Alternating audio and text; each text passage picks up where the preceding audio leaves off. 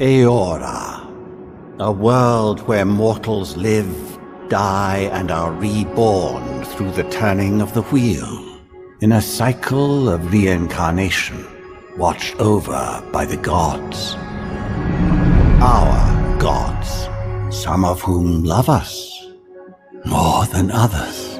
Your home, the Adiran Empire, is treasured by Wodica, Our Lady of Law and Vengeance, the Burned Queen. But our goddess has lately turned her eyes from us, and our empire has suffered revolts, famines, challenges to rightful rule. We lack a common purpose, but we could find it in the living lands, a rich and lawless island settled by fugitives, wanderers, exiles, and us. Yet the more we free this place from danger, the more the land fights back. And now, as our colonists crowd into Paradise, the last safe city, the locals find themselves crowded out. Many years ago, you were born to a family in our Adiran Empire, and in a rare turn of the wheel, you came into this world a godlike, touched by a patron god in the womb. To some, a blessing. To many, an abomination. You grew up an outsider, but I saw potential in you. Potential and an opportunity. And within my court, you found purpose. Now I call upon your vow to our empire and name you my envoy.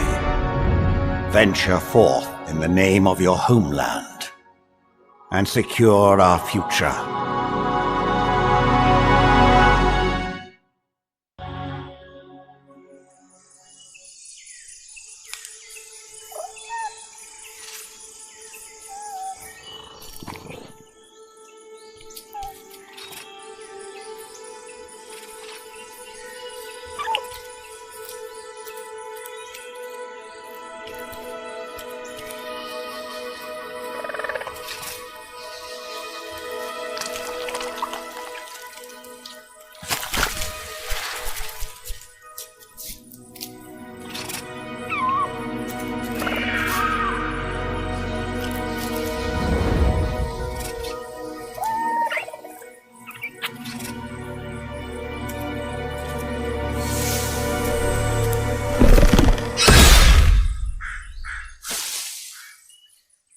What do you know of the living lands?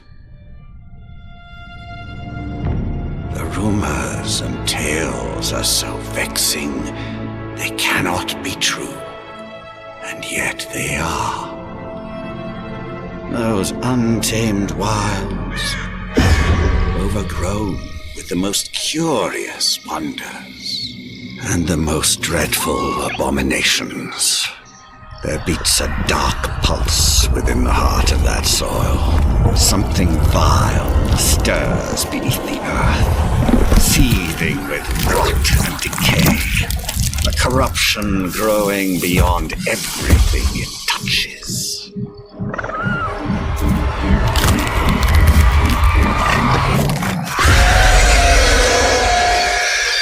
Its foul tendrils reach towards us, to lash out at the Empire itself. I command you, go to the living lands, find the roots, and if necessary, sever them. You are my envoy. Remember your vow. The hopes of an empire rest upon you.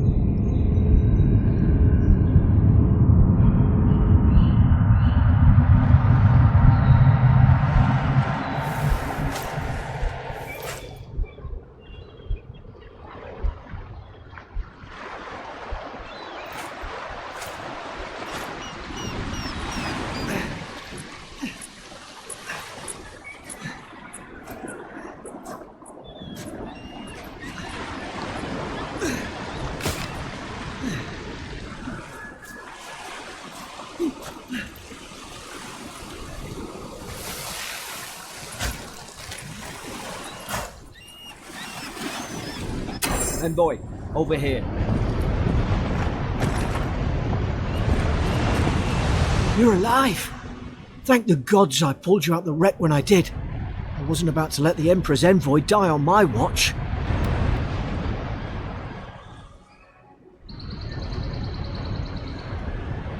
At least the journey's not completely lost. I heard the cannons. I couldn't... We... The name's Garrick, ma'am. Quarter gunner, 3rd Adheran Fleet. Just doing my job. It's an honour to serve with you. I've been here before. We've got an outpost on this island, but...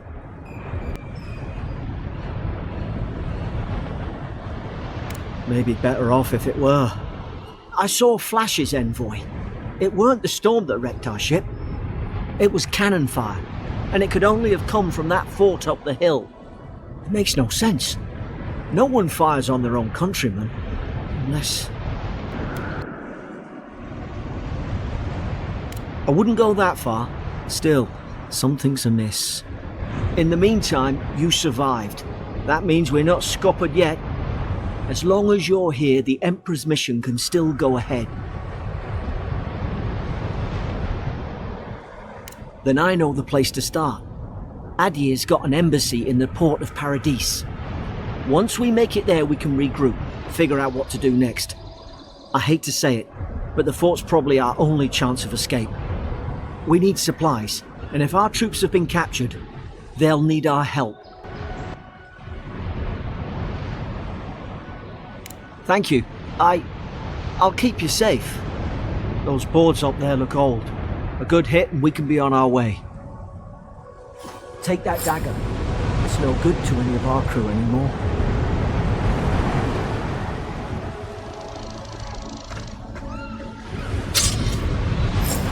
At least some supply survived, for all the good it does.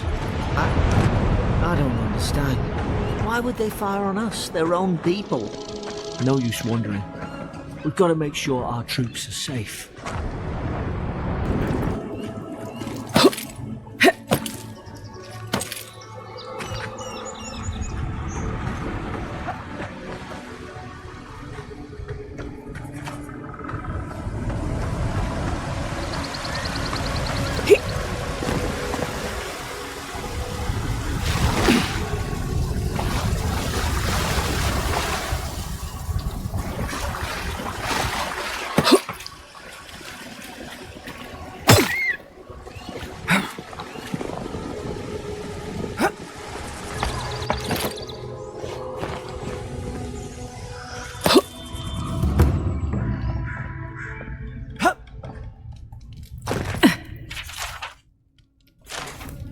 Gods, it's a bloodbath. They've torn the place apart from the inside.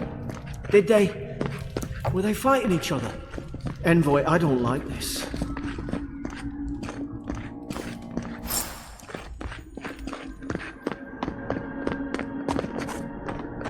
I remember some of the soldiers praying around that Adra pillar.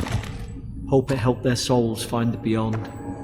We rise from slumber. Is it you?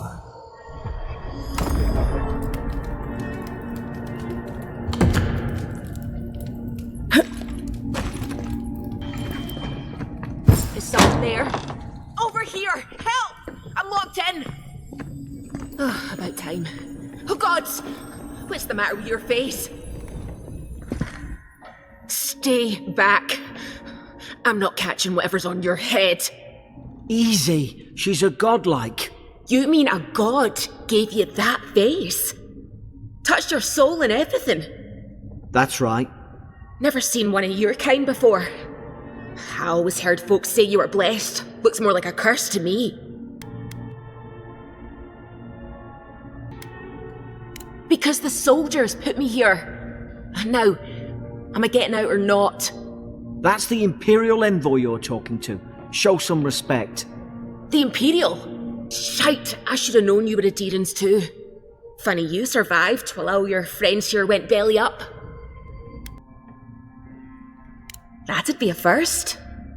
Adir's had their boot on Paradis since their first soldiers came. 'Cause the place is pure chaos.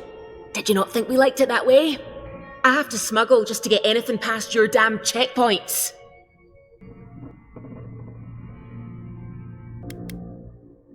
I'm trying. Your friend's the one picking a fight with me. Paradisans will knife you in the back over a dirty look. At least we don't go mad and slaughter each other.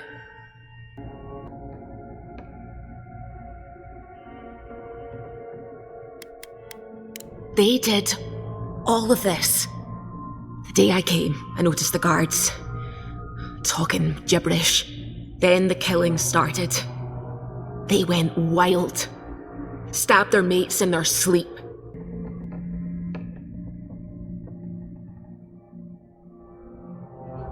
I heard it, alright. When the storm came, they fired the cannons. Their faces changed. That soldier in here tried to strangle me. I had to defend myself.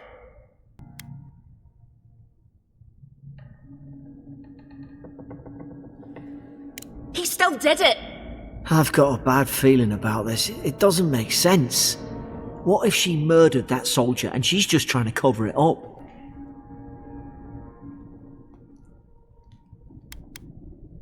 Look, we don't have to like each other, but we can all get out alive. I left my boat at the edge of the island. It should still be there.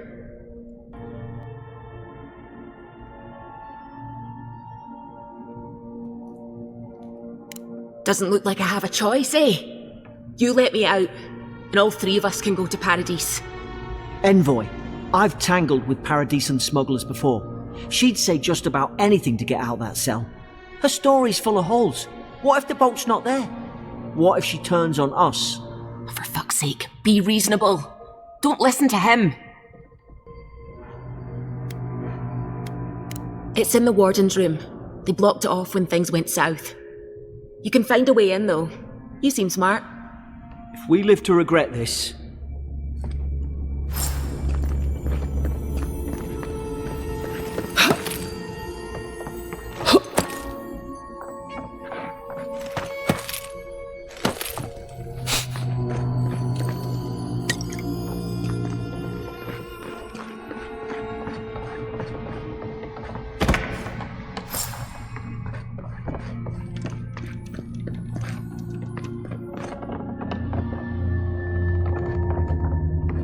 There's an idea.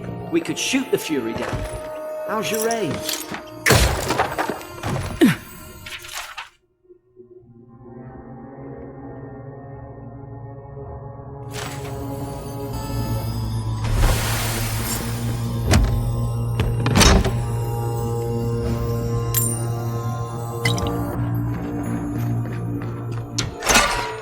At least you got around to trusting me eventually.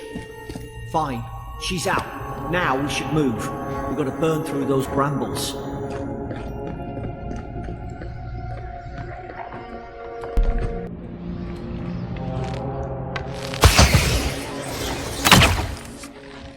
Nice work.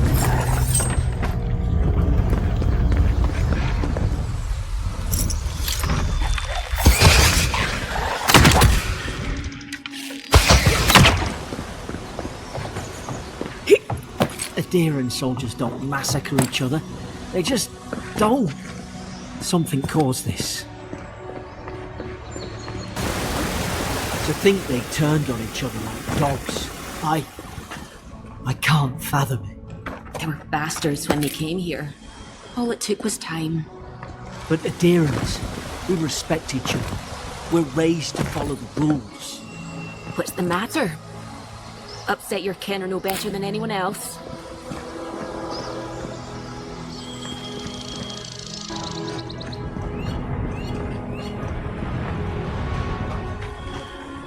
Hope there's a fire spell in there. It'll make quick work of the brambles. Hope you do better with that grimoire than he did.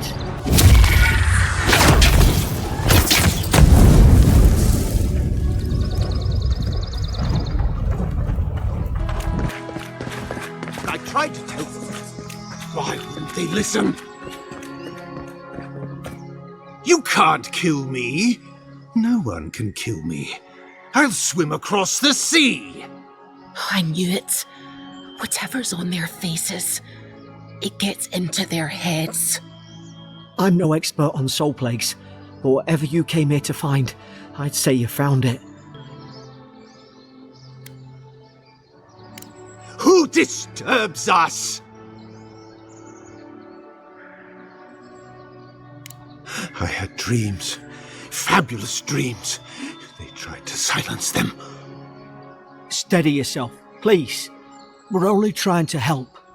You're wasting your breath. He's gone. You tread in the orchard.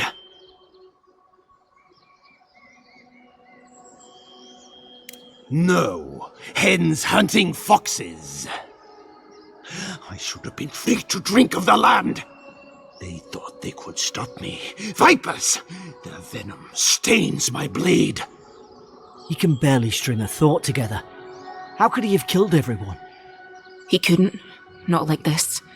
He's just the last one standing. Trespassers!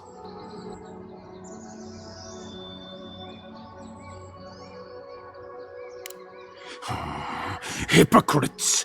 They bring the night and call it cleansing flame! And you return death to us! Envoy, this could come to blows. Keep your guard up. Feed the roots, kill the rot! Now you've done it! You're gonna regret it!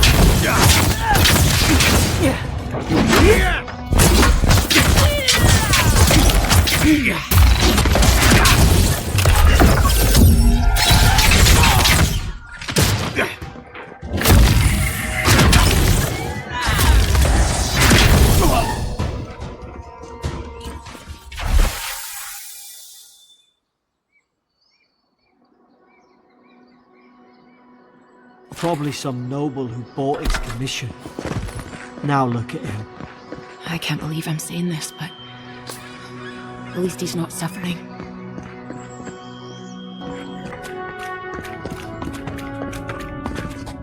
Closer, we twine.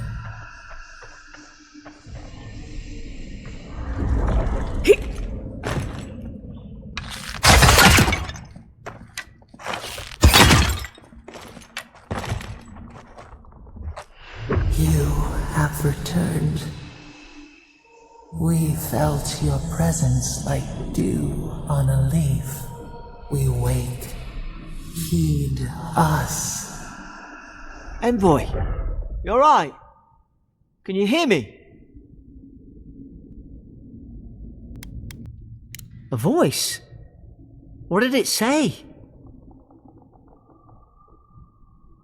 Now your envoy's losing it. No, I think something in the address spoke to her.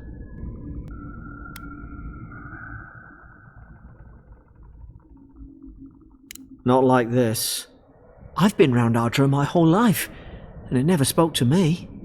I don't think it spoke to anyone. Not even godlikes. That's some gift.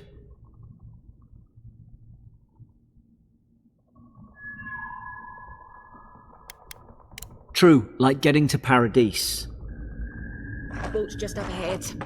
Gods, I hope you're telling the truth. This way. Boat! There it is! Thank the gods it's still here. Get on. There! In the distance! It's Paradise! So, the smuggler wasn't lying. My name's Eora, you know.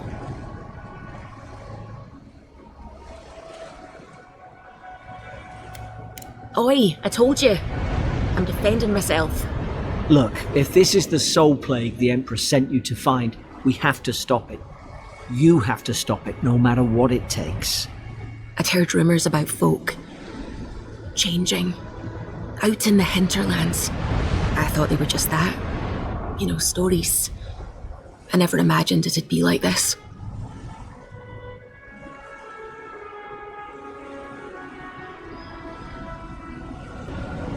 I don't know how, but if anyone can find a way, it's you.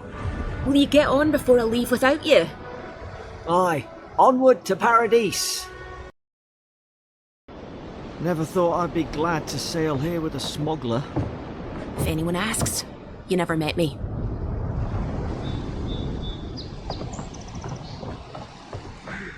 This is your final warning, Kai. One more, and I put a bullet. Hey! Turn around and sail back to wherever you came from. This dock is reserved for the Imperial Envoy. And she's late. Probably died at sea. Good riddance.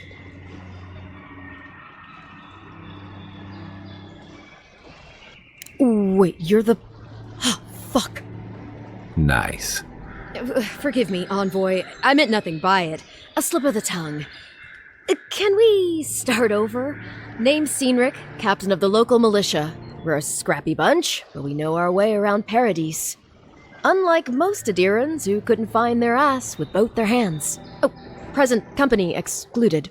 They told me you were godlike, but I didn't know what to expect. Your face, it's so...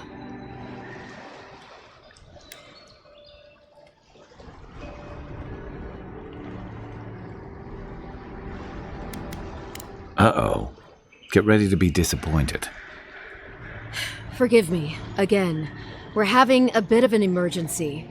No doubt you've come for the Adiran ambassador, but he's gone, along with our claviger.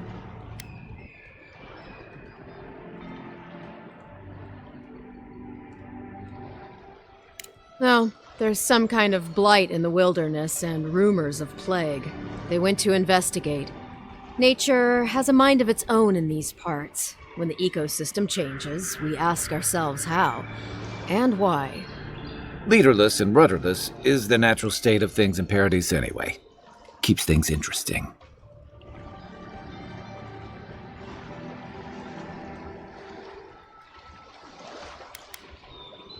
They traveled northwest to the Strangle Route, past the old Pargroon Wall. You need to find the ambassador, and I need to find the claviger. How's about we partner up?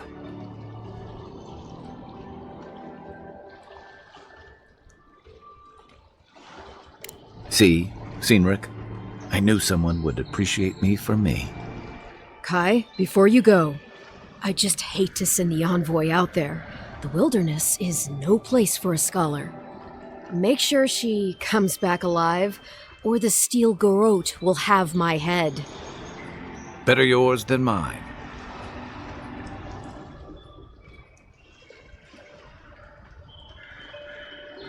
I admire your eagerness, Envoy. Just don't rush into danger too quickly, all right? Right behind you. We've got to find your ambassador and my claviger before something else does. I'll bet you're glad to be on dry land after that. Come on, let's get you some fresh air. City's getting crowded. A rot seeps through here. Who poisons us? We cannot see.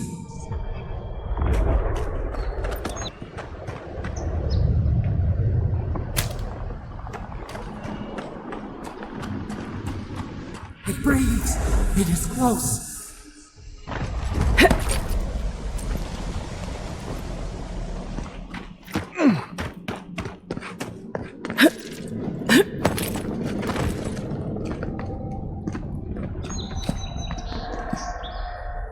That's the claviger. What happened? Are you blind? We're being hunted. Get rid of the band. We'll walk after.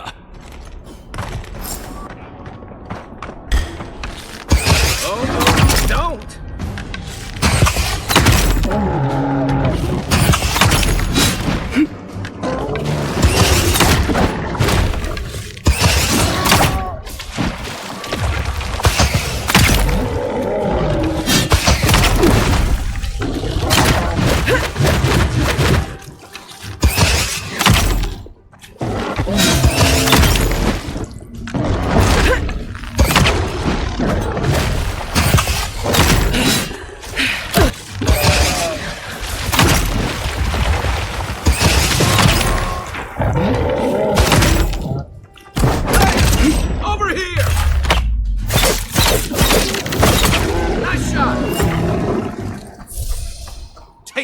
You monstrosity! Well done! What happened to that bear?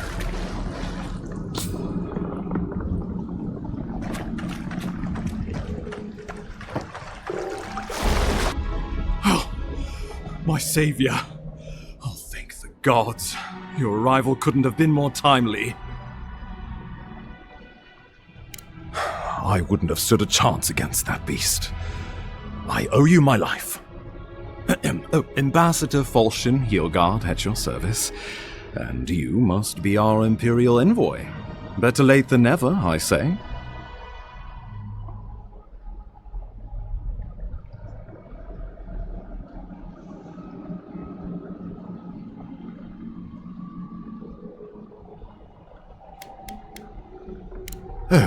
I'm happy to drop the formalities if you are.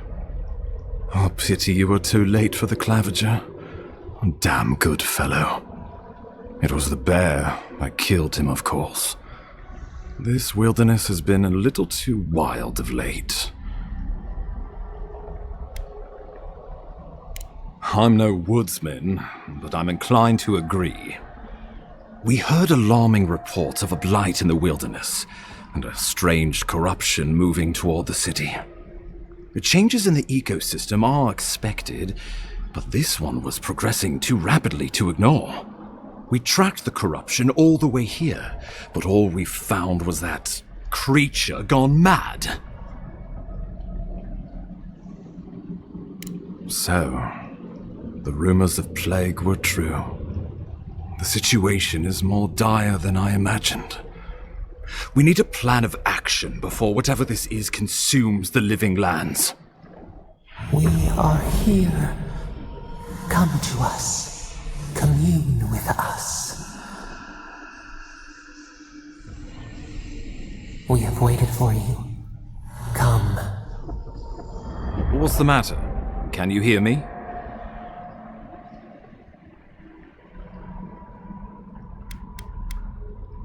Well, that's encouraging. The Emperor trusts your judgment, and so do I. Whatever you think is best, I'll support it. You know something of our troubles. That much is clear. What would you have us do? You suspect a connection. Interesting. Ardra is said to be filled with essence, soul stuff. Maybe the essence will respond to a godlike's touch. Just be careful. The Emperor would never forgive me if anything happened to you. Take it slow. We'll be right here.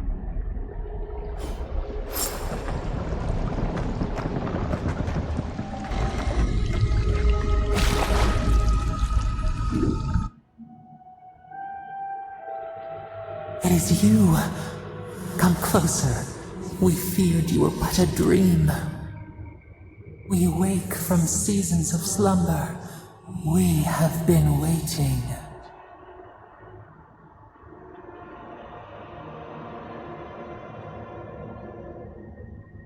We were drowning in our nightmares for so long. Your hand was a branch. Escape! We reached for you.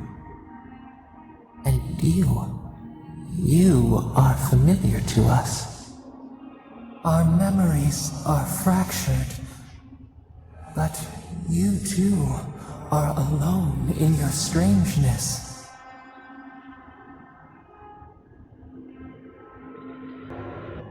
A rot eats at the foundation of this land. Corruption seeps into the soil. It spreads and festers and seeps and crawls. Poor bear. Poor us. Poor you.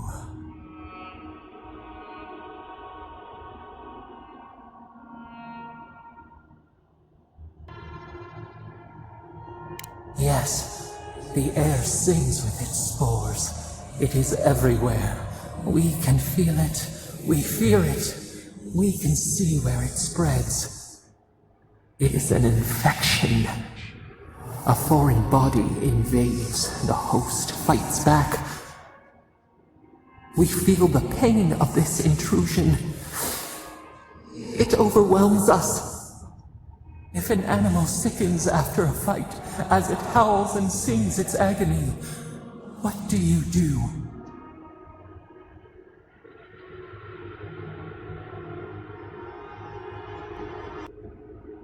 Nurse it, care for it, grow it like the vines. We were loved once, perhaps. We remember, almost. A thought, like motion in the water.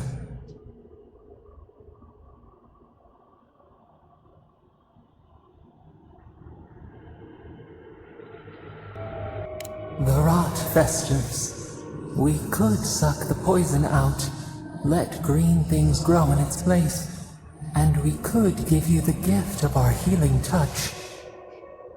But a favor for a favor. Would you help us in return when we ask it?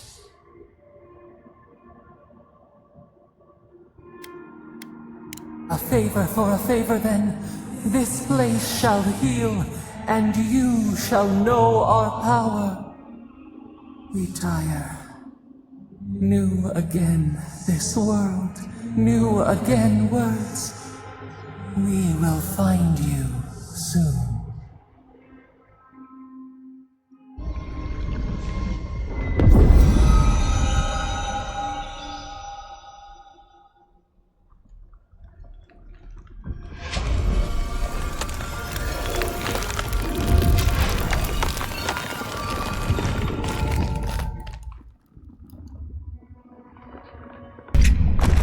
Incredible. Envoy, I don't know what you did, but that was miraculous.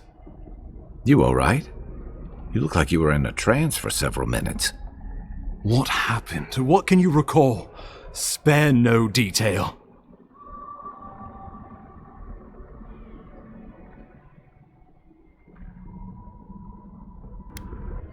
You must be sensitive to the spirit world. Some are gifted, or cursed, with such talents. Inquisitor Ludwig will need to hear of this. I've agreed to share my findings with the Steel Garrote, as long as they do the same. Not that she has any interest in ecology. Ludwig is obsessed with our security, sees enemies lurking around every corner.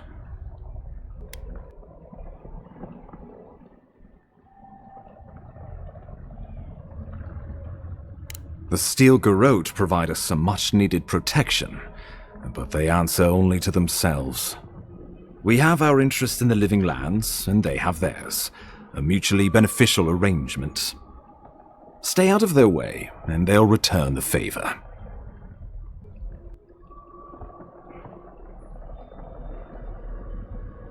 Ah, you're going to be troublesome, aren't you? At least you're on our side. We'll talk more at the embassy. I'll ensure the Paradise militia give you free passage into the city. Ah, Envoy, what you've done here is truly amazing. Let's keep up the good work, eh? Just watch your step. There are swaths of the city barely more civilized than this.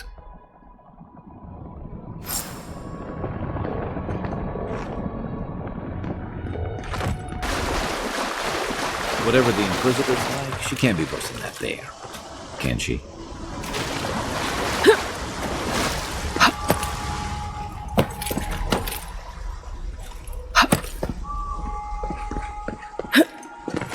You are full of surprises, Envoy. I'd heard godlings have strange powers, but I've never known one to heal an entire grove. I guess your Emperor really did seem the right person for the job, huh? Still, you have your work cut out for you in Paradise. Enjoy the calm while you can.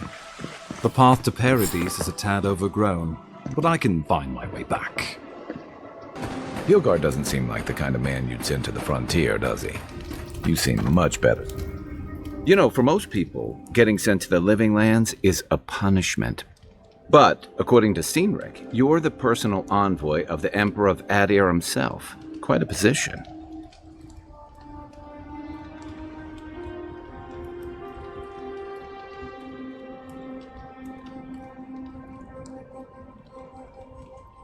You must have gone through one of Adir's famous academies. I can't imagine you had time for much other than your studies, so tell me, is this your first time getting dirt under your fingernails?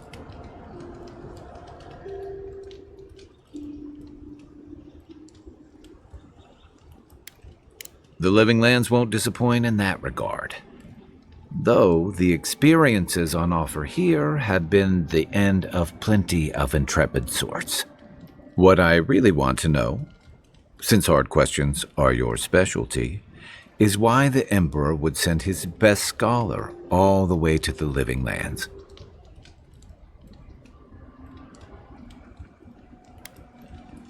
Besides curiosity as to why a foreign scholar was sent to the frontier, I was in rough shape when I came to Paradise a few years back. Claviger Amond helped me get settled here. He may be on his way back to the wheel, but he'd hunt me down in the next life if I let Paradise go to the dogs in his absence. So for now, that means helping you get to the city, and hopefully shedding some light on the Dream Scourge.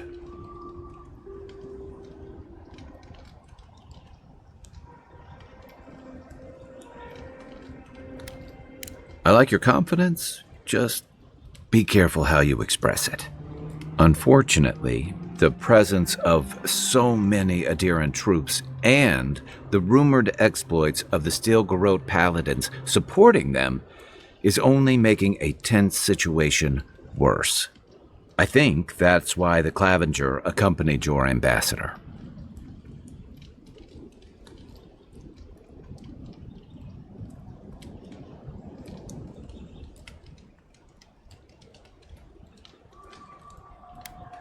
Don't get me wrong, we have had a welcome reprieve from the usual muggings and murders since your country folk started arriving en masse. But I don't know how long that'll last. We're talking about an island that has been largely settled by nomads, exiles, and dissidents, people who tend to be suspicious of authority. But what about you? What's your stake in things? Besides your orders, of course.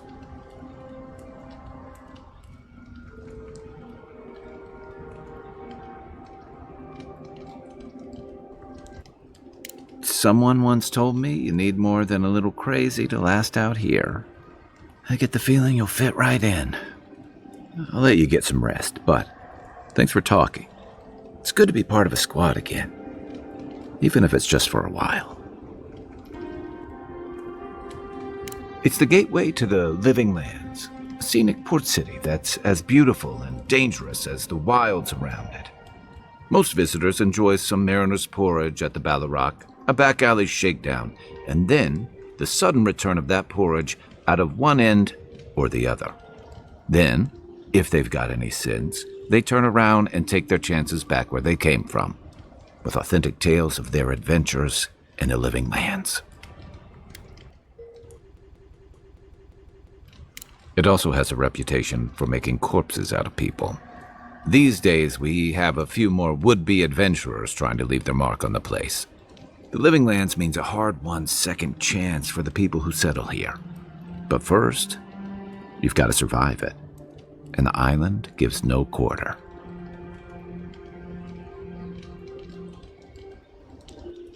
For a lot of people, the Living Lands is a last resort. They come fleeing war, debt, famine, the law. Take your pick. For others, it's freedom. To seek glory, to redefine yourself, to live in a way you can't, maybe even on pain of death wherever you come from.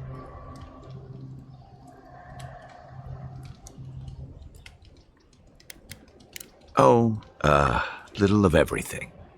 Rawatai is famous for storms and rocky soil, so I figured if I'm going to live in a hostile environment, why not pick some place where things grow? It seemed like a good idea at the time. Used to be. If you could last out here, you could count on being left alone.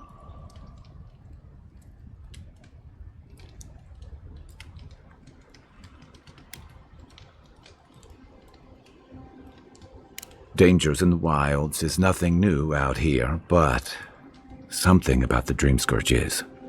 And if that weren't enough, a lot of people aren't too keen on Adir's presence and affiliations out here. Ilgard's new embassy and his alliance with the Steel Garrote smell like the authority and order that a lot of people came here to leave behind. But I don't mean to put that on you. I imagine you're tired of having to answer for every Adiran who sneezes into somebody's stew.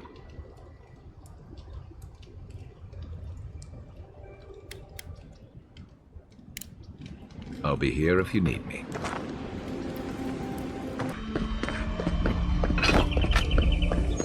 That's far enough, Outlander. Well, well. If it isn't the new arrival. So eager to make a name for herself.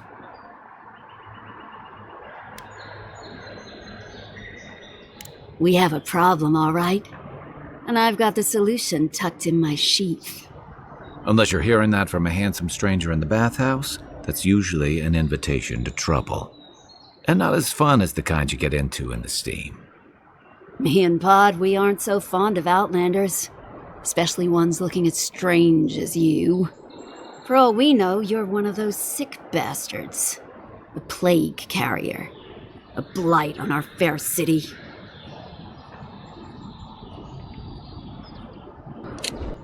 Hey, boss. If she's really sick, maybe we shouldn't get too close. Shut it, Pod. Let me do the talking. You're doing great so far. Really menacing. No one brings the plague into my town, Outlander. No one. At least you can die knowing it wasn't personal.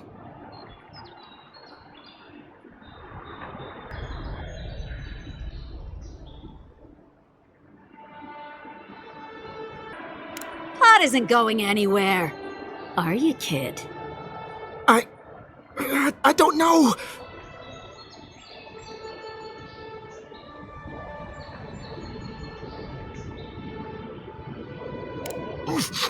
Everyone stop talking to me like I'm a child. I'll fight you both if I have to. That's the spirit, kid. Get the envoy first. We'll settle this after. Ha! Let's make it quick. You're not the only one with places to be. Good. I was getting tired of listening to them anyway. Here we go!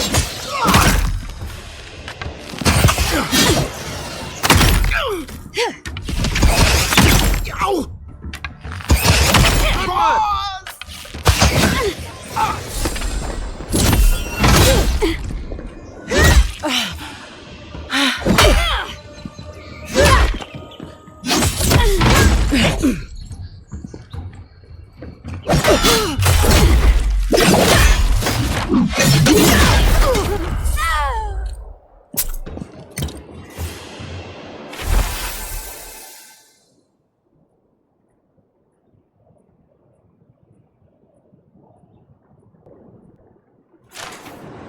Nothing like a win with a good team.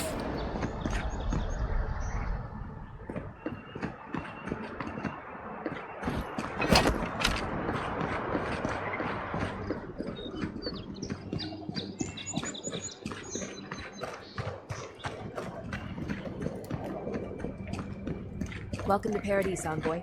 The ambassador's expecting you.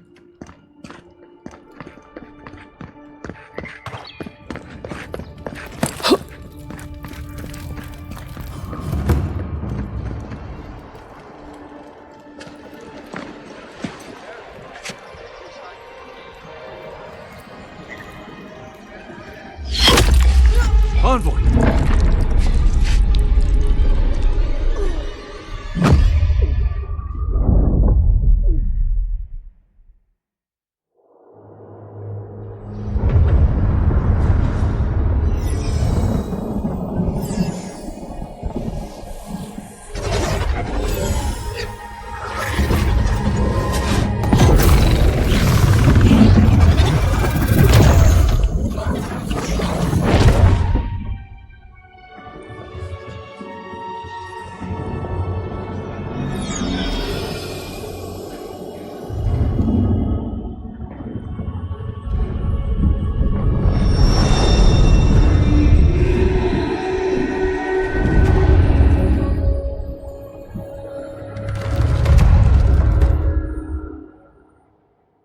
You should not be here. You should be free, whole, the blood feeding your veins. Why are you here?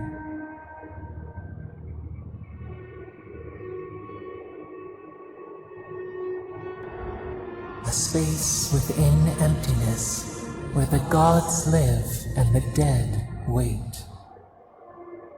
A cage, a prison.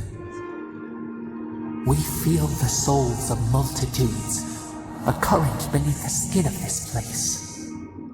We could dip our hand in once, feel them near us. But now,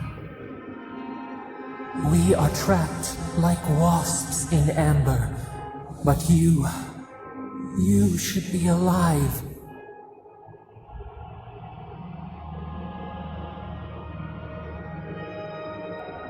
Worse, you died. Someone cut short your span. An arrow broke the skin. It carried poison to your veins. A festering blot of corruption spread through the root and sap. It stilled your heart. It silenced the song in your mind.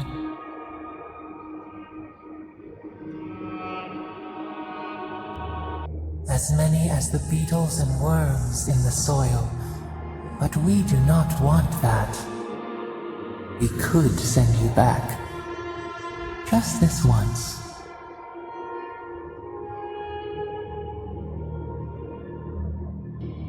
The minnow can slip the fisher's net, even while the prize remains. And the fox chews its leg off to escape the hunter's snare. It is the only way. We will use our waning strength to free you. Then you must find us. Free us from our prison.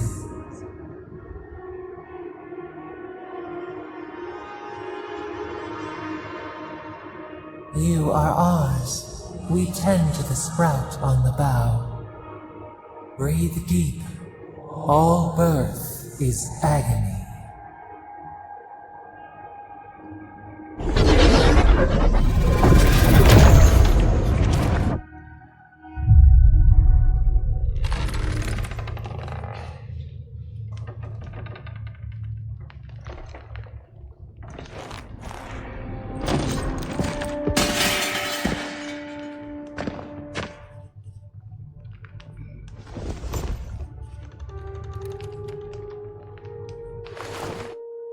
You're awake?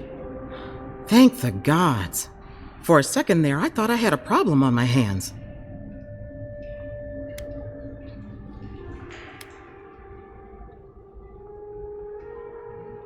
Liviana, the local sawbones. I wish I could take credit for saving your life, but I believe I had very little to do with it. Glad to see you with us. I was sure you were already on your next trip around the wheel, but I brought you here just in case. If anyone can work a miracle, it's Liviana, though whatever restored you is beyond even her skill.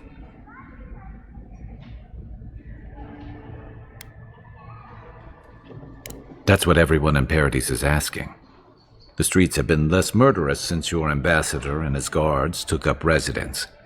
But your assassination is bound to upset that uneasy peace. There's something I still don't understand. Envoy, you died.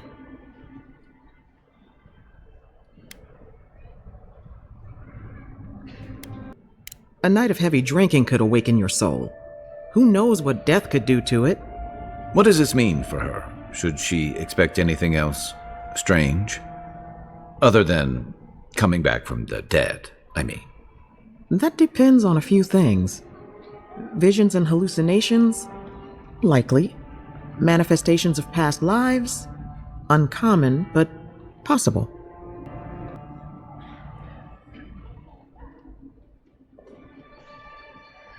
Anything she should avoid. Strenuous exercise, hard drink, strong sveff. Look for patterns. If your friend has any troubling signs, be attentive to what triggers them. This is far beyond my expertise. You should visit Runid, our local watcher. She would know what to make of your strange, stubborn soul.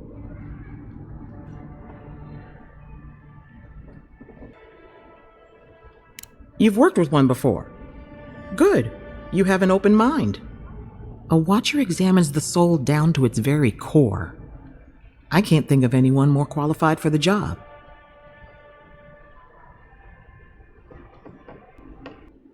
Runeade's shop is in the hills to the northeast. A bit of a walk. Just head out of the gate to the east of town and follow the path that curves to the north. It should be perched up in the hills. Oh, but avoid the Watcher in Hightown. She's a known charlatan. I'll send word to the ambassador that you survived, but he'll no doubt want to talk to you.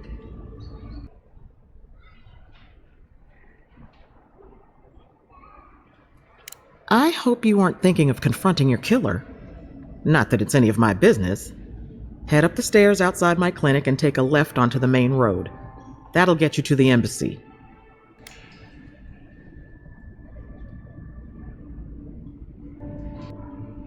I suppose following the chain of command will soothe his worries. Either way, I should go with you. Your assassination is bound to have stirred things up.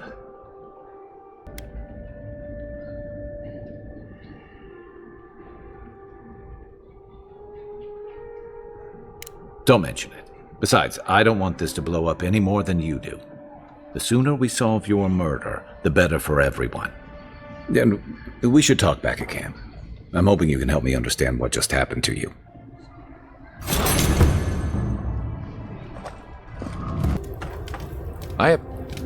Listen, this is something I never thought I'd have to ask, but can we talk about you coming back from the dead?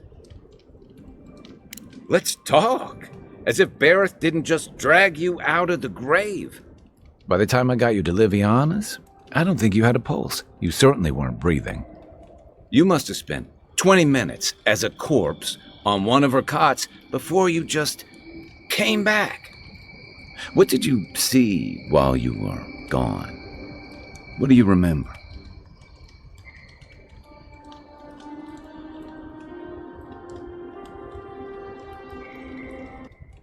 Watchers say souls can linger between this world and the beyond for a time.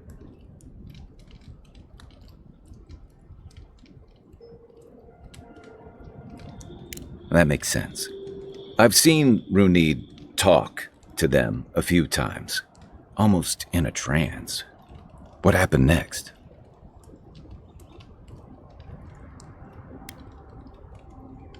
Wait, someone? Who was it, or what was it?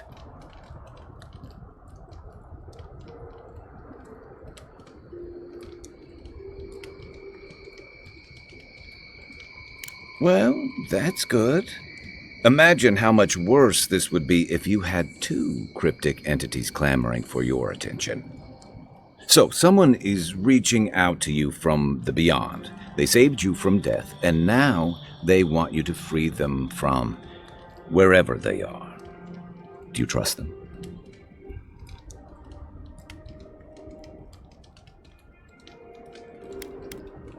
I guess that's some comfort. Well, even in the land of the strange, you have had the strangest experience I've ever heard of, and you haven't even left Dawnshore. That's quite a feat.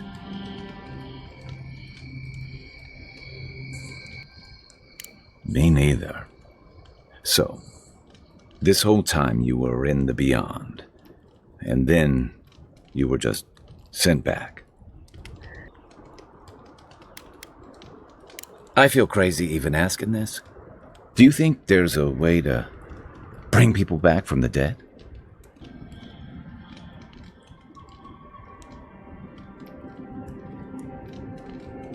That doesn't stop him from trying, I guess. Still, thanks for humoring me. You must be tired. I know I am. Hopefully that Watcher Runeade will have some answers for us. For now, let's get some rest.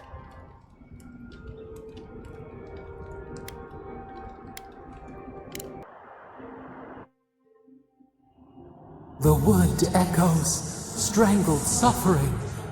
We knew this creature.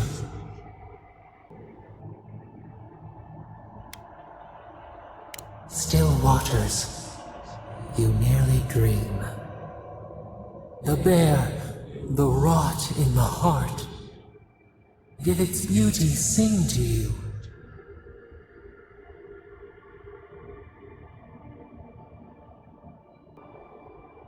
Wilt, then grow again. What gleams cannot be a monster? We wish you had not killed it.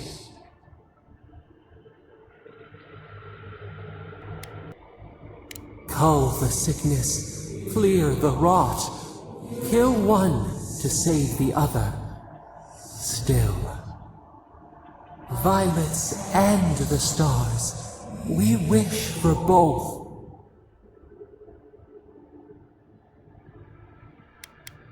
Earth into rebirth, growth into life again, beauty without end.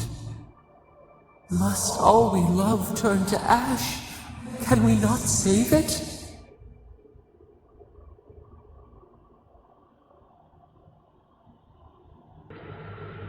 Mercy like a knife, it hunts all of us. God, mortal, beauty. Sleep now, we ponder.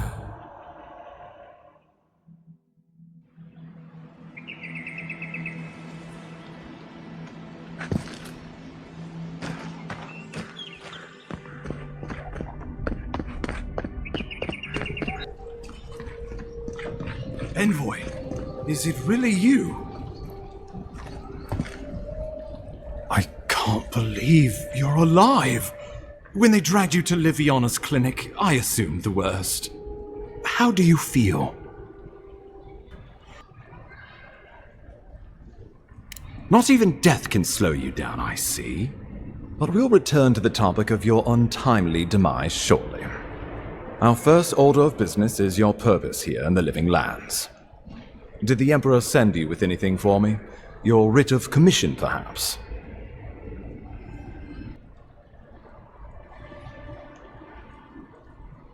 Very good. I'm eager to see what our Emperor intends.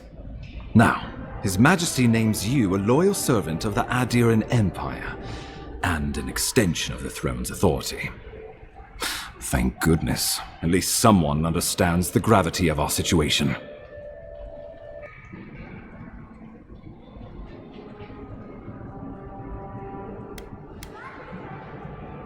With that, I have better news for him. You've seen how wild the Living Lands has become, both in nature and in politics. Sometimes I think the island has a mind of its own. No sooner had you arrived than you found yourself at the center of our troubles.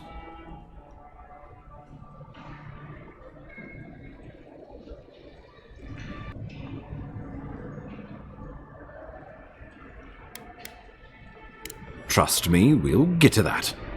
This embassy has no shortage of political foes, but the dream scourge is what keeps me up at night. You've seen firsthand what it can do in nature. We can't let it reach the cities.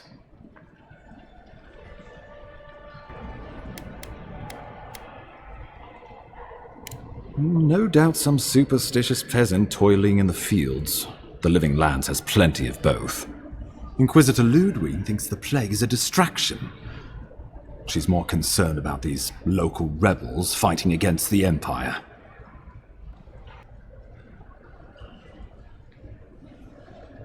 Your instincts do you credit.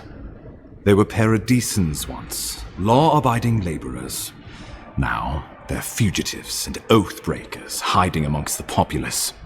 They've sabotaged our work, killed our soldiers, and the final straw, attacked you out in the open.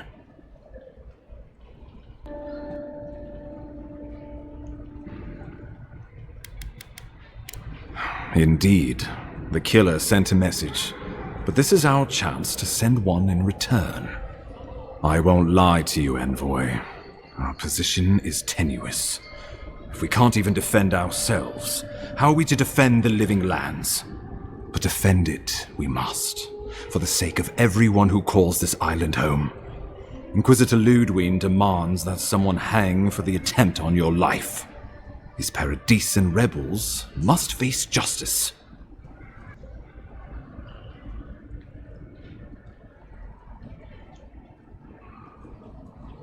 Ludwig goes where she likes.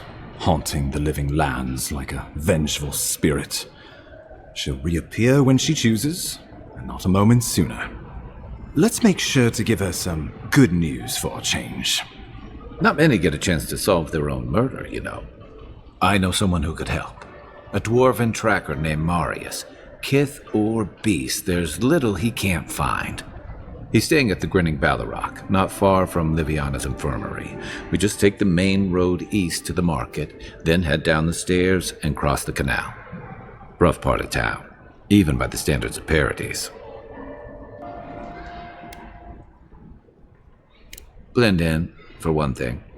Marius is from the Tusks, about the harshest and remotest place the gods ever created, even by the standards of the living lands. Trickery, lies. The gods did not build this place. Let's just say no one survives out there without picking up a few skills, the kind we'll need if we're going to find hidden assassins. Especially if they're from the streets of Paradise. I suggest you recruit as many allies as you can, but choose carefully. They, like you, will represent the Empire. But before we can send you off to parts unknown, we need assurances from the local healer that you're fully recovered. After all, you survived a brush with death. The health of your body is one thing, the health of your soul is another.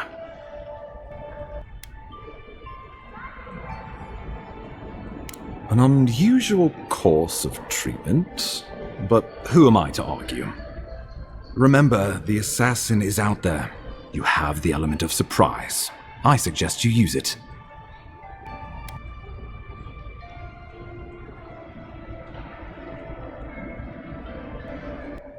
We'll talk more of the Dream Scourge when you return. Until then, Envoy. How about we start with Marius at the Grinning Ballarrock? Besides, I could use a drink after all this.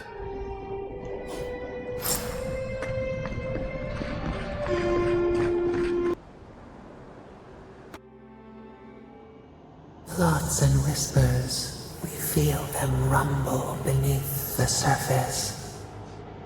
We smell conflict. Kith turn on kith. We do not understand.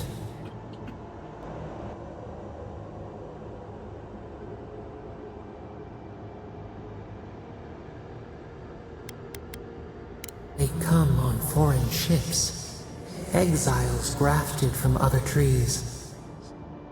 The salt clings to their hair, the scent of distant shores to their skin.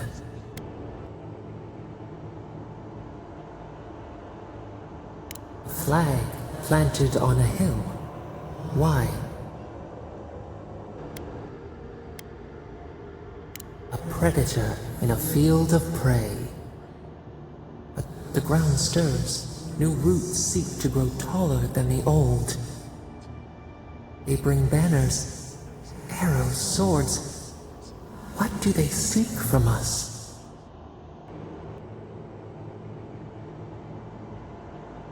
Blood thickens the stream. Wolves fighting for territory. Is the instinct to conquer innate?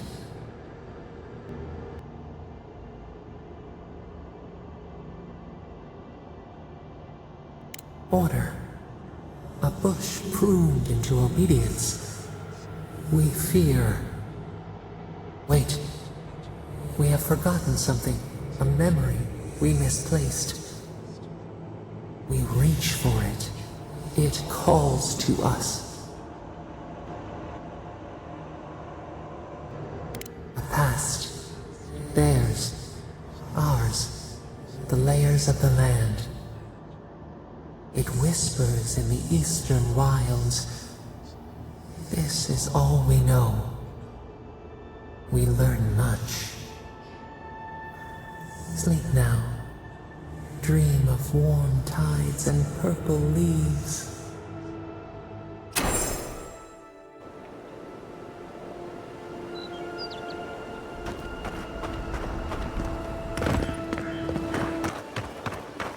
If she discovers any embarrassing secrets, I'll keep them to myself.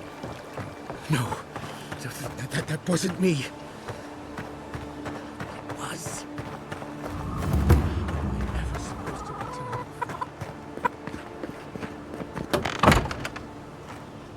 Step closer, godlike.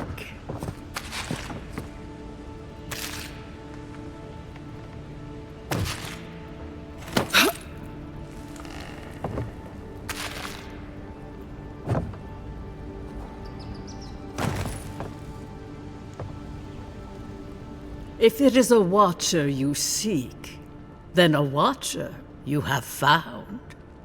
She's accurate so far. Why have you come to me, godlike?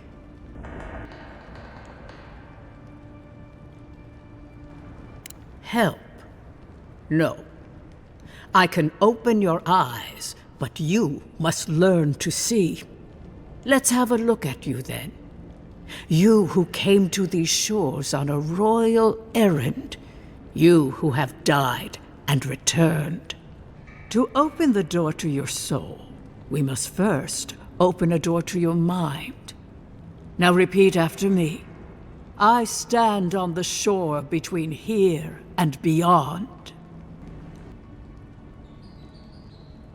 Very good. Spoken with conviction.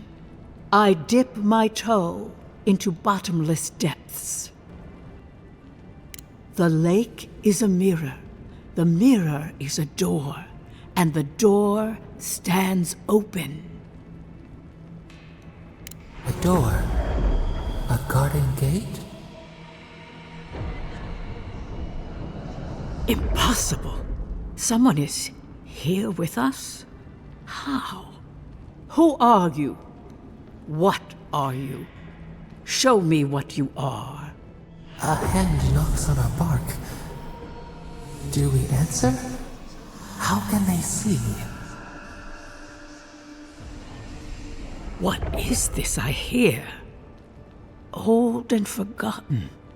Echoes of echoes. An uninvited passenger? Curious. Something clings to your soul, felt but unseen. Voices, echoes in the placid lake.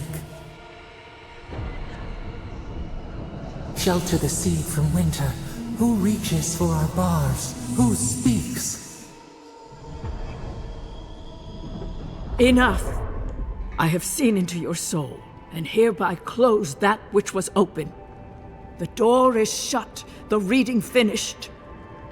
Well, that was truly unexpected.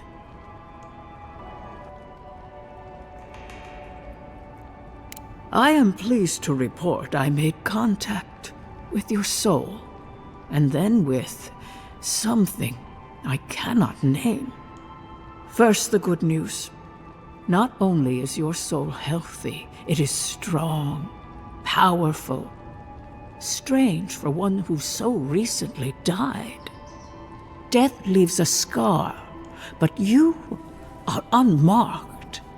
Instead of passing through the beyond, your soul was nurtured, protected, caged. Soft. The shell cushions the egg. You only live because someone would not permit you to die. But I wonder, who? There are limits to my sight, Envoy. It has been years since I met a godlike. Their souls have a sonorous quality, like the music of a bell. A godlike soul sings together with the god that has claimed them, made them their own. It gives them power. Your soul, it has no chime. In its place, a thorn jabs at your essence, working its way to the surface. I told you the good news. Now comes the bad, or the unusual. When you came into this life, a thorn pierced the fabric of your soul, and your soul grew around it, trapping and embracing the invader. A godlike's chime is a gift, a blessing. But a godlike's thorn? That may be a curse. I cannot say. The gods must answer for their actions. We know that a god touched you at birth, but which one and why? They always signed their work, and none of them lay claim to you. Disturbing. Terrible. There are so few godlike remaining, and you are a stranger even among your own kind. I promised you no answers, godlike. Only the gift of my sight. I wish I could tell you that everything will work out in your favor. But the wheel turns by a merciless hand. One word of advice. When you find a pillar of Adra, commune with it. Adra has a strong link to the beyond. Adra holds the path between this life and the next, a conduit for souls all around Eora. Through Adra, a soul may find its way back to the wheel, to be born again. But the Adra here, in the living lands, is different, insular. It connects only to itself, twisting vines, essence warping into essence.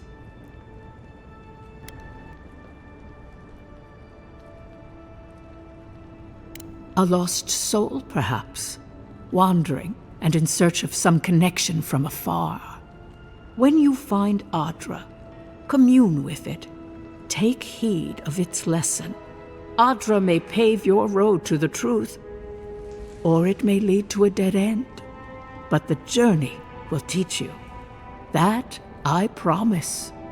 Before we close, have you any final questions?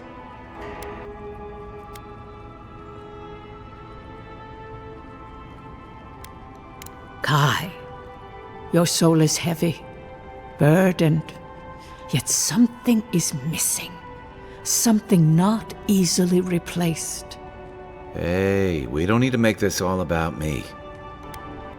Safe travels, godlike, and thank you for the glimpse at your wonderful soul. I will pray that your next turning of the wheel is uneventful.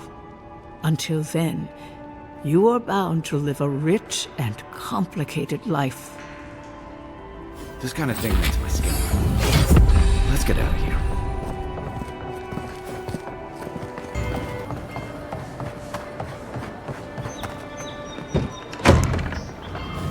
So, you're the one they all crow about, eh? Ha! The mighty Marius, deep in his cups, ready to take on the deadliest prey, providing they're asleep at the time. Right. Take another sip of my cool. Rude not to finish a drink someone bought for you. No wonder you're hiding behind a mug. You're too worried about being polite to survive out there. The dwarf there is Marius. Best tracker I know.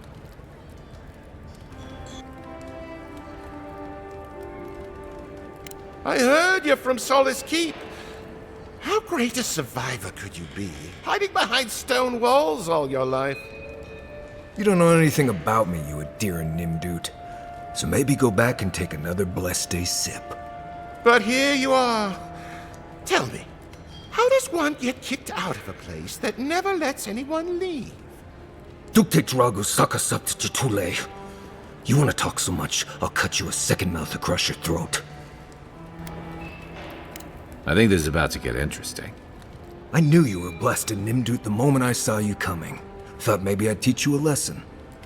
So I paid the bartender a few gold to drop a tiny bit of Widow's Kiss into a cup and serve your drink in it. Cramps should be starting in a few minutes, so, if you want to fight, we should go ahead and get started.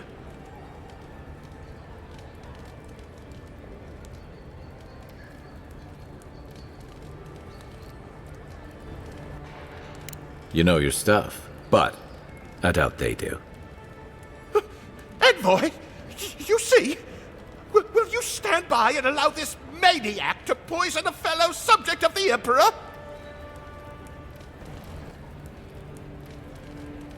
Then maybe I should show you who I am. Come on, Maile. Let's show these people why you don't pick fights in the Ballarok. Oh, like it. This one's mine.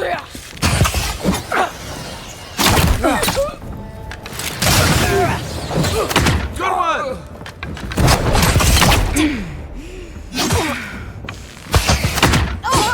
Thanks, Marius.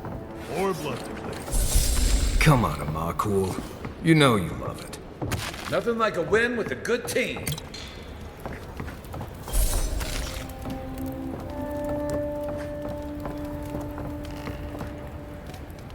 Well, that was something. Haven't been to a bar fight in a while. Never really saw the point. Marius, this is the infamous Adiran envoy. Envoy? Marius. Well, any friend of Kai's is definitely a... person.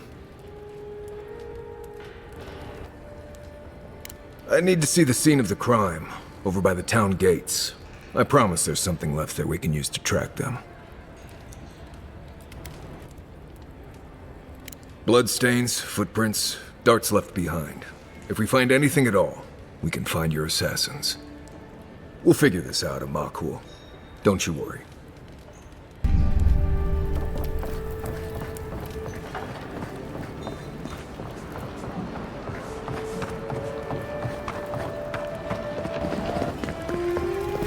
Right here. This is where the envoy fell. If it were me, I'd take the shot from up there above the embassy. Let's see if we can get up there.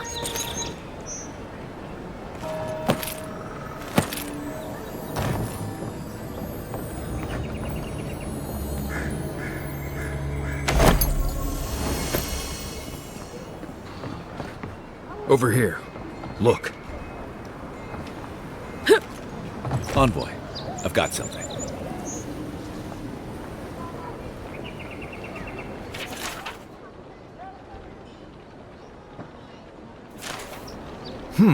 Smells familiar, but I can't place it. Whatever it is, it's not used for game hunting or keeping beasts out of your garden. The apothecary might know more. That's where I'd look. Seems like a good place to start.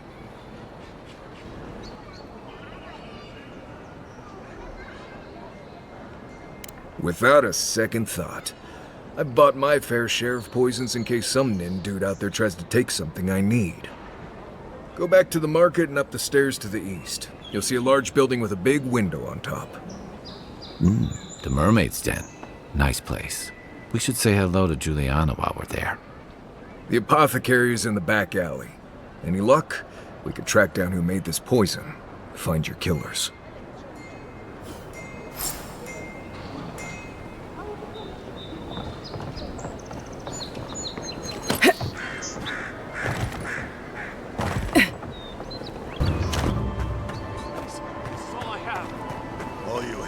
Not enough. That's the Huh. Aren't you the outlander who died in the streets? How are you... Gah. It doesn't matter.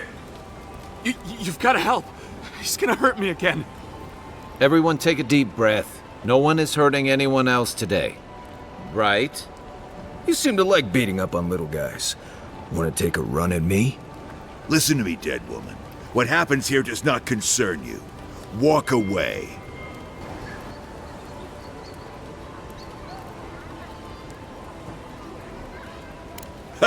You Adirans always think everyone's out to get you.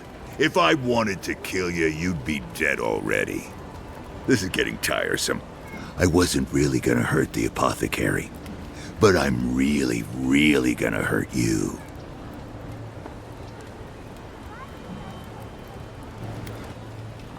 Bullshit. I don't see any imp. And besides, they don't eat souls. Do they? Stick around. Find out for yourself. Hey, boss, maybe we shouldn't. Fighting a godlike seems wrong somehow. I knew you'd gone soft. We'll settle this as soon as I'm done here. Here we go.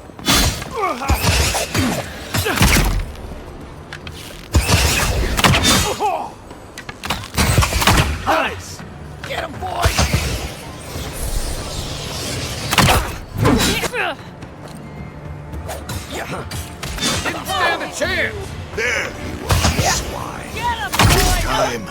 You're gonna stick! Just when I thought this would be too. That's Thala. You really stepped in the socket.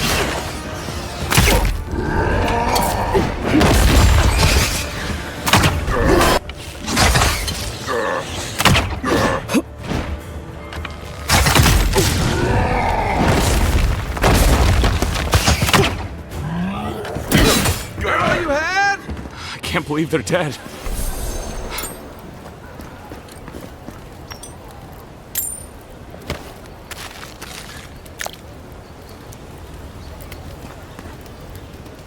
Envoy, thank you for dealing with those miscreants. There's a plague on these streets, and they are a symptom. A gang of bullies shaking down honest folk? Seems more like the cause to me. It's no more dangerous here than anywhere else. It's just that monsters here have knives instead of fangs. You even killed Thala, the biggest, baddest of them all. The Sparrowhawks are gonna come after you. Sorry. Didn't mean to cause you any trouble. You didn't have to come to my defense. No one sticks their neck out for anyone in these parts.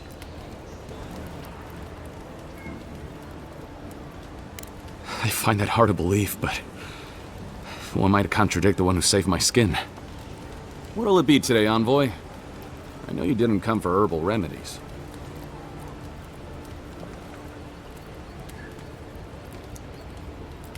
Poison?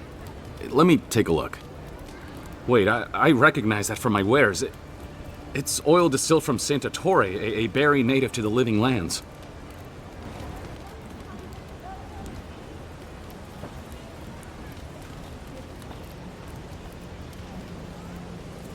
Envoy, please, I had nothing to do with your murder. Anything's poison in the wrong hands. Salt can kill you dead. I think I'd recognize salt. Yeah, I've eaten at the Balrog after all. Relax. We're not here for you. You couldn't have known how it would be used, right? And before you ask, I can't tell you who bought the poison. If word got around that I was ratting my clients out to the Adherents, it'd be the end of me.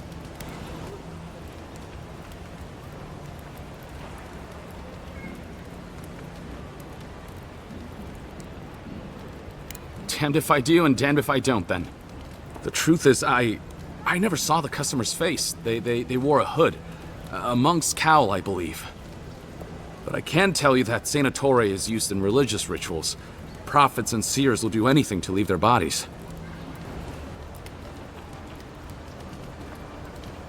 I have nothing to hide.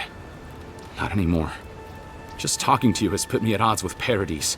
I have no wish to be at odds with Adir as well. If you want mystic types, you want to go visit the Temple of Andra. Probably the only reason you'd want to go there. On the other hand, Claviger Amond was cozy with plenty of mystics and oddballs. We could check out his estate for clues. Go past the Hightown Gate to the north, then follow the road eastward until you reach the statue of Andra.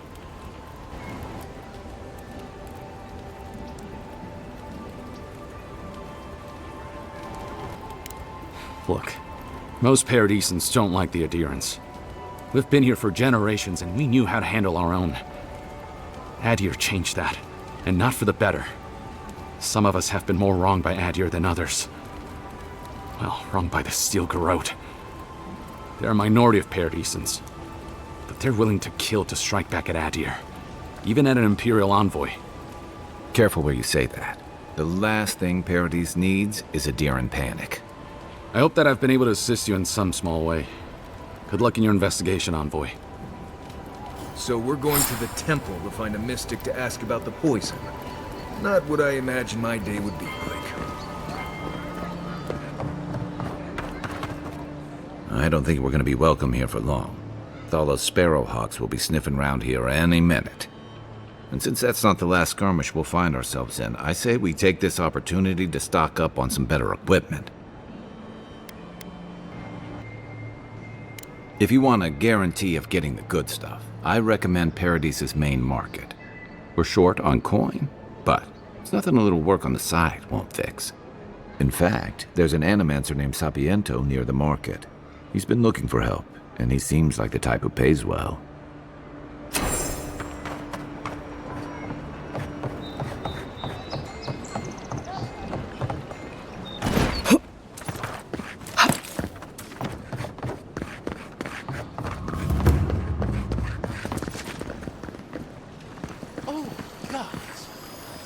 looted the place. Well, that didn't take long.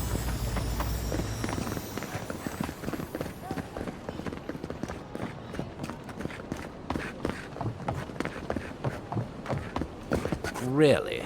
Looting the Clavage's house? And the Atirans do nothing to help?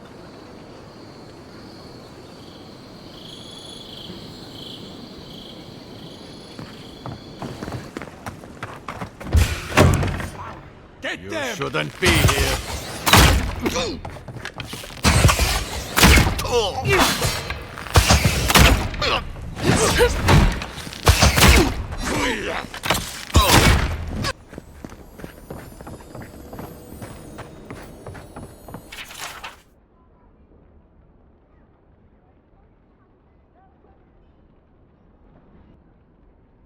I'm starting to see why Eamon was going gray all of a sudden.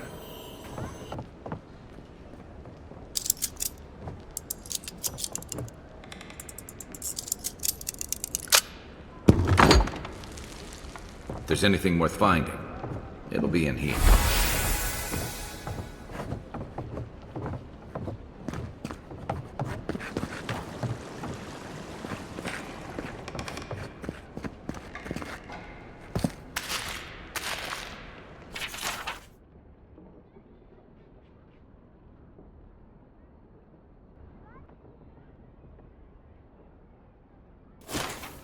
Well, there you have it. So, Clavager Eamon not only knew about the rebels, he also gave them access to a hideout in the cistern.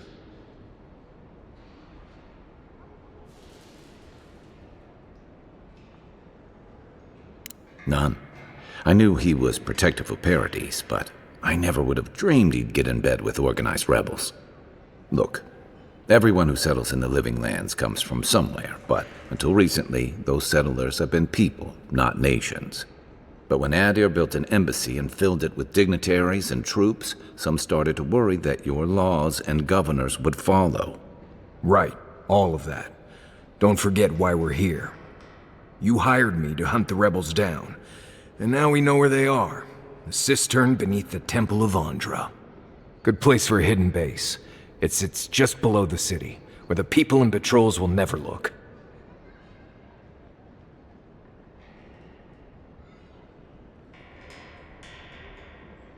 Maybe we should bring reinforcements. I bet Heelguard would be happy to spare some of his guards, if we ask nicely. They'd only slow us down. Besides, any fighting we do in the cistern will be close quarters. On to the Temple of Andra, then. It's east of here, just across the canal, in the plaza with the big statue. Right. After you.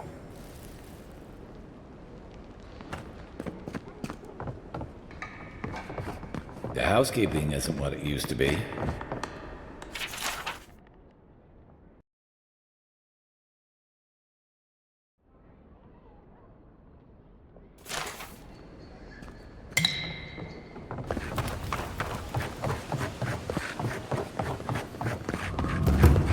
Not to worry, envoy.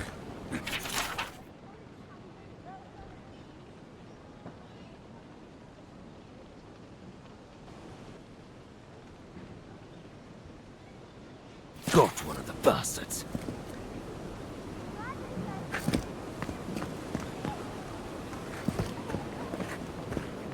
Do not be afraid of playing with Wouldn't think assassins would be hiding out in a temple, but what do I know?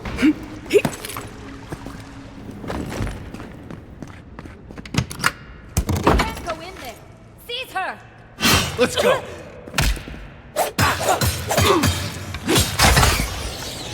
That's not hitting hard enough.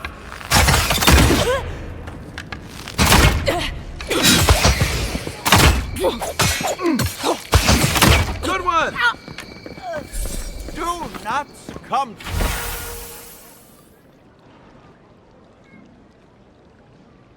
to fear, friends. Protect yourselves against this vile plague. My fresh from the finest distilleries in Third Eora, fresh from the finest distilleries in Third. The only potion known to protect against the plague.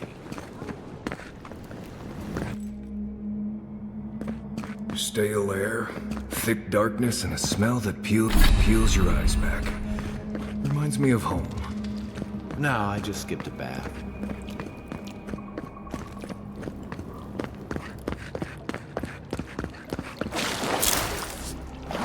They don't look friendly. Who's there? The envoy.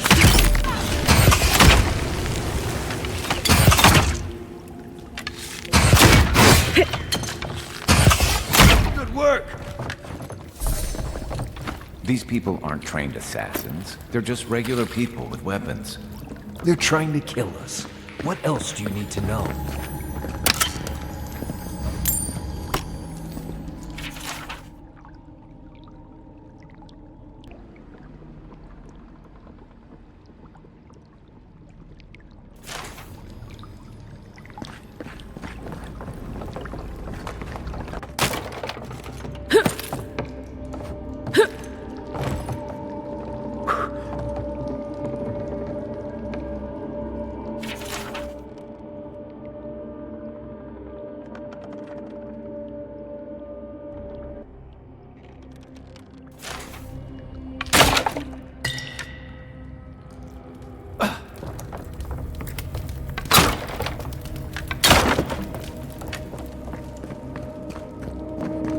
Get ready. My money says our assassin's on the other side of that door.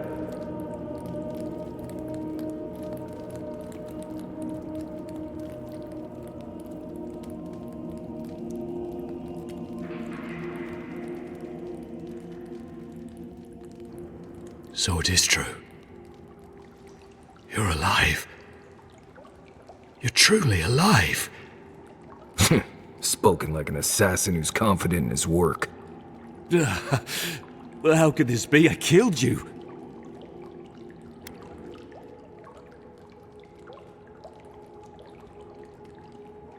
You deserve all of that.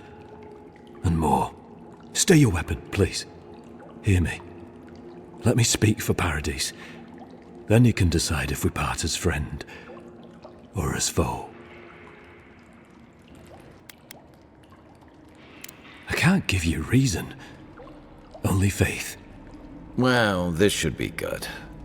Envoy, I killed you because the people of Paradise have suffered under the boot of Adir.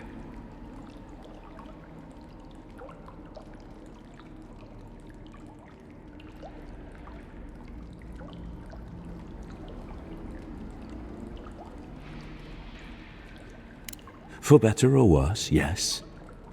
Though that ended when he went into the wilderness with your ambassador.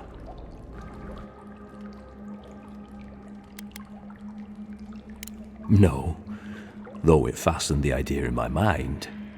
I decided to kill you because your face came to me in a dream. Perhaps not. Maybe I'm being given a chance to rethink the vision I received. Your face was as clear in my mind as it appears to me now. You were standing under the sign of Adir. Your feet became roots and reached deep into the soil, wrapping round Ardra in the darkness. I took the vision as a call to kill you in the hopes that I might stop Adir from conquering this land. Yes, my life may be over, but I accept responsibility for my downfall. I cannot imagine what the gods want for us, but you are at the center of it. The proof stands before me.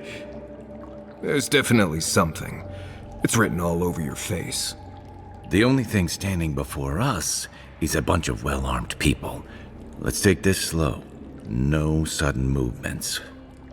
The gods aren't finished with you yet.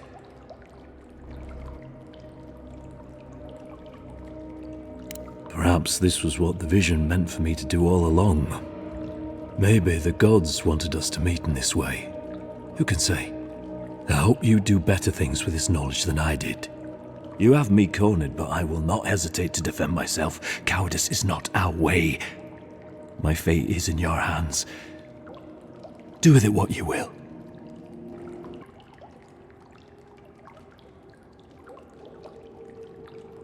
The Deerans have bought most of the property in Paradise, pushed out many of the families. You installed yourselves at Fort Northreach to police trade and fishing with no authority. Ardea now controls the import of all foreign goods, forcing Paradisans to deal with your people to get them. That may not be the whole story, but it's part of it. Such dealings are regulated through Aderan contracts that are both deceptive and manipulative. When Paradisans dare to challenge these contracts, we're punished by the Steel Garrote. Whatever wrong I've committed against you, I will not apologize for striking back at Ardea. Normally, I'd say if someone tries to kill you once, don't give them a chance to do it again. But I think he's actually come around to something. It's rare to see a real change of heart. Rarer still to have the opportunity to give someone a second chance. Don't squander it. If you spare him, he'll just kill you again. I doubt you'll get a second chance. Not a huge fan of cold-blooded murder. We survive by removing threats, and this guy is a threat. If you're guided by the hearts of your companions, then they too serve the gods. Your Inquisitor Lodween doesn't know the meaning of mercy. But if that is the fate you want for me, then it is the will of the gods that I stand trial for my crimes.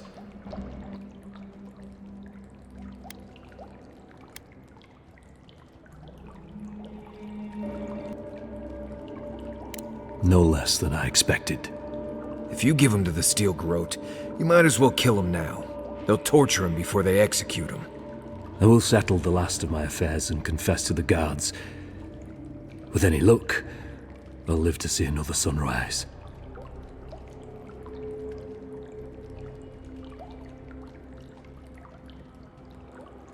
I would expect nothing less. No. I will defer to the gods on this one. In their eyes, my fate is sealed. Farewell, godlike. A hush, an ill wind, steel justice, shackles like our own.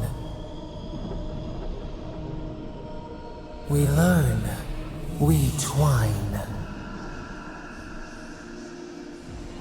That's Avowed. The Inquisitor's gonna have fun with him. You should have just killed him. He's as good as dead anyway.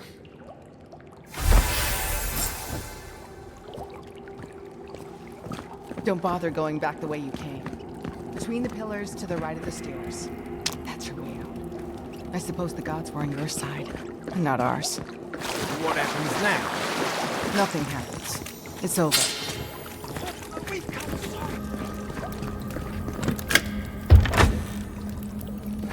I don't think I expected they would just turn themselves in.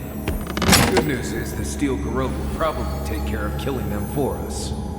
Dealing with the assassin should put us on Ludwig's good side, so there's that. Great. Not sure which side you want to be on. I have some thoughts on it, boy. Let's talk about it at camp.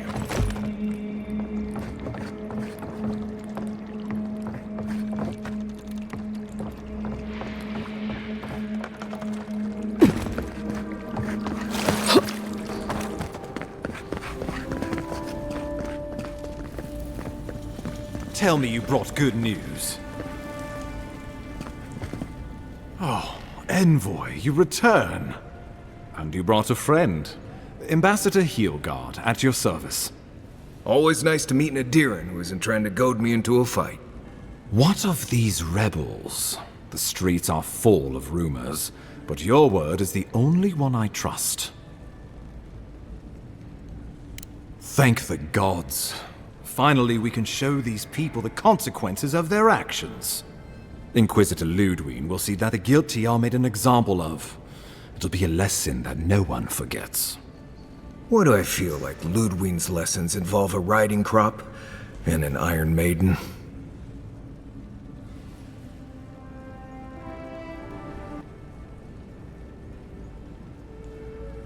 Impressive work, Envoy. Not only have you cheated death, but you humbled your own killer. From this day forth, no one will challenge our presence in the living lands. Our people are here to stay.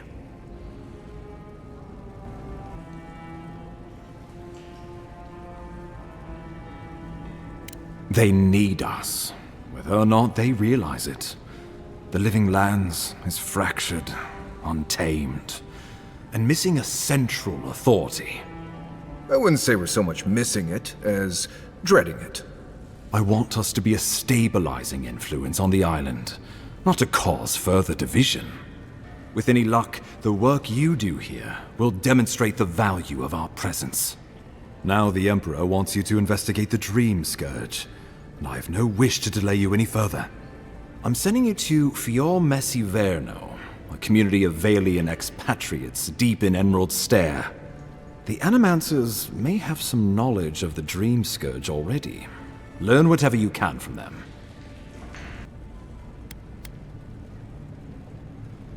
Answers. Nothing more. We need all the help we can get, even if it means appealing to Animancers. Animancers draw power from the spirit world. Their dark research can twist, break, and even corrupt the very soul. The Empire has no tolerance for Animancers, and with good reason. Their work is dangerous, heretical.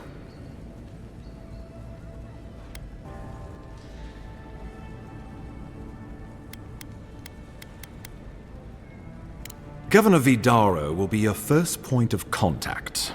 I'm told he's barely keeping the community in order. Seek him out if you need direction.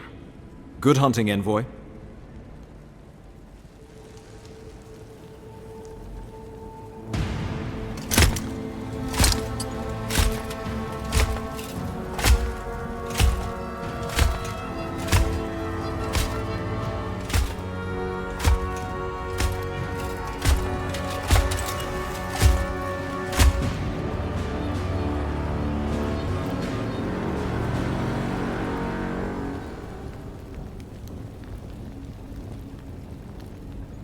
Hilgard, why is it that whenever I hear your name, it's because you've disgraced the Empire?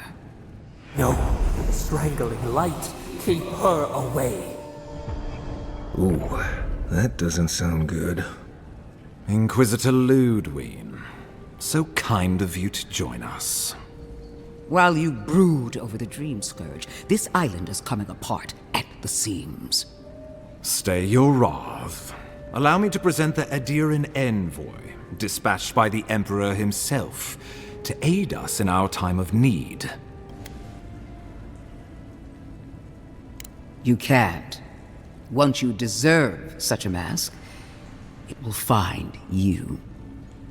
I can't believe you troubled the Emperor to send an envoy. Haven't you done enough to flaunt your incompetence? Under the circumstances, I thought it might be... Silence. You busy yourself with the Dream Scourge. A mere fever and chills, leaving the real work to me. I have scoured this island and faced the truths from which you cower. The living lands is on the brink of total collapse, and you have ignored the discontent in your own city. Our envoy brought the killer to justice and Paradise to order, which is more than you've done in years. You don't waste time, do you? We should be using this opportunity, not squandering it. What say you? Well, if that is the end of your commitment, then the living lands might already be doomed. If you're done eviscerating me, you'll be interested to learn I'm sending the Envoy to the Animancers of Emerald Stair. You are ridiculous. Emerald Stair is under assault by the very wilderness it claims to have conquered. The Animancers cling to pride and tradition even as they dig their own graves. At least one of us hasn't abandoned hope. Clearly I've wasted my time with you, Ambassador. From now on, I will break the frontier on my own terms. You are free to disagree with my methods, but you cannot stop me. As for you, envoy, farewell.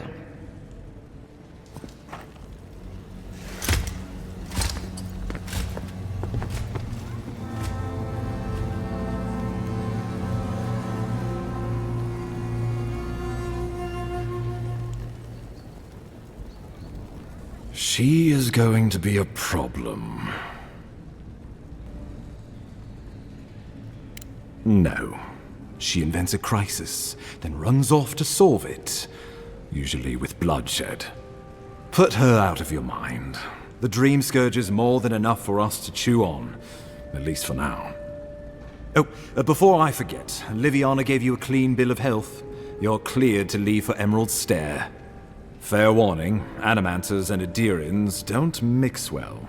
Their kind can be a tad, unhinged. A fair point. No one survives this place without losing a little sanity along the way. They're a fun bunch. Crazy, but fun. Wonderful. Now I have to keep a tight grip on my soul on top of everything else. Should you cross paths with Ludwig, well, try not to. I have no idea what's gotten into her. Safe travels. I'm told Emerald Stair is beautiful this time of year. We can head to the Eastern Gatehouse when you're ready to go to Fjord.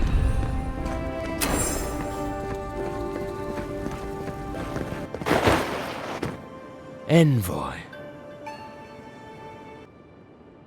Ironic. No. Paradis clearly understands your intent. Careful, he could be a messenger. Or this could get interesting. We wait in places you will never think to look. My compatriots have observed your judgment. We have a message for you. We do not give second warnings. Consider this one carefully.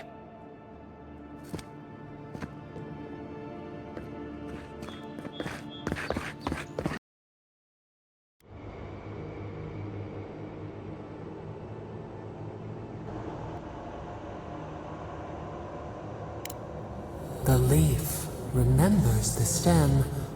We have questions. We must know. A life for a life.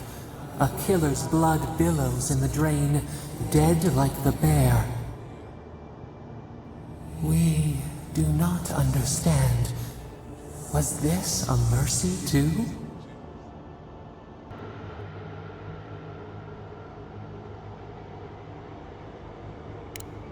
Eat or bleed. Rule of the wild. We know these shapes. Still. A dam broke. We wept in the dark when your soul slipped away. We feared for you, felt your agony. We could not forgive.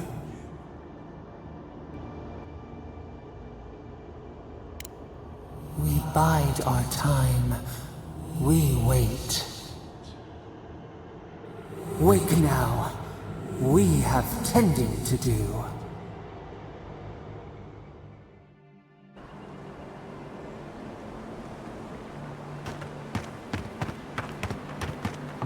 Poor guy. Didn't even stand a chance.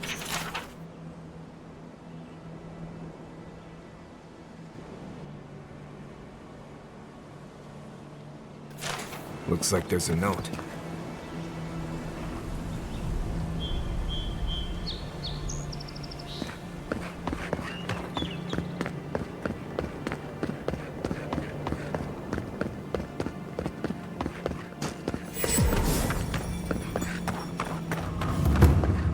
Whatever's grown over that Adra doesn't look natural.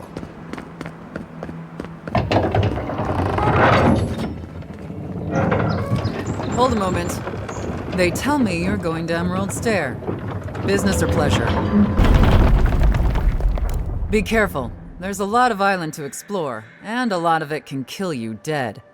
Fair warning, Envoy. Before you showed up, Inquisitor Ludwig barged past me. She was looking none too pleased. I didn't ask. The less I know, the better. Anyway, I thought you should know Ludwine's on the prowl. Tread lightly. So Ludwine's somewhere out there doing who knows what. Wonderful. Hopefully, your handling of Egwolf brought us some grace with her. Oh, one other thing. A desperate young man at your embassy asked me to deliver this to you. Apparently his expedition team has run into some trouble in the caves north of the city.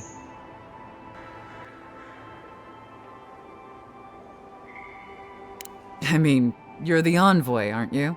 The lad asked for you by name. I reckon he was a little starstruck by the whole idea, and no one else could spare the time. Oh, and I wouldn't wait too long. Those caves have been unstable the last few days. Roots and earthquakes and the like. Take care out there, envoy.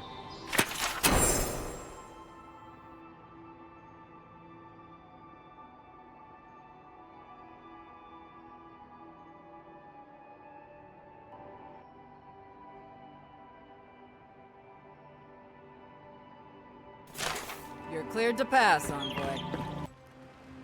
Can't say I'm sad to be leaving Paradise.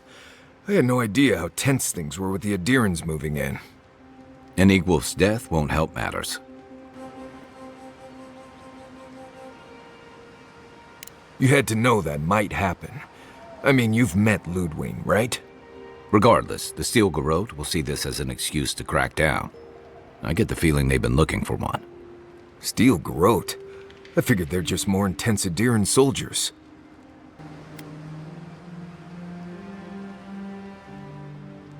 Oh, I hear you. Unfortunately, if you're marching shoulder to shoulder, some of their stink is bound to rub off on you. I don't like that Ludwine woman. She gives me the vreekas. Yeah, I've seen floggings gentler than the scolding she gave Hilgard. One's tacking when the other's jibing, if you catch my drift. And that's gonna mean trouble for everyone around them before long. Then it's a good thing we're getting out of the city. Yeah. Much as Liviana misses our company, I wouldn't count on your mysterious friend reviving you a second time. Are you listening to that friend when you go all blank-eyed from time to time? Does your special friend talk to you? I mean, I had an imaginary friend when I was little, but they never brought me back from the dead. He means that with all due professional respect, of course. How do you know this friend doesn't mean us any harm?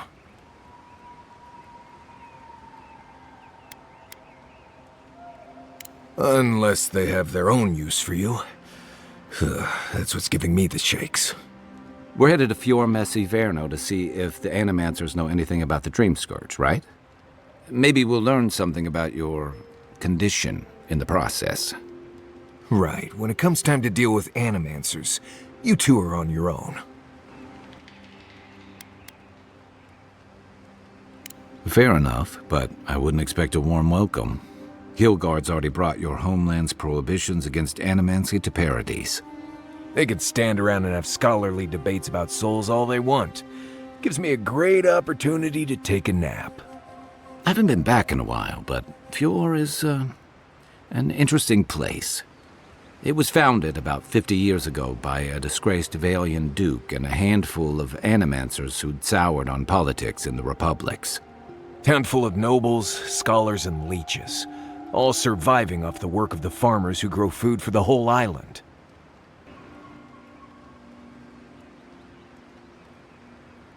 They're an eccentric bunch. You'll see. It turns out that academics are as ungovernable as the rest of us rabble. They don't understand what they're messing with. They can't tame the wilds with machinery. They've held it at bay, until recently. Their ingenuity, or madness, or heresy, take your pick, has fed a lot of people in the living lands. But, rumor has it, some unnatural blight is destroying their crops.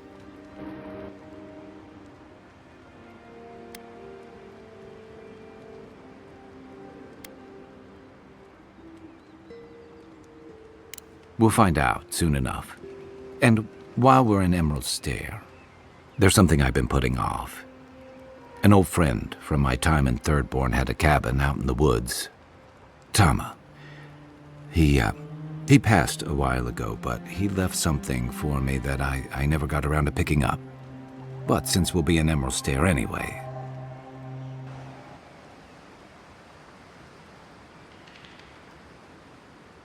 You won't regret it. Emerald Stair's lovely this time of year. Even the Delimgon bloom. No matter what I tell you, you keep picking flowers from things that want to kill you. Hey, they love me. You just gotta ask nicely. Compliment their foliage. Right. Maybe buy them a drink before they choke you to death with vines. Well, you came to the right place. You and I have quite the adventure ahead of us, Envoy. That's the spirit. What about you, Marius? What's next? I have, things to do back in Paradise. It keeps me plenty busy. Come to think of it, I haven't been to Emerald Stair in a while, and the Envoy's never been. Know any good guides we could hire? None that could help the two of you.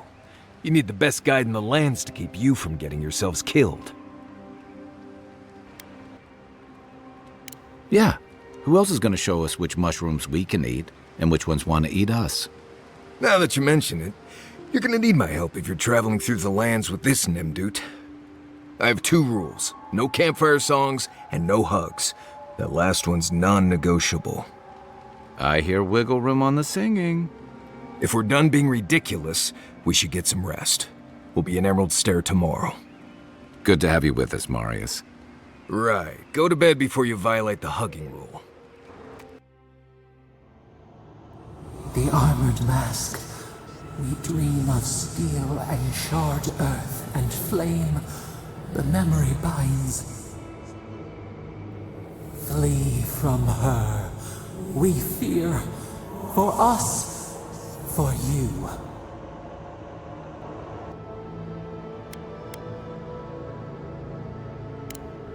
Blazing ire. It burns and feeds upon itself. Pain through the smoke, we recall. You are not safe with her.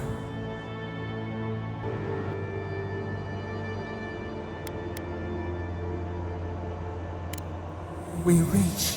The spines tear into us. We pull our hands away. But the old scars do not lie. We burned once. Burned.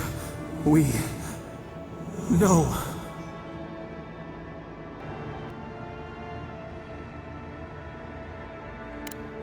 A storm from the same spark.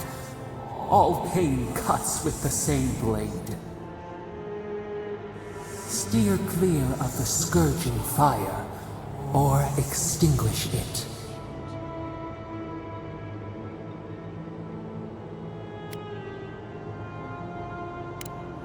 No recourse but teeth. The flame spreads toward the garden wall. Listen. Have care. Have care.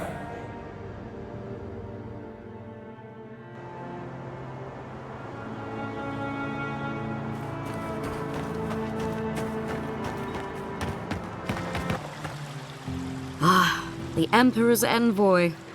Inquisitor Ludwig said you might be heading this way.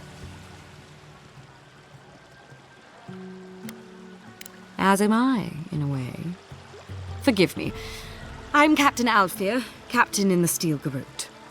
If you're here to speak with Vidaro, I'm afraid you'll find the governor is quite beyond reason. These Valians and their love of animancy.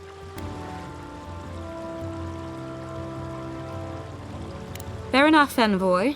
Talk to the man all you'd like. When diplomacy fails, the Steel Garrote will be ready to ensure the safety of Adiran interests. We all have our part to play, envoy. Until later.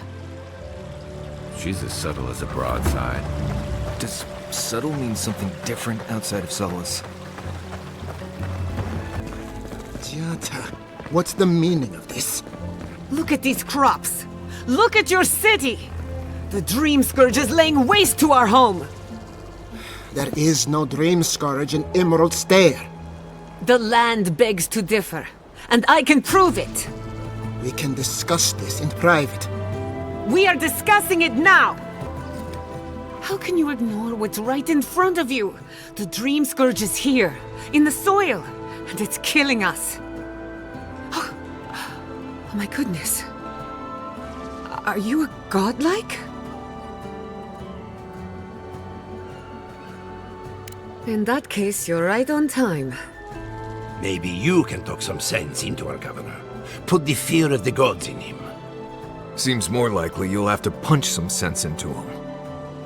Excuse me, but unless you have official business, I'll thank you not to involve yourself in our private discussion.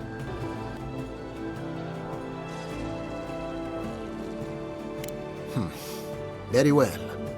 I hope you remember that behind these walls, your influence has limits.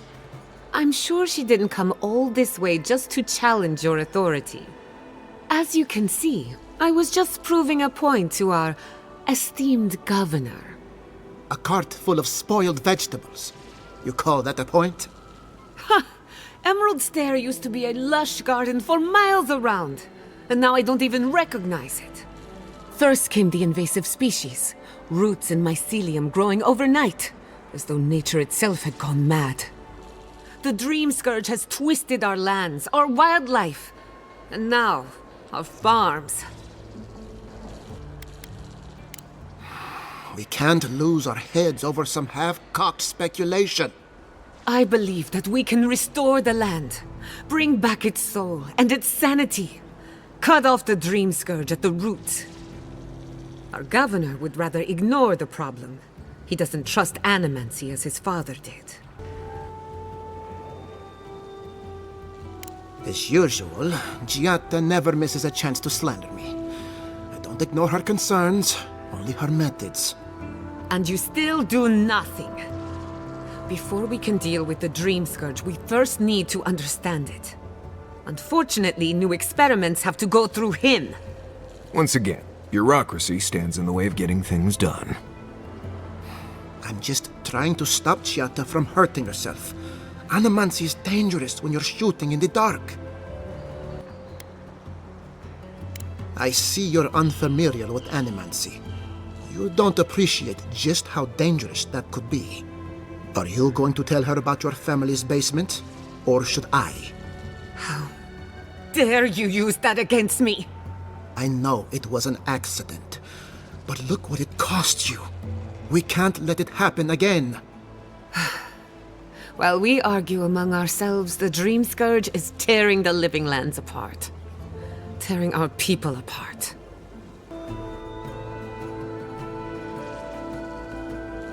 If I don't have your trust, I am determined to earn it. Well, Governor, looks like I'm taking some time away from my duties. I'll trouble you no more. Your request is denied, Giatta. I wasn't asking. Your responsibilities are to the settlement. Turning away from them sets a precedent that I cannot allow. Everything I have proposed has been for Fior, and you still refuse to cooperate. Under the circumstances, I don't have much of a choice. Then neither do I. Giatta Castel, from this day forth, you are banished from Fior Messiverno. Whoa, you're banishing her for that? What? Ignacy, we can't lose our brightest animancer in the middle of a crisis.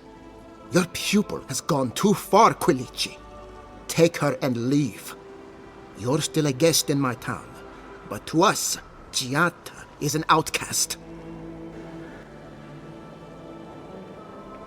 Perhaps, but I can't just let her continue to poison the minds of my animancers. They aren't your animancers. Your father understood that. Don't bother, old man. He isn't his father. I've done all I can for Fior Messiverno. But you haven't even tried. Now limp back to your giant house like a good dog. We should talk somewhere private. Meet me at my house due west by the workshop.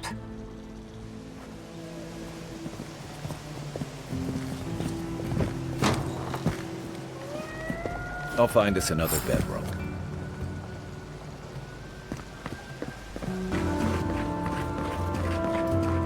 That did not go as I had planned. What did you think? I'm sorry you had to see that. What an asshole. Giada, some manners, if you please. I thought she was being polite. We're on the verge of extinction, but our governor is too busy protecting his fragile ego.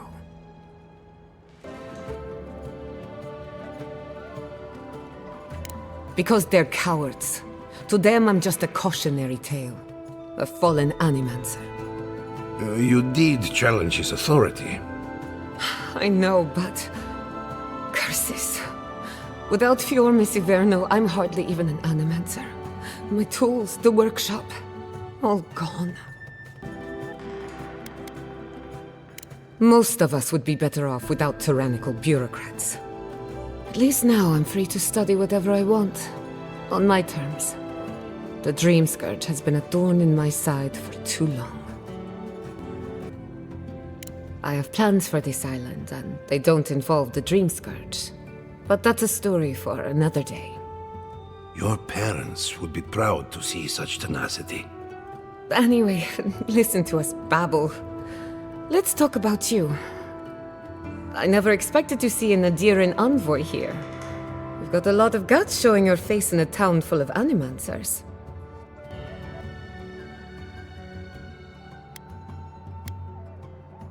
Likewise, they should be educational for us both. Our first order of business is the Dream Scourge, but I'm also curious about you. There aren't many godlike left these days. Sorry. I only bring it up because Animancy might offer us some insight into your nature. Keep an open mind. While I pack up my belongings, you can help me by...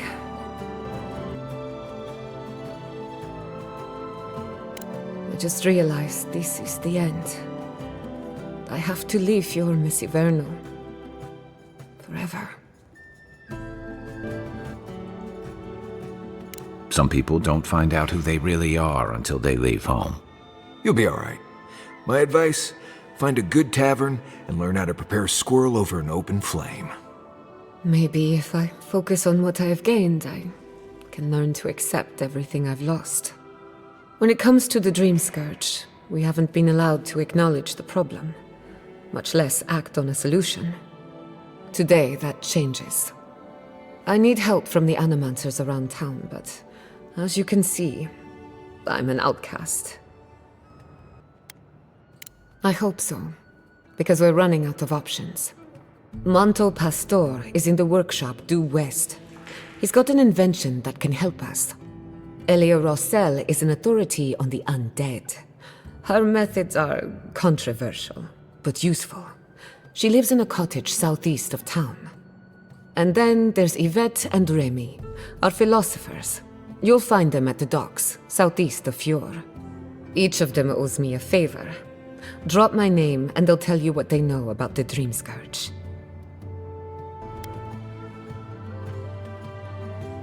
We're about to make history. But first, research. Guessing she's not much of a hunter. Might want to get extra rations next time we go shopping.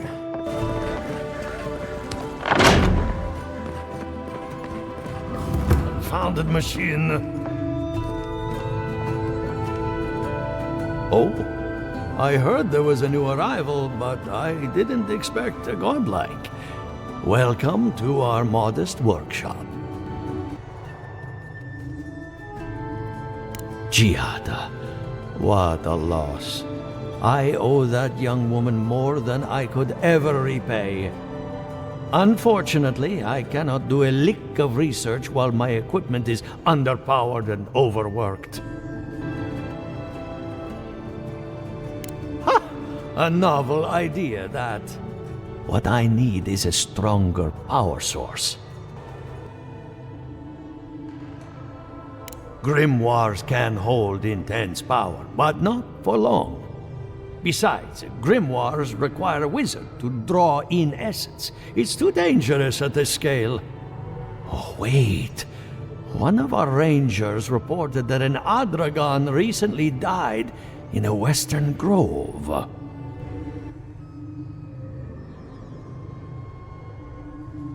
Indeed, but that well is almost dry. I need more. An Adragon's heart can hold an immense amount of essence. The grove is to the west, across the chasm. You can't miss it. The rangers say a Delamgan queen holds court there. You may be able to retrieve it without violence, but most Delamgan in these parts are hostile to Keith. So you can understand why none of us went rushing over there to find it when we heard the Adragon had died. Still, Delamgan queens can be reasoned with, so if you want to get the heart peacefully, try not to kill her guards. Do be careful. Emerald Stair is not itself these days. Well, let's go. That Atragon's heart isn't gonna yank itself out.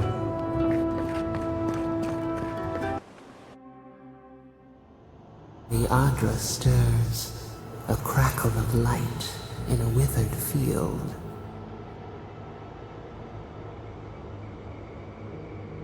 The bars stifle us.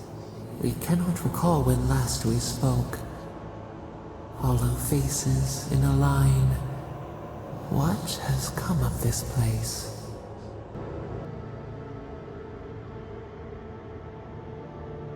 A hand of generosity, or a gauntlet of steel? We feel them. They bend and hone the essence of the earth. They draw from our veins like a well. What are these rituals?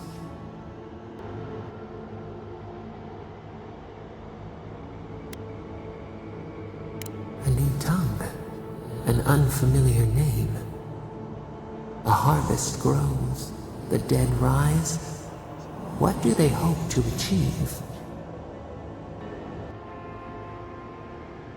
Set what has been broken, soothe the pain. They build walls in their hearts. Why do they not share what they make? Adir sleeps across the sea. They are not troubled by the loss of kith. What do you say?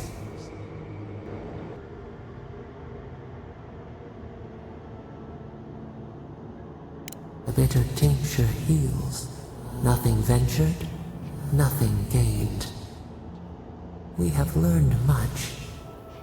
Dream of soaring wings in your repose.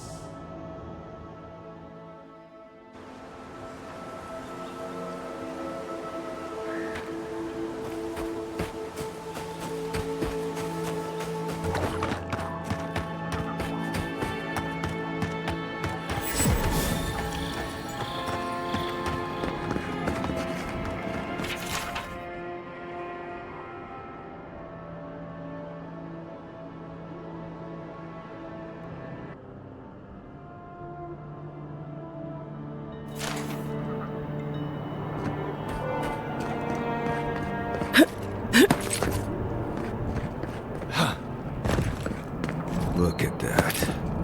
After you, envoy.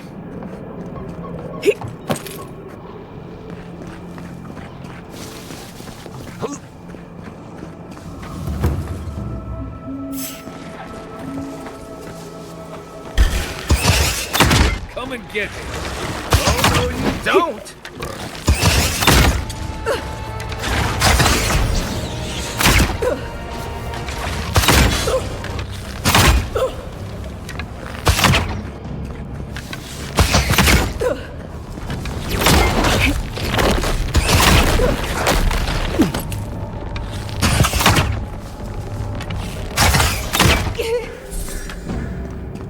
Thanks, soldier.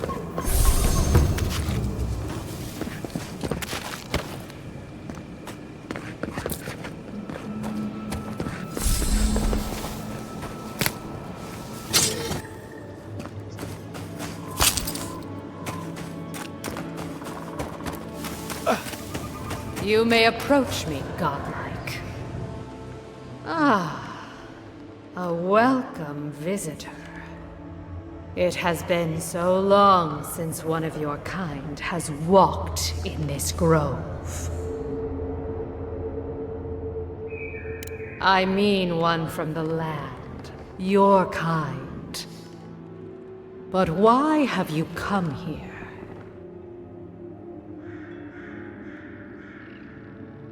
A curious thing for Kith to want. Even one as special as you. It belonged to one who tended this grove for longer than I have been here.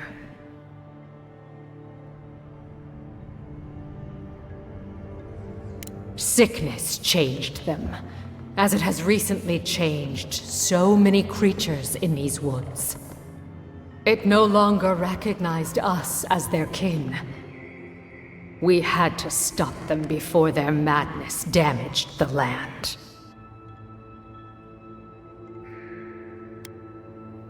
But it is over now. All that remains is their heart. Our kind has no need for such remembrances. It would cause us no pain to part with it. But wait. No. No! So many dead. So many of my kin are dead by your hand.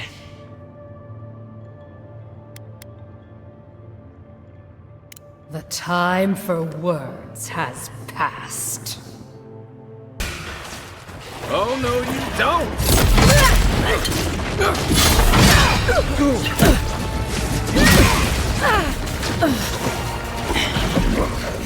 Left leg!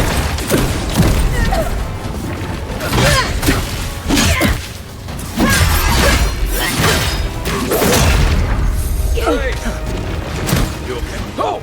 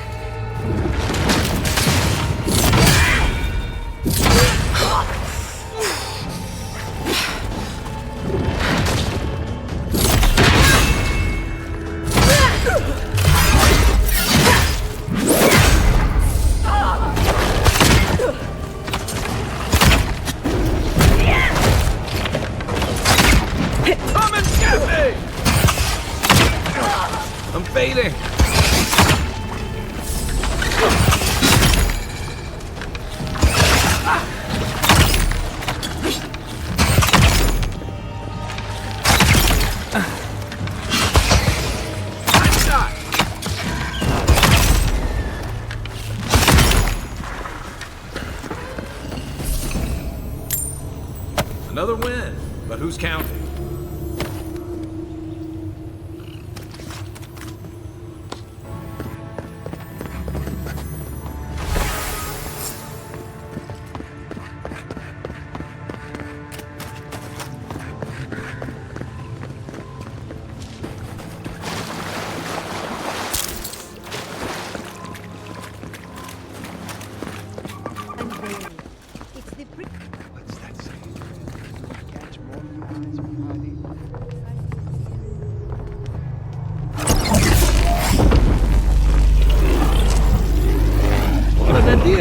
You're very resourceful, and a more than capable companion for poor Giada.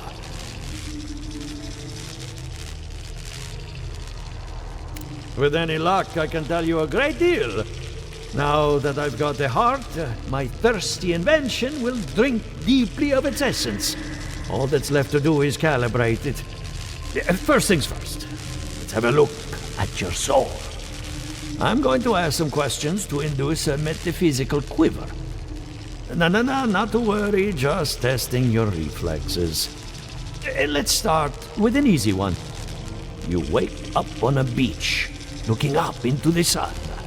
Your hands are covered in blood.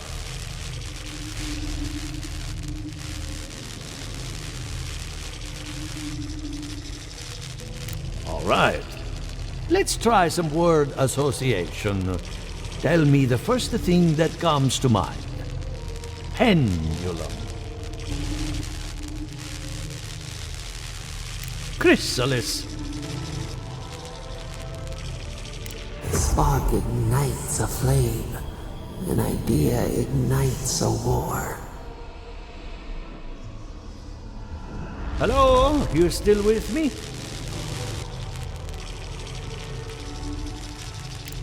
Strange. Shouldn't feel anything in the physical sense. No matter. Let's go over your results. Your soul has a fascinating internal structure. Perfectly balanced. An artist couldn't have made it better. Your godlike nature is a marvel to behold.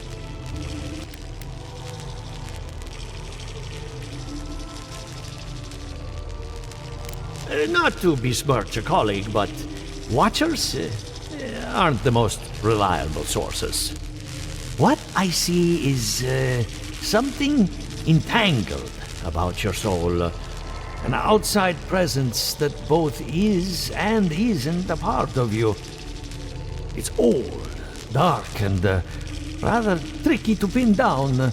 Very interesting.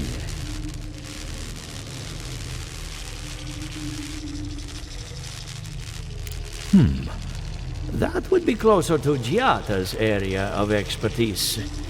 I'm sure she'd love to give you a look. Fascinating. Thank you for getting my machine calibrated again. But you came for Giata's theory of the dream scourge. Between the two of us, she's on to something. Our farms are in great peril. The essence has been drained from the land. Diverted, like the flow of a river.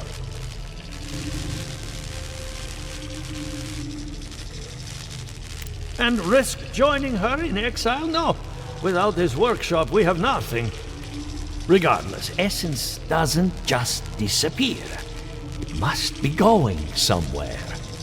All I can tell you is keep looking. You'll find what you're after.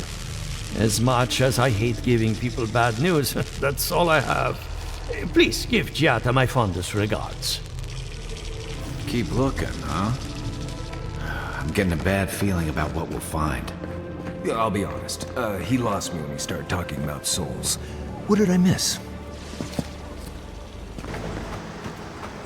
Why is it somehow worse when the Revenants aren't trying to kill you? A godlike in Emerald Stare. Well, maybe our luck's improving. I'd offer to shake your hand, but I've been elbow deep in Beatrice all day. Sorry, I've been on my own for a while, and I forget how unusual this looks. As you can see, this is my reanimated corpse farm. Oh, and what do you use for fertilizer? Other corpses? I'm trying to demonstrate the value of undead labor, but of course nothing is ever that simple.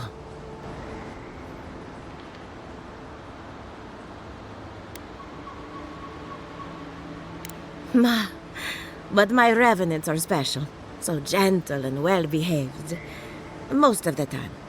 It's somehow worse knowing that these corpses are polite. Now, Beatrice, she's being a real problem, if you can believe it. Would you be a dear and reach into her guts? Feel around for anything that doesn't belong. Just imagine you're preparing to roast a chicken. A wet, ropey, warm chicken. If Beatrice ate something that disagreed with her, the least I can do is keep it from spreading to the rest of the flock. Make sure you wash your hands after this. Huh. It's like cleaning a deer carcass. If it was rotting, it smelled like Kai after his morning run. I saw you reach into Beatrice. Find anything interesting?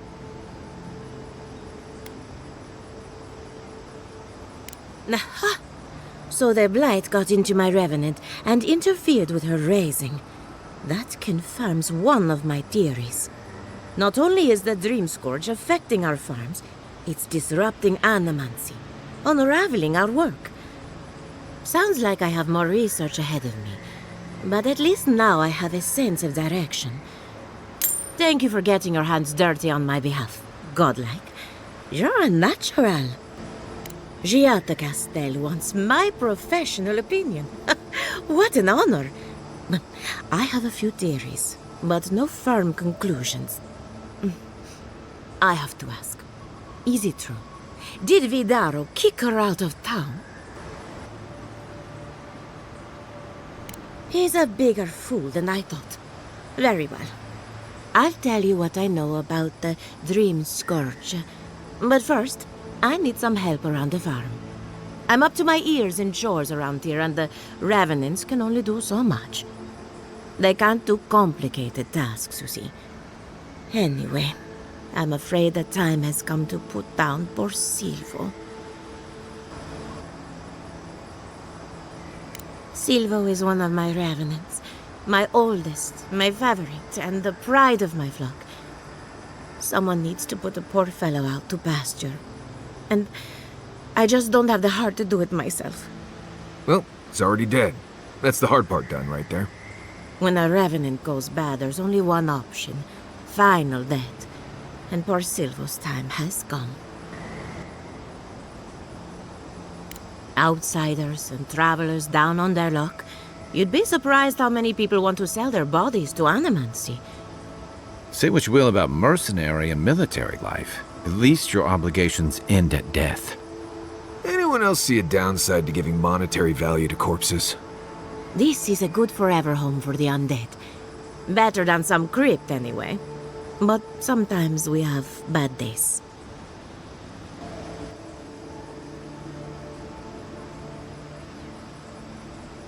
They come to me for breakfast, and I let them wander the fields.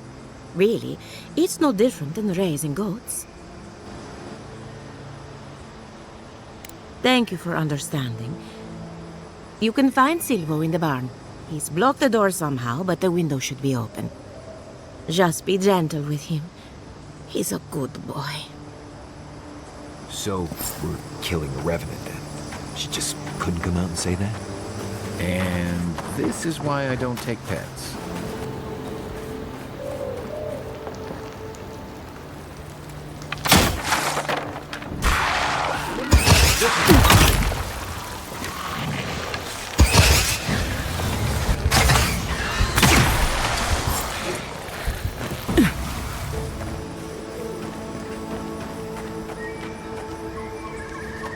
My farmhands are very affectionate. Feel free to pet them if you like.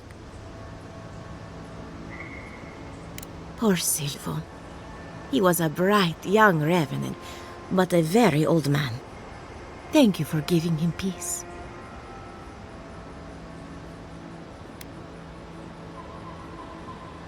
I'll be fine. I've lost so many Revenants over the years, and I'm always such a wreck afterward.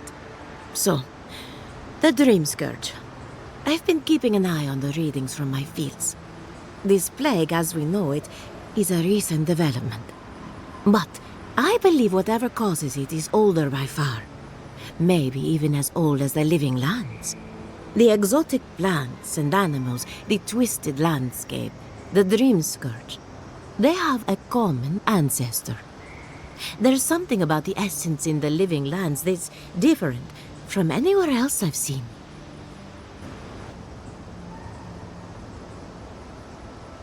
It's possible, but we don't share research if we can avoid it. That's one of the reasons I moved out here. The other reason being my corpses. They don't enjoy living behind walls, if you can call it living. Not to get too superstitious, but in these troubled times, the arrival of a godlike is no coincidence. You are meant to be here. Toward what end, only you can say. Animancers tug at the curtain between life and death. But only death can draw it open to reveal that truth. You and Giata are going to shake things up. As for me, I'll be keeping a close eye on my flock. Oh, and thank you for the nightmare. I really have been sleeping entirely too well lately. I'm remembering why people find this place unsettling. Did you know that Giata was sent into exile? Wonder if she needs a new research partner. Or maybe a test subject? We could do both. Anything to work with the great Giata Castel. Remy, look what I found. A genuine godlike. Do you think they can hear us? Let's find out. Hello, me, Yvette. You friend? Remy, take a note. The endangered godlike's vacant gaze betrays an unquenchable thirst for violence. We heard that Giada partnered up with an outsider, but I had no idea you were a godlike. Fascinating. It's just that we've never met a godlike before. This is a big day for us. Giada must have sent you to be our test subject. She knows how we adore your kind. Satisfy our curiosity and we'll give you everything Giada needs to finish her research. Deal?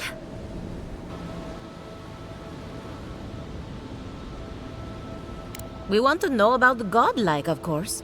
You're the first one we've encountered in the wild. Let's begin the examination. If you could choose, who or what would you be in your next life? Next time you go around the wheel, you might not get so lucky.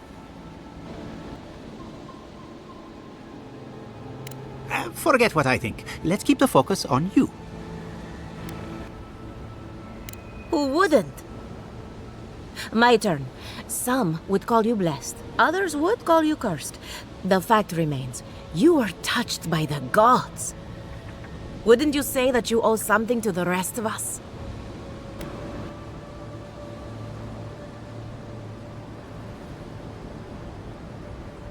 Weren't you?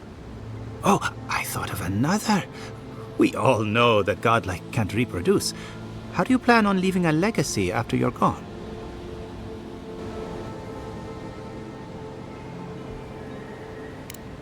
Yvette, take a note. Godlike are inherently uncooperative. Approach with caution. I think that covers everything. Thank you for that brilliant insight, godlike. You're a credit to your dwindling kind. So, Giada wants to know all about the Dream Scourge, yes? Such has been her research of late.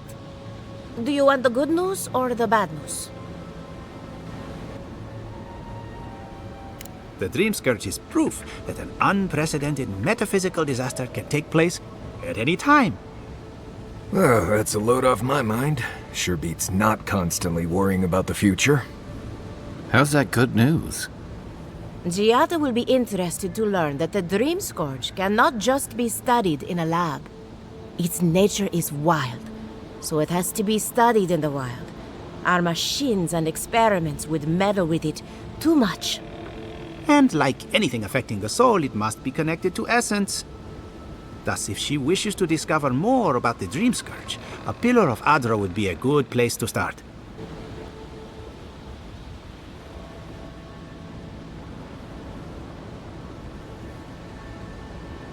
Precisely. A godlike and a scholar, too. Incredible. Indeed.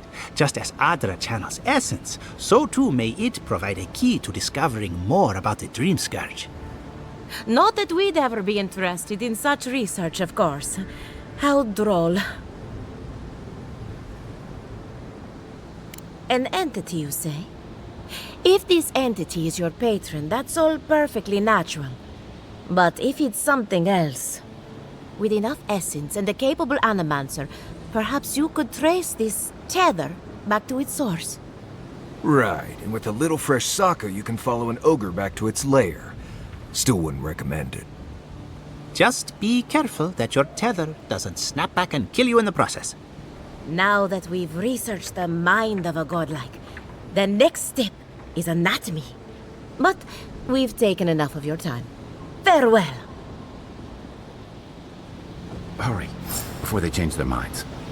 Ugh, I might have dozed off there for a bit. Were any of those words the ones we needed?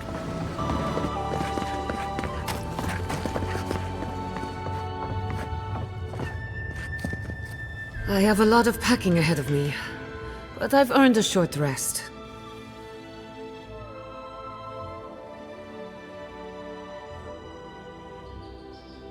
Good timing. I'm about ready to get started.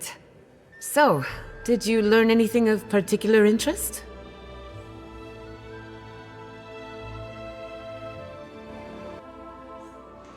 That's the fun part of metaphysics. Everything is strange, but nothing is new.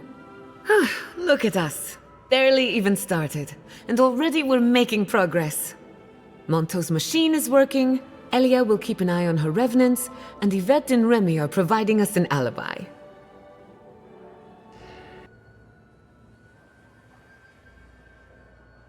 And every bit of it was critical to our research. I needed those animancers for more than their expertise. Monto's invention nullifies spiritual interference. Having it up and running means we won't get any false signals. Whenever I tap into an Adra pillar, Elia's farmhands tend to get a little bitey. Thanks to you, they won't be a problem. And then there's Yvette and Remy, the governor's eyes and ears. In exchange for privacy, I gave them a test subject.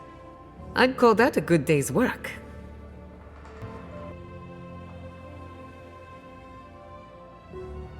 Animancy takes a lot of preparation. You might only have one chance to run through an experiment. Now we just need the right equipment for the job. When my parents died, they left me their life's work. An invention like no other. The phantasmal focus. Think of it as a spiritual tuning fork, or a dowsing rod. It has many functions, some more obvious than others. The problem is it's in the basement. I haven't gone down there since the accident. Since they died. I'm sure everything's fine. It's just a spooky death basement. I would get it myself, but I'm not ready to face what's down there.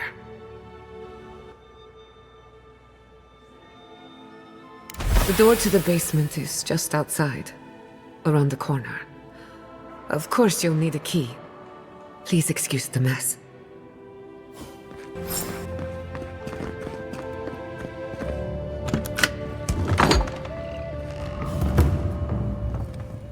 Don't know what I expected, but this isn't it. Haven from the blight. Who grows here?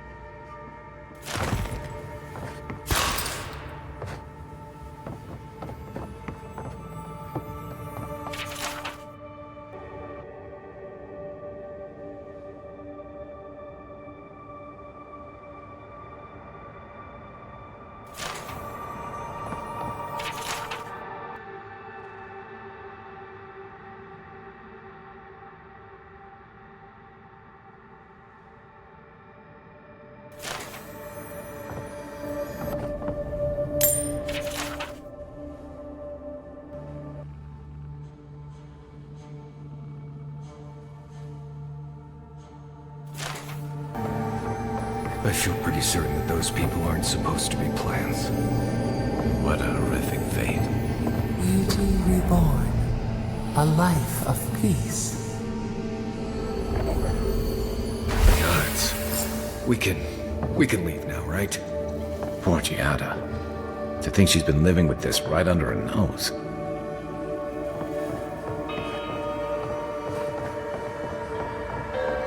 I don't. Anyone know what happened back there?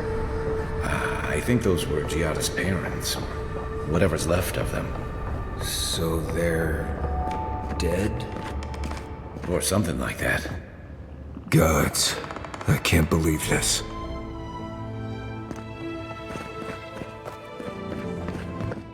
You're back. You found it. You actually found my inheritance. Did you see my mother and father? Are they still there?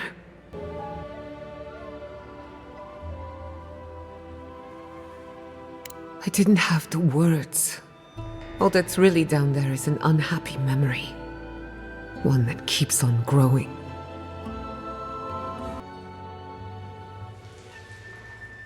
Quilici thought so too. Even Ignacy offered to lend a hand. But I forbade it. My mother had an idea about how to use the essence of the living lands. And it destroyed her. My father. Our family. People are too quick to risk everything for an ideal. I'm sorry it didn't work out for your family. So I swore an oath. No one could enter the lab until I understood what happened.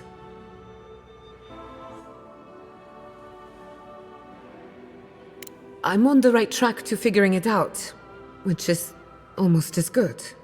Enough about me. Let's worry about you for a change. With the phantasmal focus, I can finally tap directly into the essence of the living lands. I can also use it to smack around anyone who gets in our way.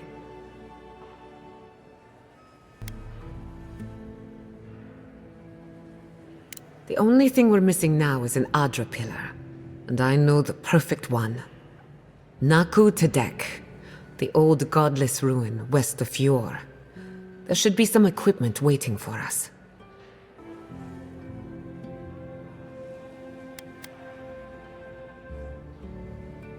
We used it to study the Adra pillar. Then some priests moved in and took offense at our work. I hope they haven't tampered with the equipment, or this will be a very short experiment. Before we head out, let's make the most of our time in Eora. No telling how long we'll be gone. And I hate to be a problem, but I do my best work in small groups. Chalk it up to performance anxiety.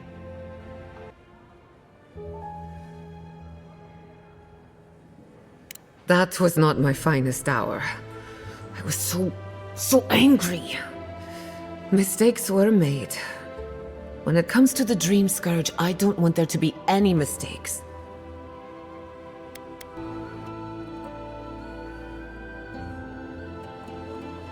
Works for me. This is a good opportunity to cleanse our place of rest. Spiritually, I mean.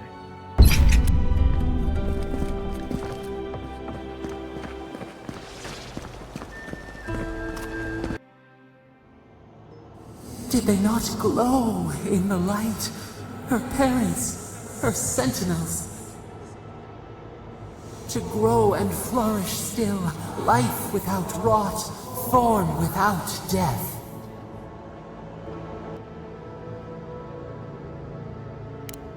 The lake dries.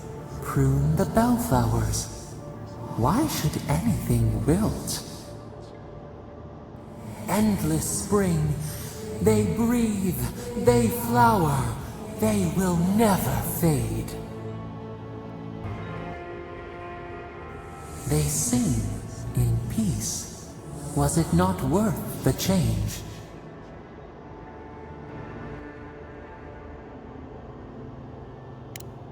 Do we not? The bear would have spent its days in the wood.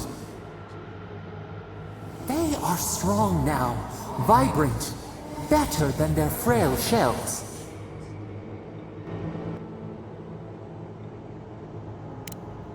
More than alive. No suffering. No end. Sleep now. Dream of beauty and new life. We will speak soon.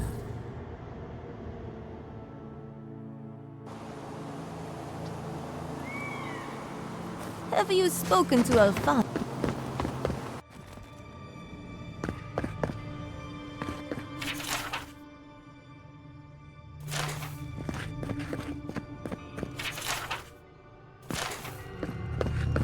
There should be some equipment by the Adra pillar. We remember these walls. Yes, we have been...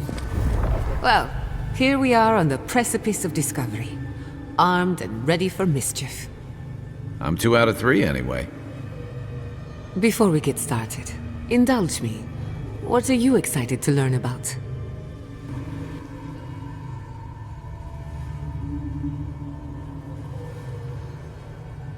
Good.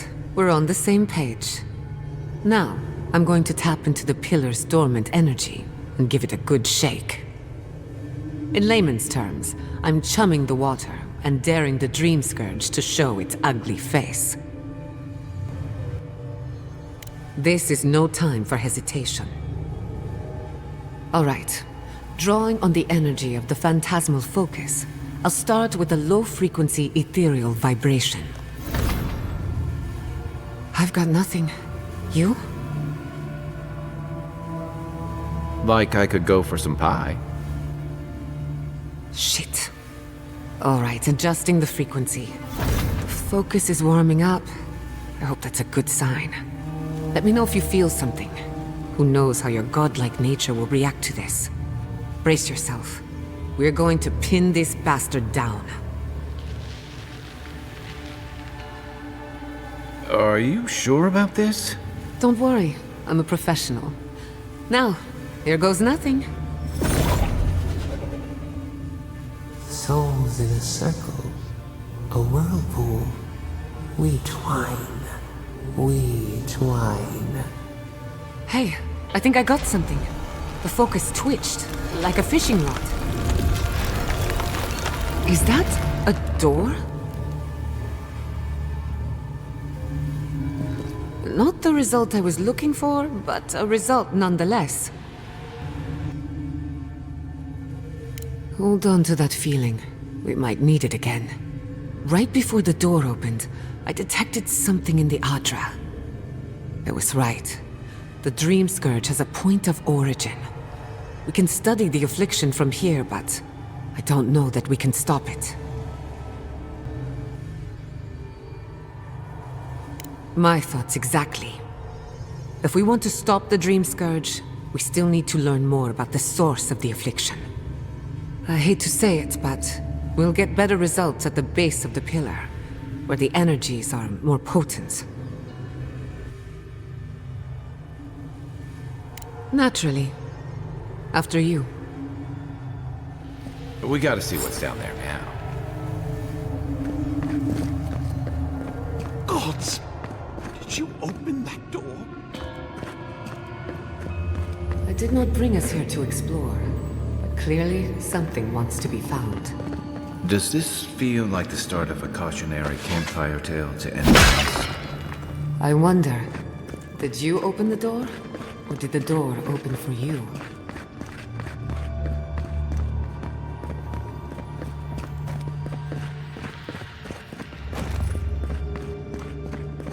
Incredible. These ruins are untouched. We are the first to disturb them. When was the last time anyone walked these passages? It must have been centuries. No, millennia. Sorry, I'm getting ahead of myself. We'll talk more once we reach the bottom.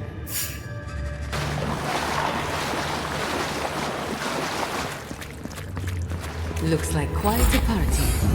Let's break it up. How did they even get down? Let's find a secret entrance.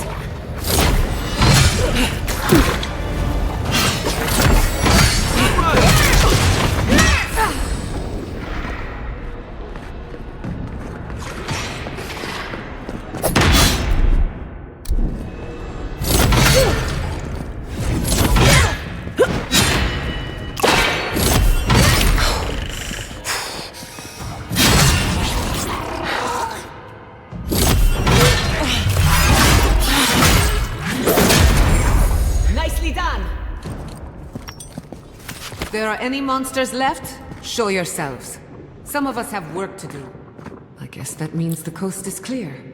Let's have a look at the Adra pillar.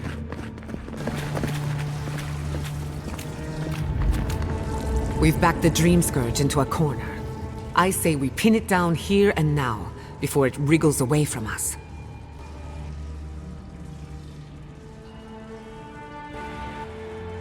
The Godless erected many important sites around Pillars of Adra, though I can't speak to their motives. The last time we tried this, you felt something, yes? Maybe it had to do with your godlike nature. Try making contact with the Adra this time. It could only help. The effect should be stronger than before. Brace yourself.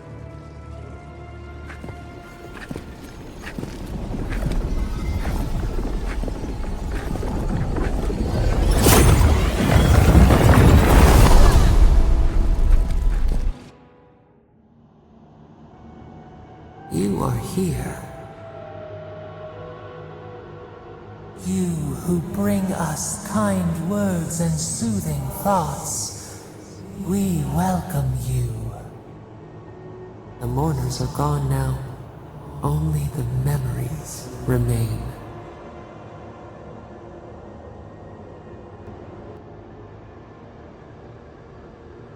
We once belonged to the green and the wild. A people lived there once. They loved us as we loved them. They brought their dead to us. We used to dip our fingers, wade in the confluence of souls.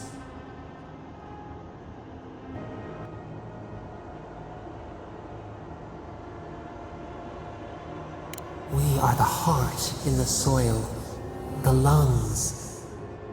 We dream, the land stirs. We become. They brought their prayers to us. We answered.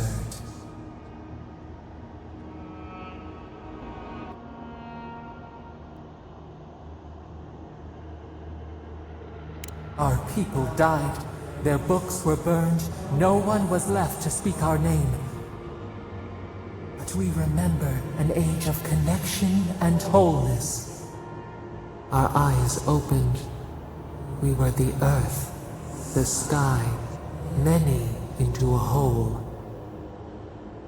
We touched the mountains and they molded to our fingerprints. The Akita twined around us. They sang in awe of what we made. They called us the gardener, steward of life. Sabado.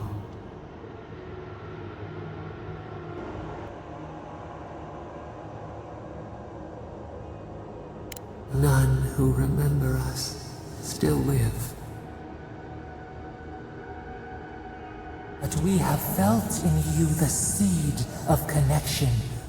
We have sought you, called to you. And you reach back. We have not known the joy of companionship in so long.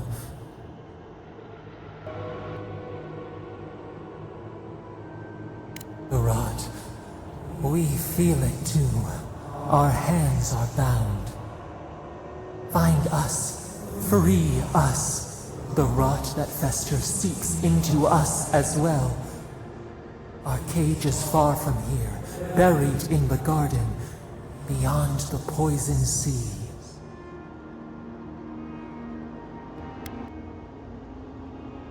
Alas, we have been cut off from the land we knew and loved for too long. We could not trace its hills and valleys for you. But there are others who can. Go to the halls of the Tabaru Sanakis. We will try to explain. Those who cherish us, the chosen of the Akita, wait there. They will show you the way to the garden, to our prison.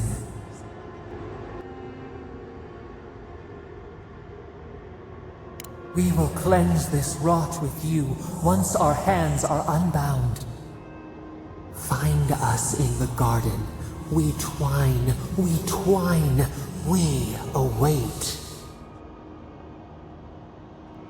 First, let us offer you a sliver of our power, a boon to help you survive and find us. Will you accept it?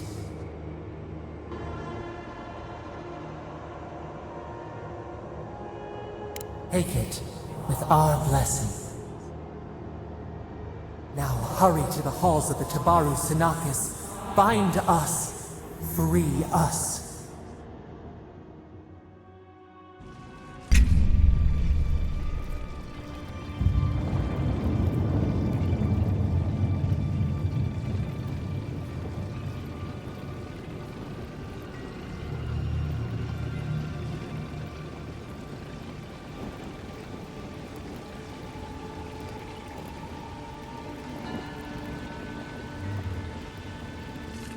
You're awake. Finally. We really pushed the phantasmal focus to its limits. You were out a long time. We gotta start bringing pillows.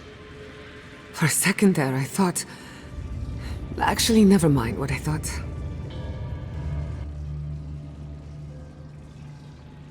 Most of a day. Better drink some water. You, lost some fluids? Hey, happens to the best of us. While you were out, I got some clear readings of the Dream Scourge. I've tracked its origin to the center of the living lands, somewhere deep in the untouched wilderness. You've heard of it? Fascinating. Maybe someone knows about this garden of yours. If we find the garden, we can cut off the Dream Scourge at its source. I hesitate to bring it up, but you were muttering while you were out. Had quite a lot to say. Whatever you were communing with, it had a spiritual energy I've encountered before, though only in traces. It must be connected to the Dream Scourge. Perhaps they share a similar origin. Yes, Sapadal. Who are they? What are they to you?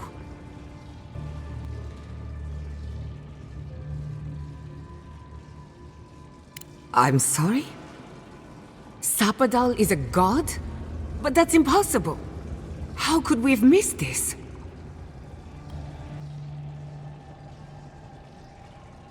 A trapped god. Trapped. And you spoke to them through the Adra. Maybe that tells us something. Perhaps the bars of their prison would be forged of essence, not iron. We've long theorized that all Adra is connected, but that changed when Animancers came to the living lands. The Adra here is severed from the rest of Eora, connected only to itself, or so we believe. If Sapadal speaks and works through Adra, then the living lands is their prison, their tomb. Now that is a tall order. We know the Dream Scourge is coming from this garden of yours. Maybe Sapadal can help us fight it. I got a headache just thinking about it, and I'm not the one with the god knocking around in there. The real question is, where do I start? Doesn't ring a bell, but maybe someone's heard of it before. We'll find the source of the Dream Scourge in the garden, but we have to find the garden first. Then that's where we start. Let's return to Fior Mesiverno. Banished or not, maybe I can squeeze a few answers out of my colleagues. I wouldn't count on it. Besides, what good am I to Fior Mesiverno anymore? The farms, the community, my research, they all depend on animancy. But the Dream Scourge is the end of animancy, the end of the living lands as we know it. We should leave this place and its memories. There's nothing more for us here. Finding a secret entrance and discovering a new god. Not bad for a day's work. Stop! The trees splinter, the rice turns black. The pain! The pain!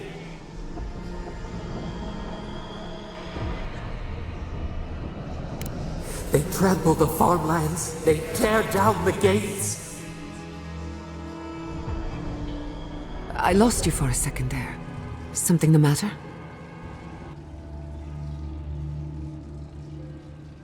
Oh no. Let's go. You take the lead. Come on. There's a way up those stairs. There is such a thing as learning too much. The mortal mind can only take so many revelations at a time. What we discovered here, it changes everything. A hidden god in the living lands. Who knew?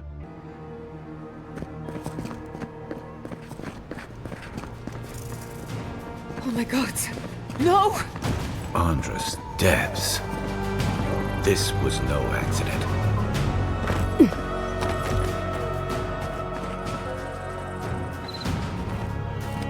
What happened? Who did this? It's all gone. The city. My home. Right. We should be a moving target. In case anyone comes for us next. We have to check on the others. At least let me find Quilici. Any survivors would have evacuated to the farms north of town. Come. There's not a moment to waste. A city up in flames? You tell me who your coin is on.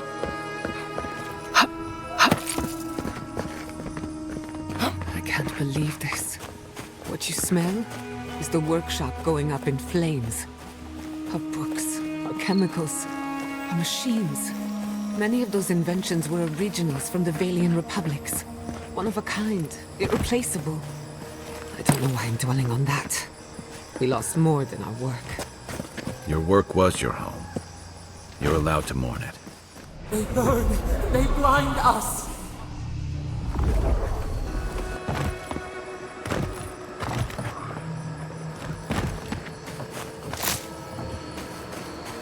I hope everyone is all right. Animancers know how to plan for an emergency.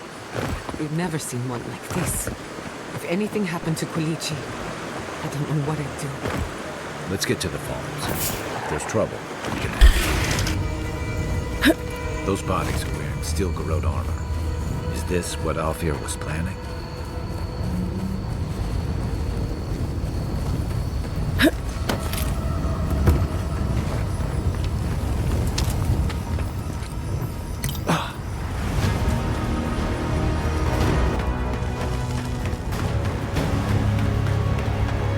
There's the city.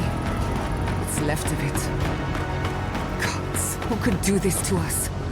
Who could burn us out like rats and call it a victory? So many years of research. I don't know how we recover. Our past is in those flames. Our history. Same goes for you. Vidaro wants to speak. The farms are to the north.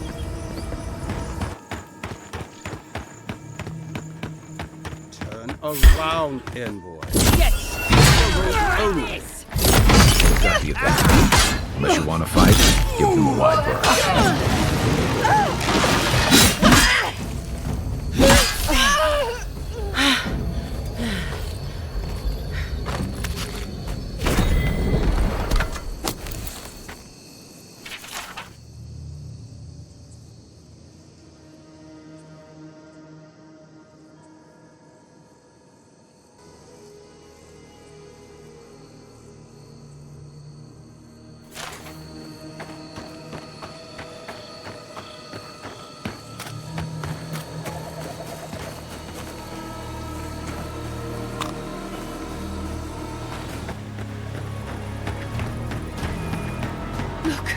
They made it out. Oh, thank the gods. Thank the gods. I needed that. I needed to see them so badly. It felt like I couldn't breathe. Take a few more deep breaths. We're not going anywhere. Rabbits in a burrow. Hunted.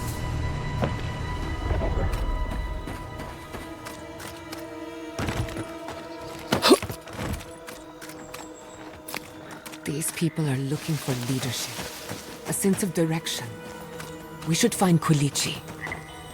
Rebuilding has begun! From the ashes, your will rise! What a fine mess the Adirians have made for us. We've been at war against nature so long, we didn't think the final blow would be struck by outsiders. Envoy! Oh, thank goodness. For a moment there, I thought we'd lost you in the attack. As if you don't already know. Ignacy, calm yourself. Why should I be calm? Her people burned my city. The Stilgarrot are hardly her people. They offered us no negotiation, no peaceful terms. Just flames and laughter as we ran.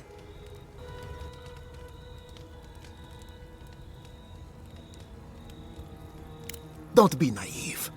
Anyone who serves under an Adiran banner is complicit. Your Inquisitor is determined to burn out anyone who doesn't conform to Adiran ways. We agree on one thing. The Stilgarrot have declared war on the Living Lands.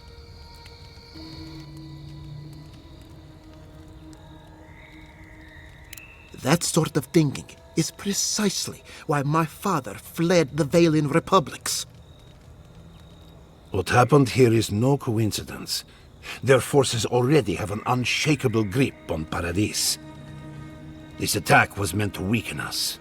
No doubt they will circle back to finish what they started. Tell us, what of your research into the Dream Scourge? Assuming our governor wants to hear it. I may have spoken in haste before. Pardon? The very notion that the Dream Scourge had blighted our farms, it was too awful to acknowledge. Are you being serious right now? I am.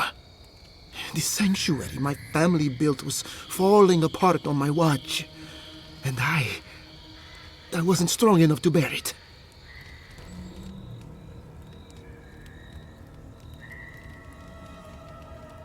Not for me, perhaps. You must understand. My mother had the Dream Scourge. I hoped against reason that she might recover, but her mind grew as blighted as her lands. To face reality would mean upending my city, throwing order into chaos, and admitting she was truly gone. I'm so sorry, Giata. Don't waste your apologies on me. This changes nothing between us. I don't expect your forgiveness, but I will do everything in my power to make this right. Whatever you have to say, I'm ready to hear it.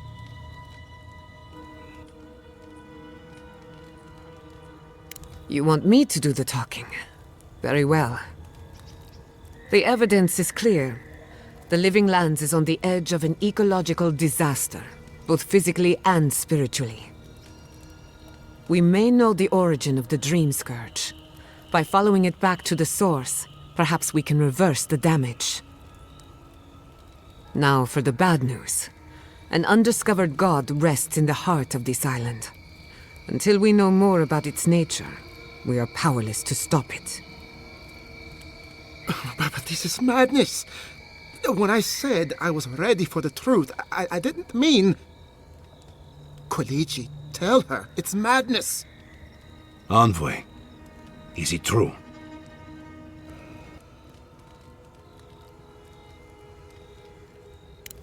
You truly think you can find a god? I said I'd keep an open mind, but this is a bit much. First the Dream Scourge, then the Stilgarrot, and now, what does this god of yours want us to do? Pray? This is no time for a theological discussion. Our survival hangs on a knife's edge. We can't remain in Emerald Stair. There is no reason to stay, unless you count picking through the ashes.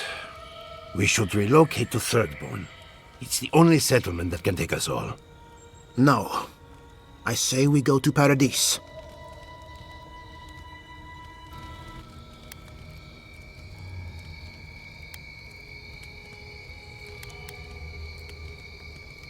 Exactly. As long as we are animancers, the Adirans will pursue us to the ends of the earth.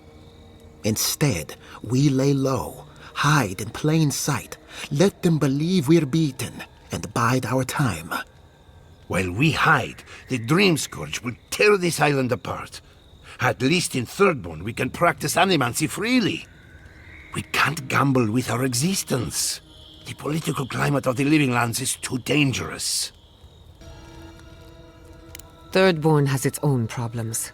Paradise is more secure, but it would mean living under a Diran rule. I don't like our options, but that shouldn't stop us from committing to one. Thirdborn's full of hardy types. Lots of former soldiers and mercenaries. A rough bunch, but good to have at your back. It's also farther from the Steel Garrote's base of operations. That's where I'd make my stand. We'll be proud to lend our strength to theirs, as animancers and as fellow expatriates. I have my misgivings, but you helped my father leave the Republics. I trust you to help us again.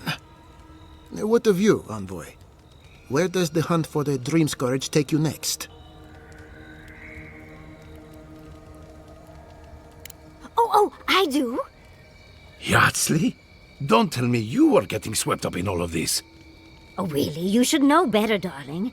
Any talk of the Akita, and I will appear. If you're looking for the garden, I can probably lead the way. You're already aware that I'm the foremost Akitan scholar in the Living Lands, and... Godless scholar, my dear. No one outside of academia uses their proper name. Ah, right. Layman's terms. Thank you, darling. Well, to make a long story short, I think I can lead you to the garden. 30 years of research, and I think the answer lies in a ruin called Naku Kubel, which is in Shatterscarp, so we've got to get there now. Before Fiora went up in flames, that Garrote monster took my research. Your kin are on their way to the garden now. Wait. If they know as much as we do, they know to go to Shatterscarp too. Oh no. I've got to warn Temerity. Meet me in Thirdborn, all right? You can't miss it. It's the only bit of civilization in Shatterscarp, if you can call it that. I'll finish getting ready here and just meet you there. Ugh, what a whirlwind. God, I love that tiny woman.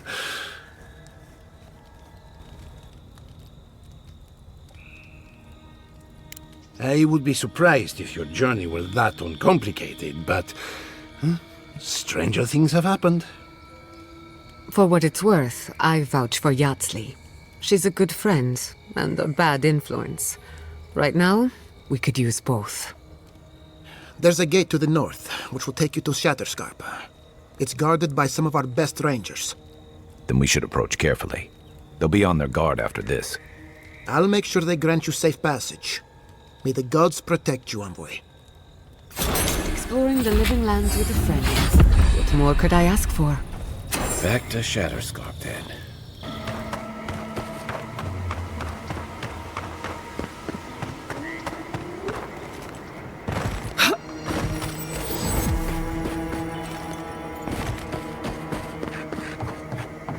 Come closer, Envoy.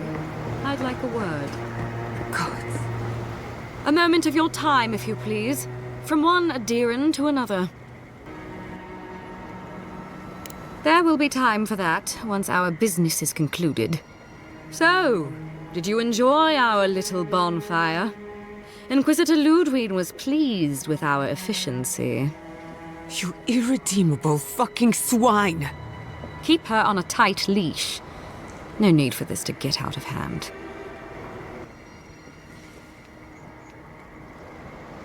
We'll see about that. Believe it or not, the Steel Garrote owe you an apology on behalf of Inquisitor Ludwig. Bring us her severed head and I'll consider it.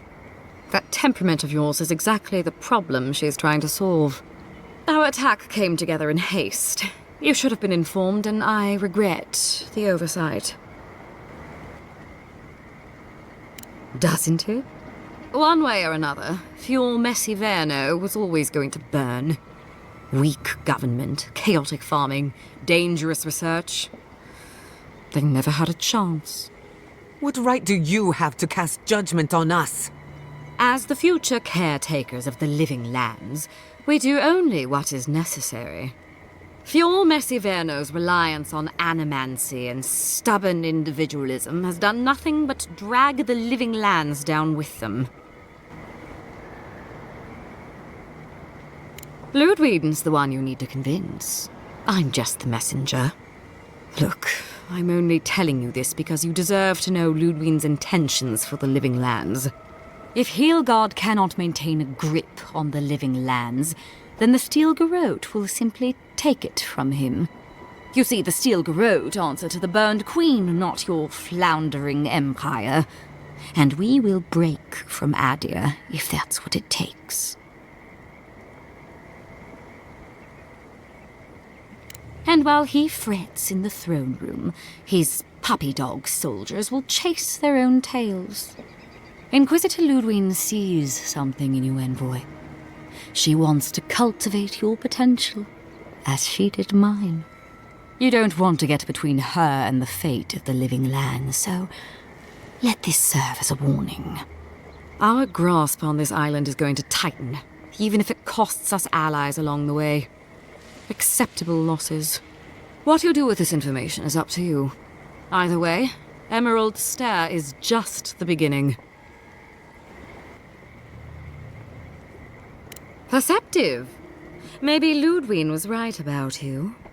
Before I let you go, a little bird sang in my ear that you're going to Shatterscarp.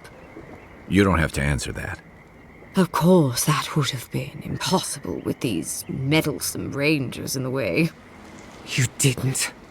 I took the liberty of removing them. It's a shame, really. Honorable folk to the last. That's a matter of perspective. Ludwig is keeping her dark impulses in check. It could have been far, far messier. When you arrive in Shatterscarp, give this letter to Temerty. Compliments of the Inquisitor. No need to keep you any longer. Let's hope our next meeting is under more favorable circumstances. You know, there's a depraved part of me that was hoping you'd make this interesting. Let's make this a battle to remember. Sorry it'll be over so quickly then. Found you. Let's show you what you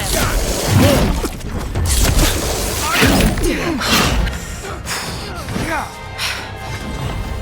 The honor!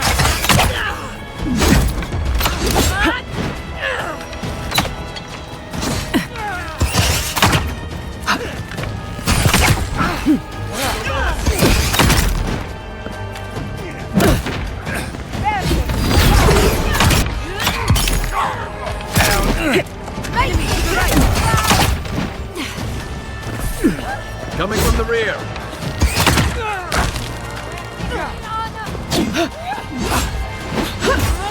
A little help! That was a close one.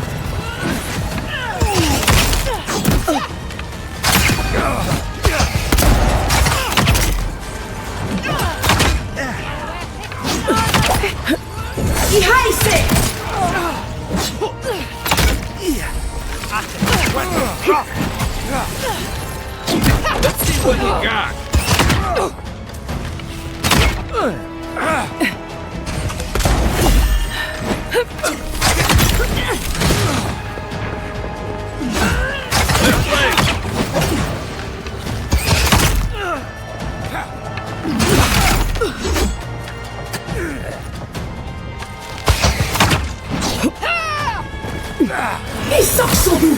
Ready for more? Under my Watch your right!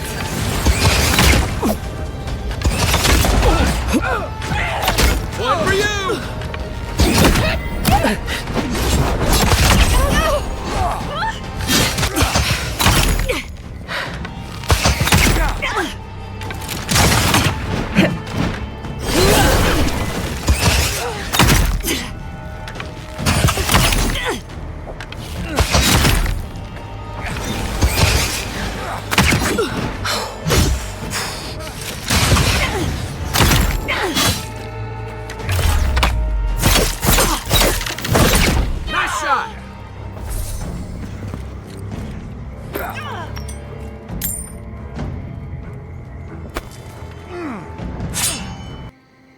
You came to Emerald Stair looking for answers, and now we're leaving with more questions. How do we fight the Dream Scourge? What can we do about Sapadal? And where is the garden? Not to mention, why the Steel Garrote burned my fucking home to the ground. I'm glad you think so. Because right now you're the only Adiran whose opinion matters to me. I will not forget Fior Mesiverna. Everything it was, and everything it could have been. And I will never forgive. Never. So on top of the Dream Scourge rotting your fields and turning kith and beast alike into monsters, now we've got a Deathguard Inquisitor and the Steel Garrote dogging our steps. Do you think Ludwig will try something similar in Thirdborn? That's good to hear. We'll find allies in Shatterscarp, if it's anything like I remember. Thirdborn's a rugged place that attracts rugged people. Lots of Rawatayans, scramble routes with no prospects back home, washouts from military or mercenary life, sailors in search of steady ground. Add to that a motley assortment of pirates, free spirits, and people who like living under the loosest grasp of the law, and you've got Thirdborn. But rumor has it something's amiss in Shatterscarp. Strange dreams, disappearances, people wandering into the desert and never returning, or coming back. Changed. That's what I'm afraid of. At least that tells us we're on the right track. This Dream Scourge is one of the weirdest things I've ever tried to hunt. Right. The garden. Sure. Everything we learned in Naku Tadek points us to the garden. Thirdborn is just a stepping stone. But we don't know anything about the garden. It could be a myth. Or a metaphor. Whatever the garden is or isn't, it's our only lead. We find the garden, we find the Dream Scourge.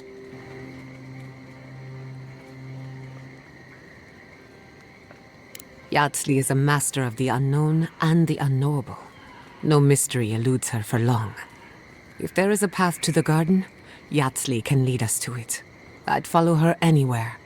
Or maybe that god poking around your soul could give us directions. Ask for directions. Why didn't I think of that? Kai, that's brilliant. Whatever Sapadal tells us will be filtered through a lot of metaphysical noise, but it couldn't hurt to try. This is so exciting. Sapadal? It's Giada Castell. If you're listening, could you please tell us more about the garden? Castell. Why does this name sing to us? A voice through murky water. The garden stifles the notes. We cannot reach. The branches bind. Did you get anything?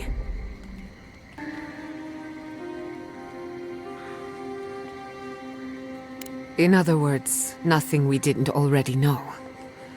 Well, at least we tried. Clearly your link to Sapadal isn't as strong as it was in Naku Tadek, but I'll take it over nothing. Good thinking. We don't want to push the limits of your spiritual endurance. So let me see if I got this straight. We're looking for the garden, which might not exist. Our best lead is Yardsley, an eccentric scholar who's gone ahead to Thirdborn, where the Dream Scourge may be ravaging. Don't look at me. I was fine going back to Paradise. Stop. You're aggravating my ulcer. Listen, I know we didn't get around to stopping by Thomas' cabin, but there's something I need to do in Shatterscarp. There's an old battlefield near some Pogrunan ruins. Area called the Shark's Teeth. Tama lost his badge there. I need to get it. Thanks. Takes courage to go back for something you lost. I wouldn't have it in me. Get some rest. Sleep is good for the soul. Maybe this doesn't need to be said, but I don't blame you for what happened to Fior Mesiverna. I just wanted you to know. We smell death here. Listen to me, look here. Can you focus on my voice? Can you hear me clearly? Yes, I can hear you. Just dizzy. That last fight gouged a hole through our ranks. Too many. Not even counting the ones we had to put down because they turned into dream thralls. I had to put down 3 good men myself. Another Adiran, Kutabao. Hold on. This isn't one of mine. Or Ludwig's. You must be the envoy Hilgard told me about. Well, you picked a damn fine time to show up. Dream Thralls ambushed us an hour ago. We're still counting the dead. Our dead, to be precise. We lost soldiers too, protecting your people. Yes, how heroic. Protecting Kith from Adiran dream thralls.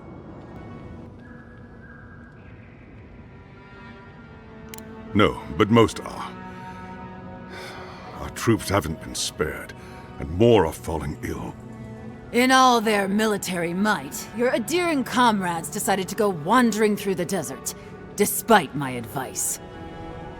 And now we're all paying for their idiocy, Thirdborners and Adirans alike. We've since pulled back to Eagle's Reach until more reinforcements arrive to contain the Dream Thralls. Whatever your intentions here, Envoy, it's not worth it. Better to go back to Paradise where it's safe. I'm sorry, Envoy. I don't recognize the name. Of course, that strange Orlin scholar. She came through not too long ago. Should be in town by now. Before you go, Envoy, Kith aren't too keen on Adirans at the moment. Rumor of what happened in Fjord is already starting to spread. Just watch your back, all right? I sure hope so. I don't recognize Rutaska, but I know Thirdborn, and it used to be made of sterner stuff. Thirdborners have been on edge ever since the mines got shut down.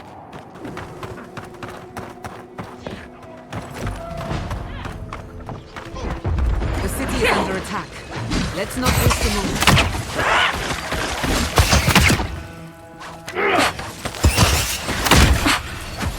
This one's mine. We've got company.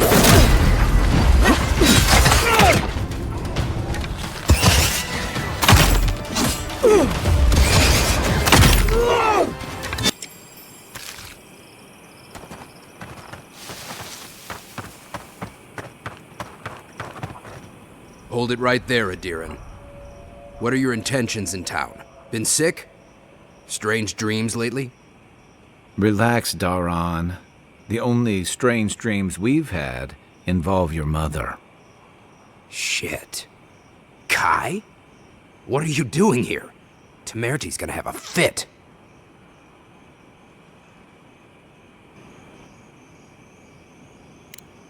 You know Rawatsayan? Impressive. You know, Kai, for an Adiran, your friend doesn't seem too bad. Kai shouldn't be here. None of you should be here. Huh. You're with the Adirans now? I'm with the Envoy, and we're against the Dream Scourge.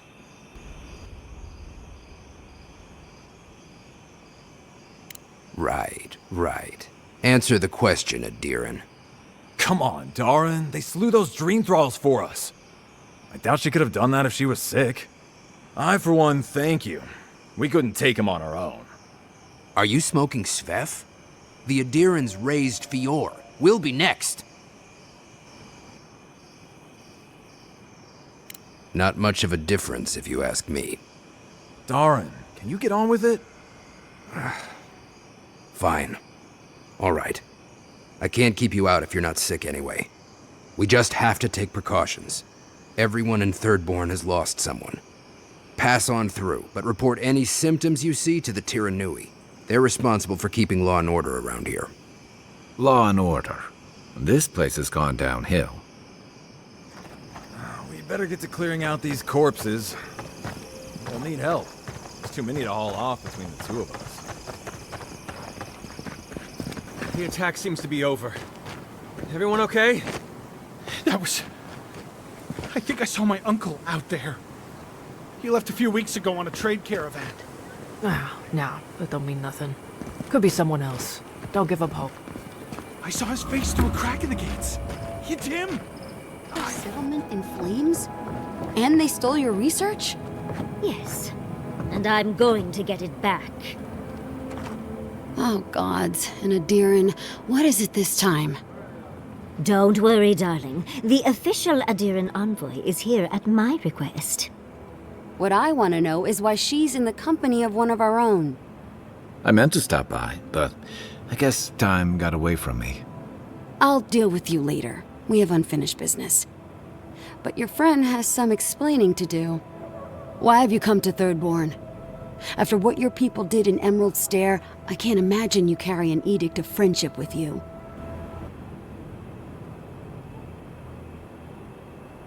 No, Adir just supports her. In arms, politics, and kith. I know you're upset, Timoti, but don't take it out on us. I'm furious too, darling. That monster stole my research as she burned my home.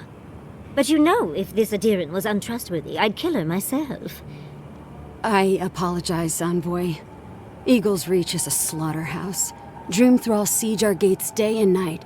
People are hungry, and I have not slept in days. So my temper is a powder keg, I'm afraid. I am trying not to explode. This isn't a courtesy visit, is it? I assume you're here delivering a message on behalf of Adir.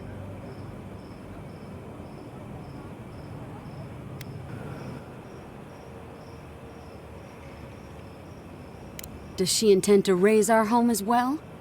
Maybe worse. Ludwine's goons stole all my research on the godless back in Fjord, and now she's a little too interested in the godless ruins here. What do you mean?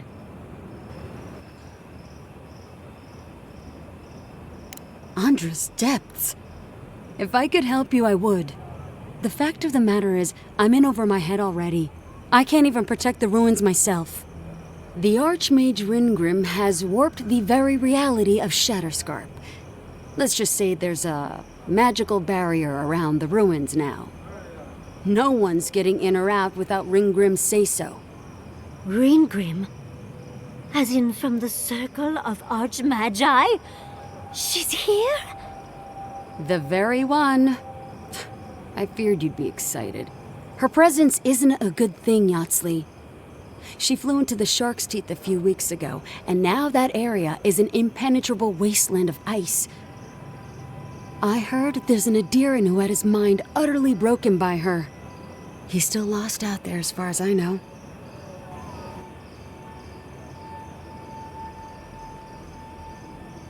Maybe even an entrance to the garden. We absolutely have to go inside and see for ourselves. The Circle of Archmagi don't get involved unless there's something they can gain. They're not really known for their altruism. Look at the Siege of Cragholt. And that was just so that Lengrath could try and show up Consulhot. The truth is, I'm up to my neck in catastrophes. Between the horde of Dreamthralls pounding on our gates and trying to keep peace with Adir, I've had to station guards on our borders to control who goes in and out, just to keep everyone safe. I never thought I'd say this, but the Archmage is the least of my concerns. So, Ludwine wants the ruins, but even if I wanted to give them over, Ringrim controls them. And good luck getting an audience with an Archmage.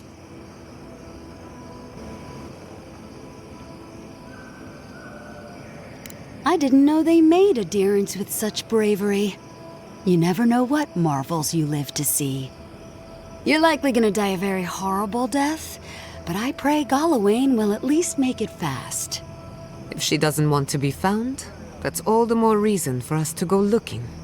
When an Archmage like Ringgrim decides they don't want to be disturbed, they make sure of it. There are rumors she uses the bones of the ancient dead to guard her domain.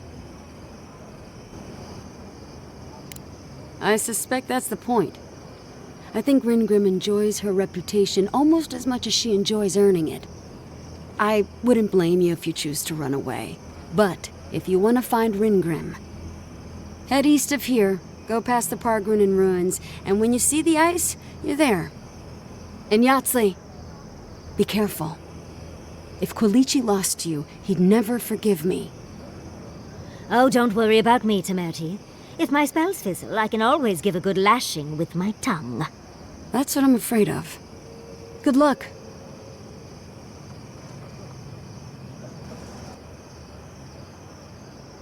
Good. It might convince her to keep you safe, too. One last thing. Once you had a moment to settle in with Yatsli, come back and speak with me. I need your help with something. How exciting. We're off to see an archmage. To gain access to an ancient godless ruin. Oh, you do spoil me. I've just the fragrance for such an occasion. I want to make sure I smell my best when she kills us. Meet me by the tavern when you're ready to head out. Make sure all your gear is up to snuff.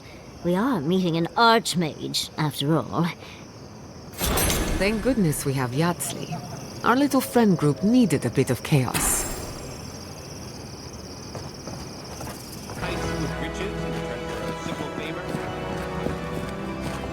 Ah, there you are. It's rather rude of you to keep a lady waiting. I'll forgive you, though. It gave me a chance to dip into my notes about the Circle of Archmagi. One does not simply waltz into an archmage's domain unprepared. Tell me, dearie, how much do you know about Ringrim? Oh, lovely. Then you know what we're up against. Oh, her spells are legendary. The Circle of Archmagi are the most powerful magical beings in Eora.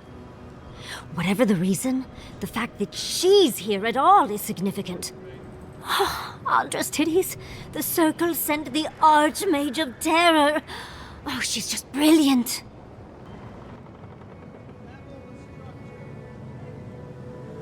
Well, Nakukubel is the largest of the godless ruins. It's still got its share of secrets. There must be something in there of interest to Ringrim. Probably something powerful.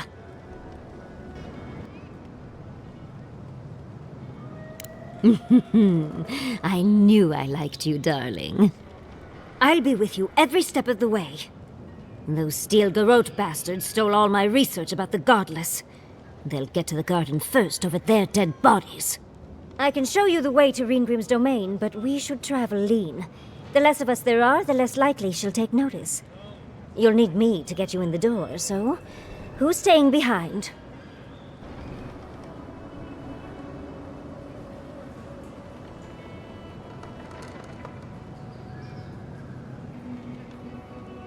I promise we'll get into the right amount of trouble. Perfect. Oh, this is going to be fun.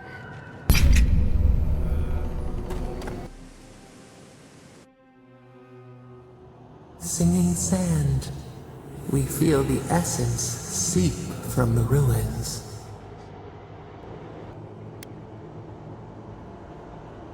Time tempers a rocky surface smoothed by a spring rain.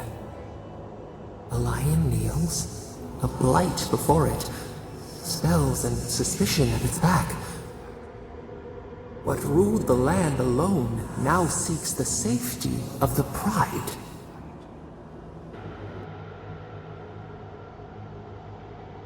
They burned us. They trampled over us. This is their way. We feel the people of Thirdborn huddle together in the dark. We smell desperation, panic. Then, the seasons change. They turn to each other.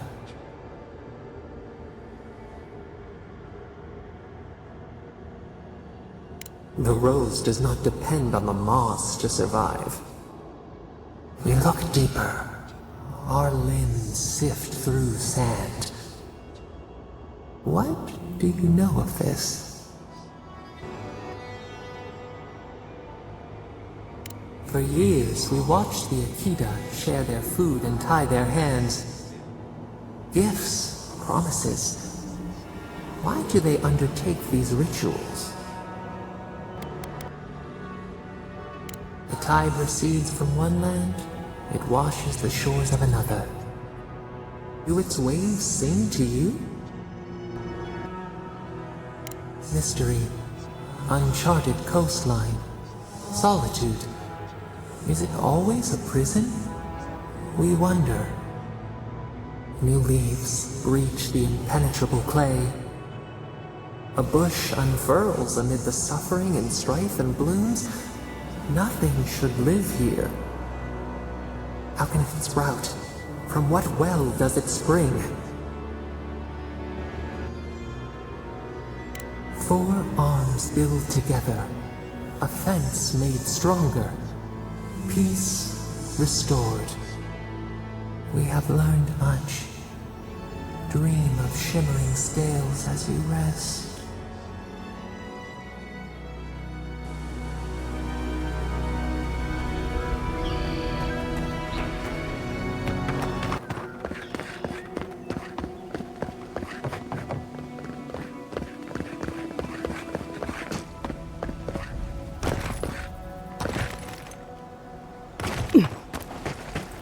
The Archmage certainly knows how to make a first impression. I hadn't had a chance to see all this before. It's magnificent. Come on, let's go introduce ourselves to an Archmage.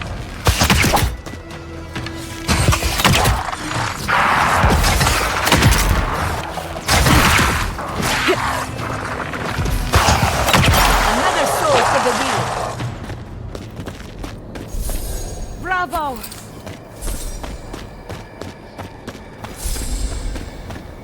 This is it. Ringrim was definitely here. What gave it away? The tableau of frozen corpses? The Archmage of Terror is many things, but subtle is not one of them. Yes, but look at them. The artistry is sublime. Can you imagine having enough finesse to make all this? Whatever you say, Yardsley. Regardless, we didn't come across this by accident. The Archmage is trying to frighten us. Successfully, I might add. A spell. And a very clever one. Ringrim's using her illusions to make people choose to stay away. Everyone except us. Of course I probably can. All spells have a counter. You just have to know what it is. But we can figure that out later. Right now, we have to focus on what's at the end of that passage.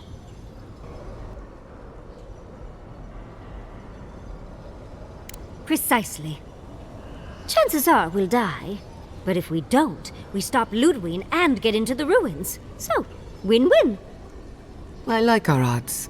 Especially with you around. Let's get going. Oh, and stay close. Morbid, disturbing, intimidating. What, like it's hard?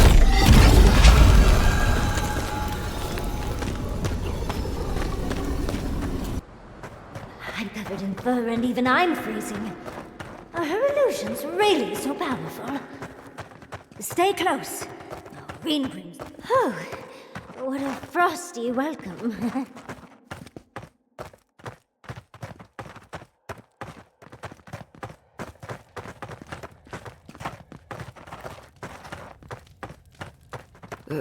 It's either too hot or too cold. I miss Emerald Stair.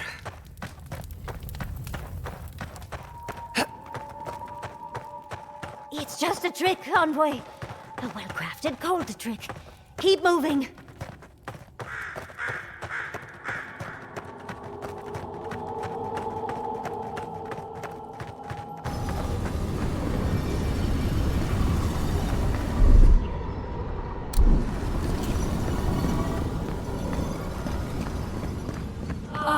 Visitors, do you know what this moment calls for? A beautiful, macabre story that lingers in the mind.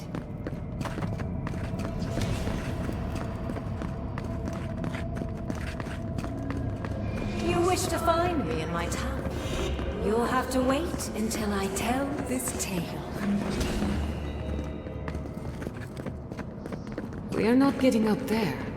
Unless Yardsley sprouts a pair of wings. There's got to be a way. Let's snoop around. Land shaped in the dreamer's image, not with stone or axe, but with essence. Songs of ancient magic. Could we sing to them? Once, a very important statue fell to pieces, and an entire village perished because it wouldn't put the statue back together again.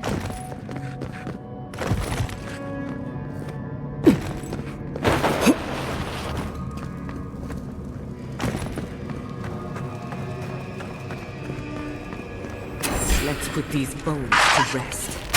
We've got company! Careful, to the left!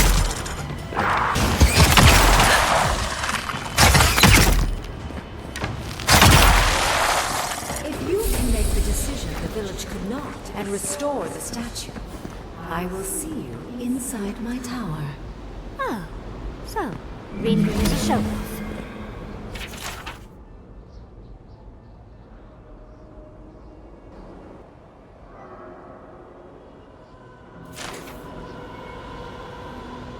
This wizard is making us jump through hoops for her own amusement. Are you certain she can actually help us? I think it's part and parcel of being an archmage, unfortunately. Maybe she's trying to teach us something.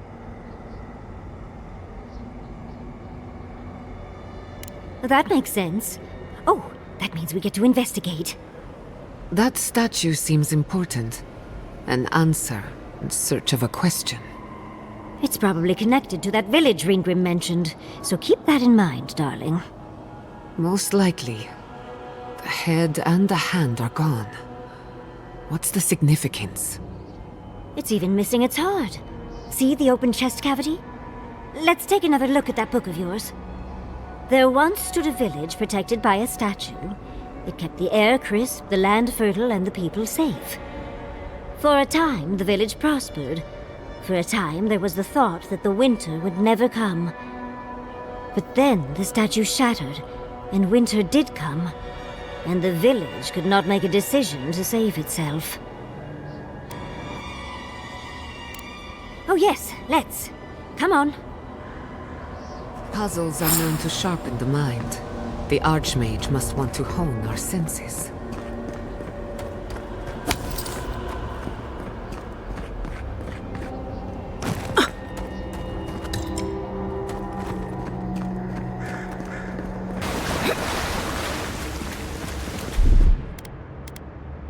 That's done.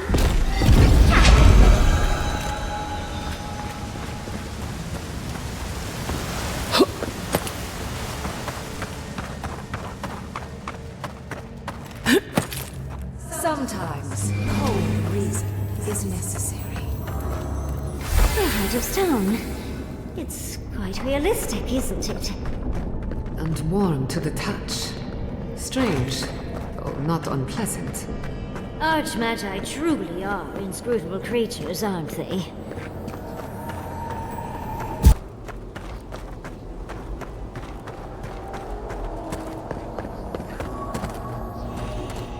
The village wanted so badly to do the right thing.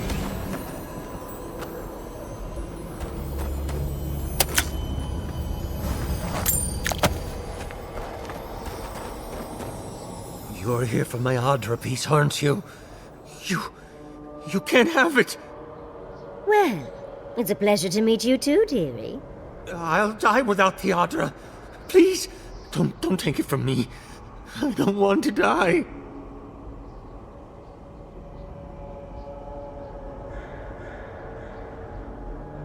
What statue? What are you talking about? Why shouldn't I have the Adra piece? It's mine. Interesting. This must be another illusion. They may be an illusion, but their fear isn't. I don't know what you're talking about. Just please let me keep this. I don't remember anymore. I was in pain for so terribly long. But the Adra has kept me alive. Don't let them take it away. The other villagers, they want me to give them the Adra piece. They say it'll save us. But if they take it, I'll die. And I don't want to die. Please! I don't think they can hear us. They're like a song stuck in your head, repeating the same verse. I told the other villagers I need it. I understand everyone's in danger, but I don't want to die. Don't take the altar piece from me. I'll do anything. Please!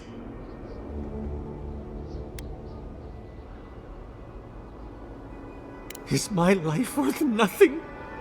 Why must I die? Why am I the sacrifice? Please, please, no. If the village had been as sensible as you, they would have lived. That poor man. Was he a real person once? Did all that happen to him? Whether he was real or not, he was put here to prove a point. Either way, it's cruel. Well, the better or worse, I can't wait to find out more. We're doing a lot of work to impress someone more powerful than us. I hope it's worth it. I'm sure they go somewhere. Let's go see where.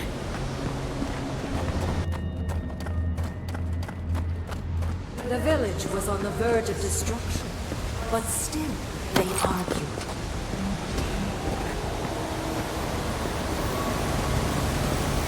There's the hat. We have everything now. Let's hurry back and see how it all works. That ought to be the final piece. Let's be done with this. It's the lesson rather than the authenticity of the story that matters, I guess.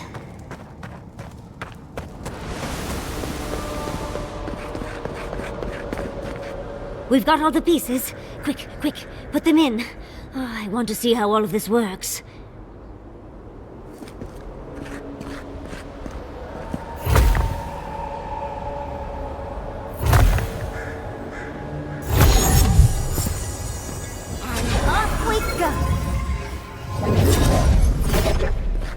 Tread lightly. The Archmage is expecting us. That doesn't necessarily mean we're welcome. We're going into an Archmage's tower. It'll all be fine. Oh, at least except... Oh, you made it. Unfortunately, I still have reading to do. Amuse yourself with these skeletons while I finish this paragraph. That had better be very good. Does all that noise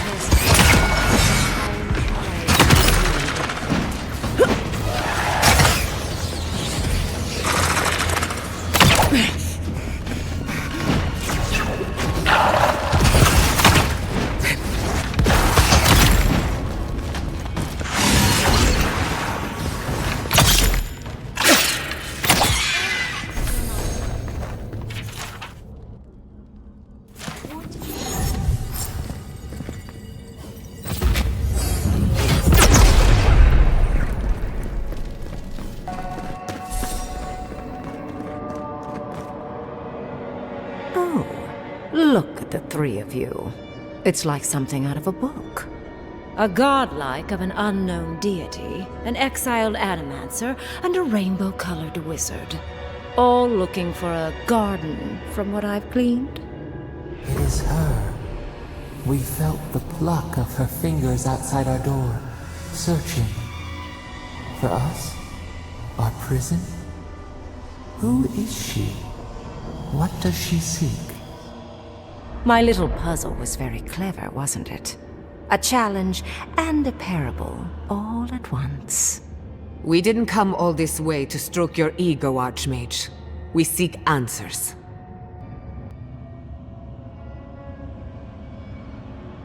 So, the parable still had weight.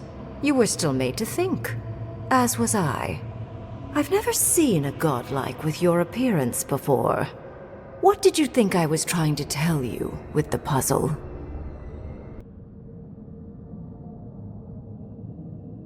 Indeed. Omelets need shattered eggs, after all. The point of the parable is quite simple. Sentimentality is a privilege. The village would have lived if they had chosen to sacrifice one dying soul for the good of many living ones. If it comes to it, yes. I hope you'll choose pragmatism over sentimentality. More than anything, the whole challenge was for you to understand how I think. No one truly matters in the long run. Not even me or the other archmages. It's what we leave behind.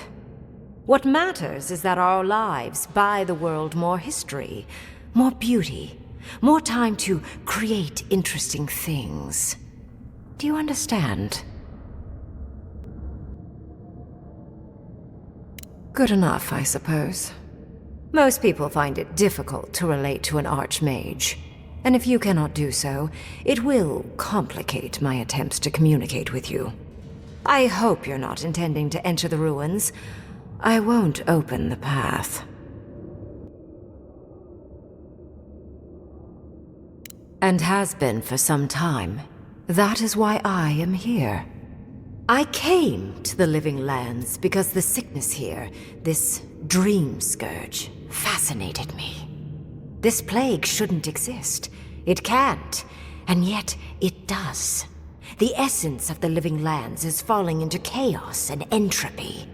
It's more powerful than anything I've seen. I suspect it has something to do with how the Adra has been severed from the rest of the world. I believe the answers lie in the ruins, but the essence there is so strong it's blocking my spell work, which has never happened before. Ever. No one enters Naku Kubel until I get to the bottom of this. Sorry. Is that so? Pray tell what you know that an archmage might not. You have my interest. Show me if you live up to it. Are you? Oh my. I didn't think this was possible. Something I don't already know. I can't believe I overlooked this possibility.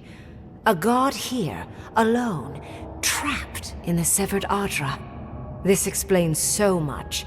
My magic being ineffective, the essence here being so intense. And you, godlike, with your unfamiliar appearance. You're the missing key to the lock, sealing Naku Kubel.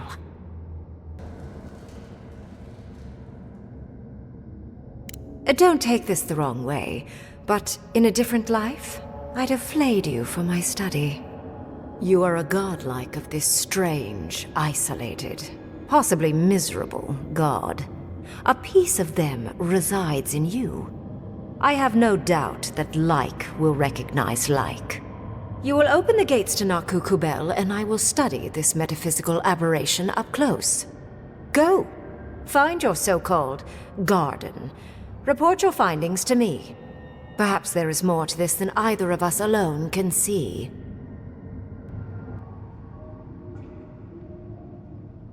My thanks in return, godlike. It's not often that Kith, or really anything at all, can surprise me. I wish you luck on your journey, if you believe in such things. Just keep in mind that countless dream thralls are on the same path. I'm sure you'll survive. If not, well, lovely to have met you. Yes, it was. Not many meet one of us archmagi these days. And you, Orlan, you seem a clever one. Take my grimoire.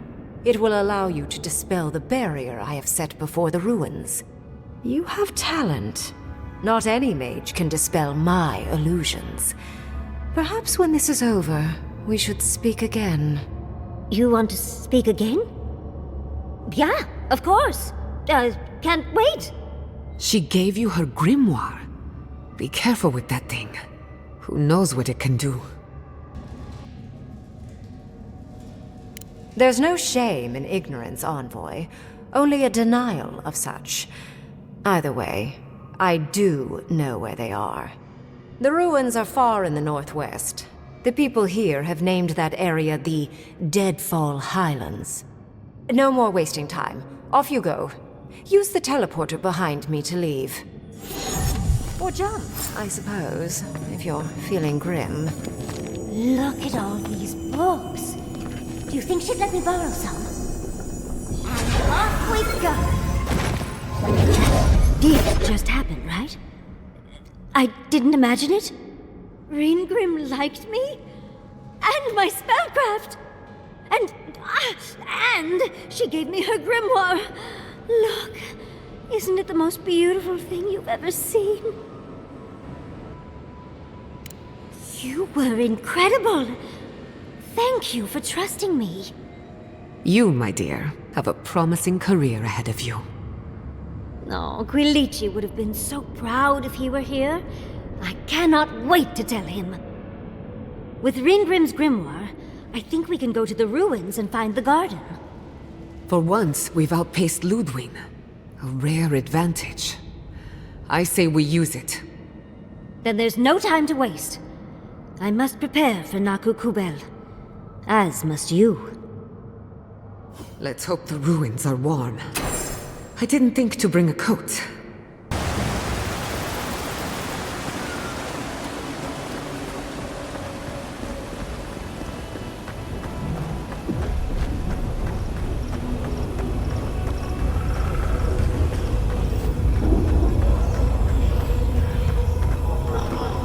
I've dreamt of exploring Naku Kubel for years. To find out what happened to the godless who built this and why they vanished.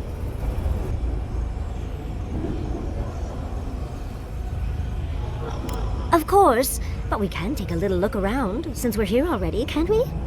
We found something like this in Naku Tadak. What's their significance? These are magfolk.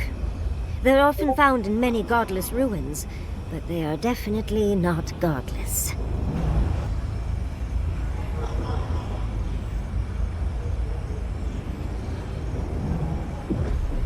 To kill godless, I imagine. Godless ruins are filled with magfolk remains, but no records of them exist in Akhidan lore. I don't think the godless did well against the magfolk. They seem to be killing machines. But who made them? And to what end? Years. Blood like a fountain. No quarter. Nothing spared. Wait. Did the voice in your head just talk? What did it say?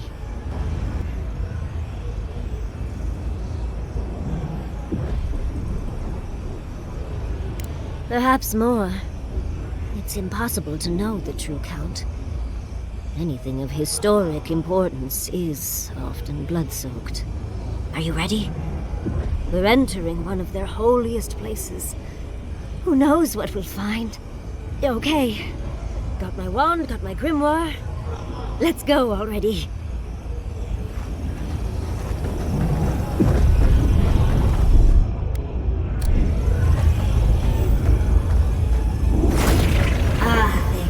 Gorthan Roth.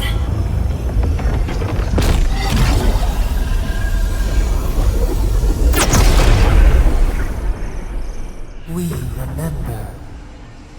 They loved, and we loved in return. We are nearly free now.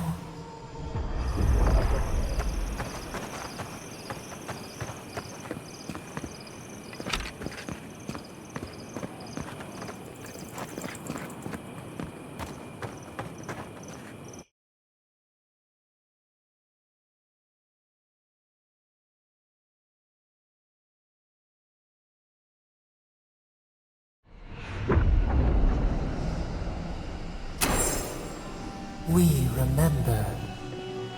They loved, and we loved in return. Stinging wasps! You're tearing our bark! I'm gonna attack that one!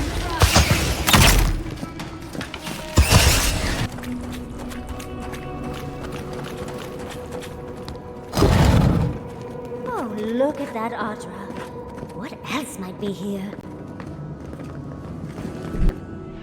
The heart of the Akita beats. Our veins stir. You are close. Seek the ancient kith who dwell here. They will show you the way.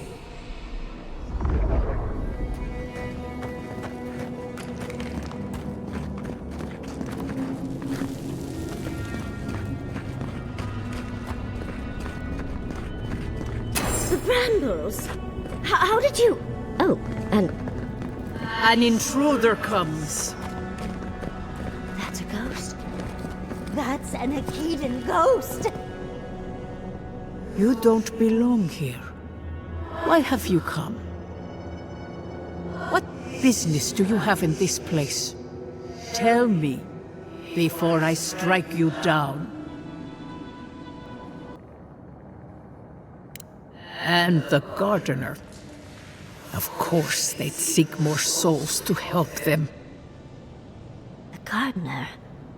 That must be how the ancient Akedans referred to their god, to stop it all.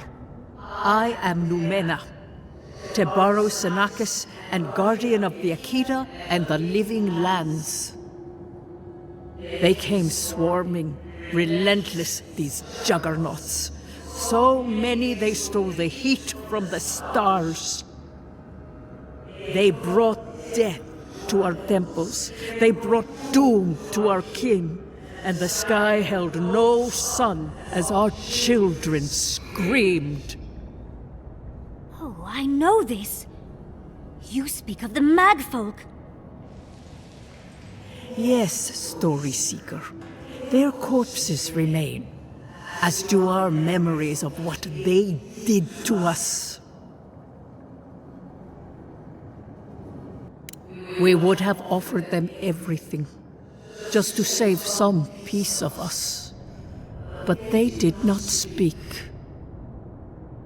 The Deathbringers were only there for the slaughter. Our words were burned. Our buildings were broken. Anything that was of Akeda, they destroyed. That's why there are no records, no histories. We fought so hard, but we fell too. Then they trapped our gardener. Trapped. A sepulchre of endless night. Bones beneath roots. Stop this.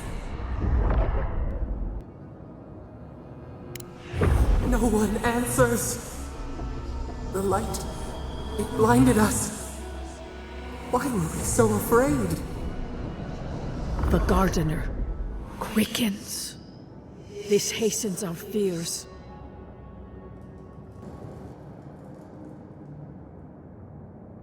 The gardener was afraid, yes. They were terrified. That was all they saw. Death hungers and cannot be sated.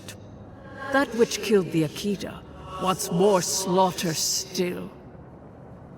So our gardener calls then, begging one more time to be set free. We wait. They know. They understand. Why do they hinder you? When the gardener calls, there is no turning away. But you will prove yourself to us through a series of trials.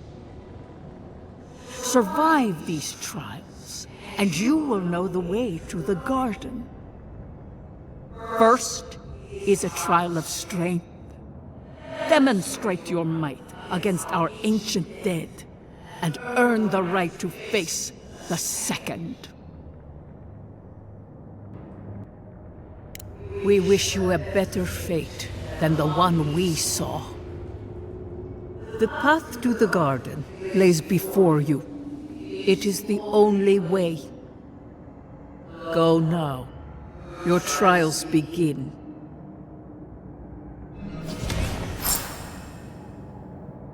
Understudies, we just spoke to an ancient Akedan!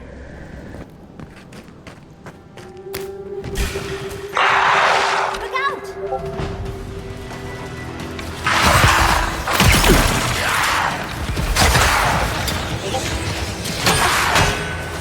Watch your right!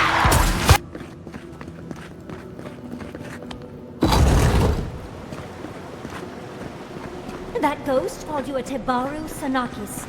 That must be what the Akita called their godlikes.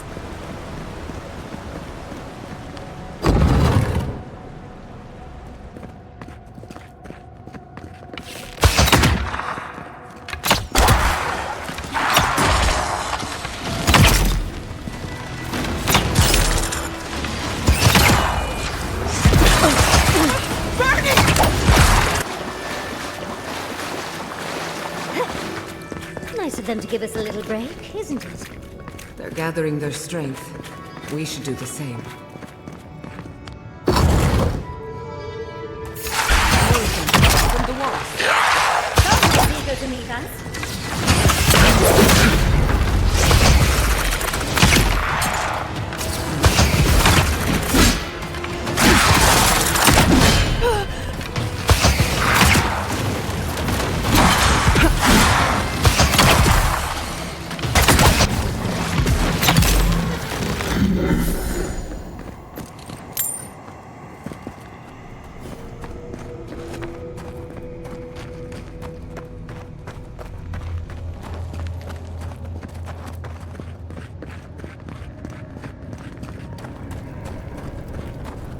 That's the last.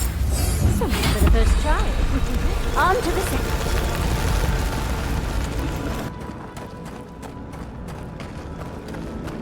Look! Now we've got another... Another stranger.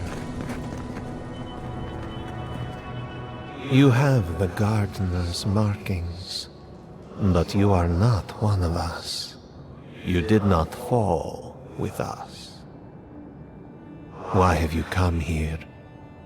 Tell me your mind. Tell me what rides in it.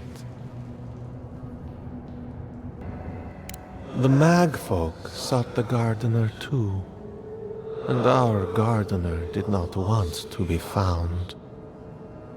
Our gardener knew what the magfolk would do, and they broke the world to keep themselves safe.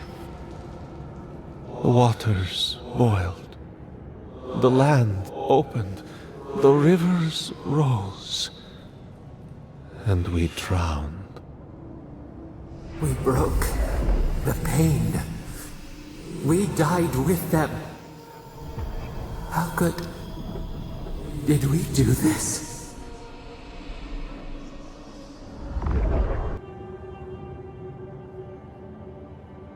Your wings pinned open. Where could we go? We cannot leave. We cannot. We writhe. Why must we feel this again? There were so few of us left when the magfolk were at our doors. We are dead. What can pity do? We are beyond help. But the gardener... Their ways are not the ways of people. You want a path to the garden? Pass this trial of the mind. Show me how clever you are. We will know the breadth of your wisdom before we let you learn what our gardener truly is.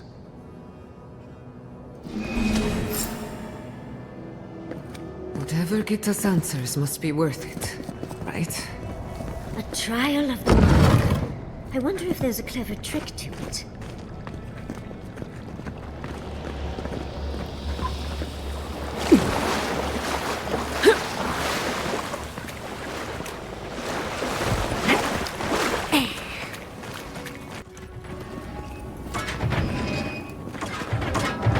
Oh, just find the right rhythm and we'll be through in a flash.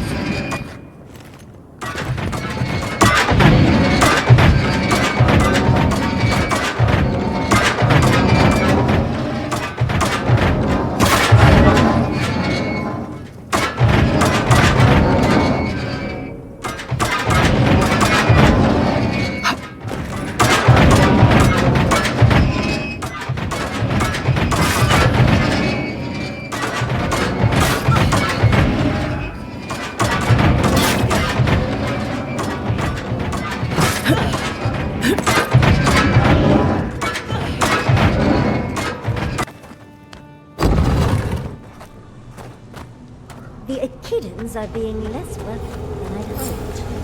What did you expect? They must be trying to protect their gardener. Still, this feels hostile. Don't worry. We're getting answers, with or without their help.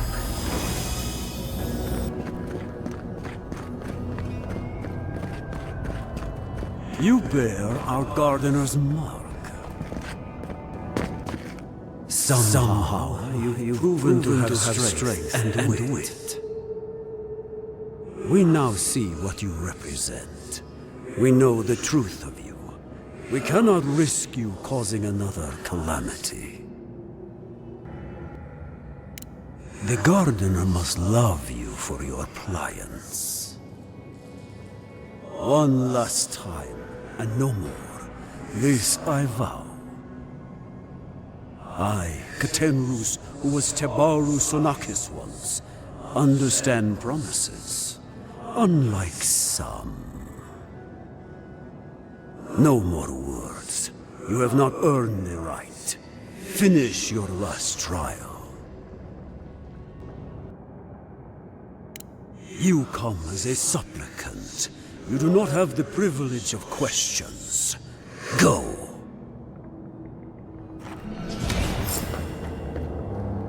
The living should not heed the advice of the dead.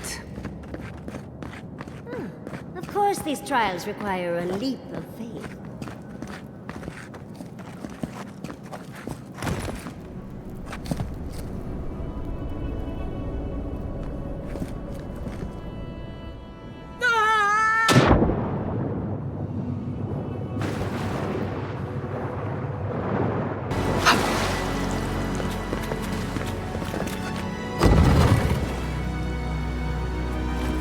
The gardener has grown roots into the...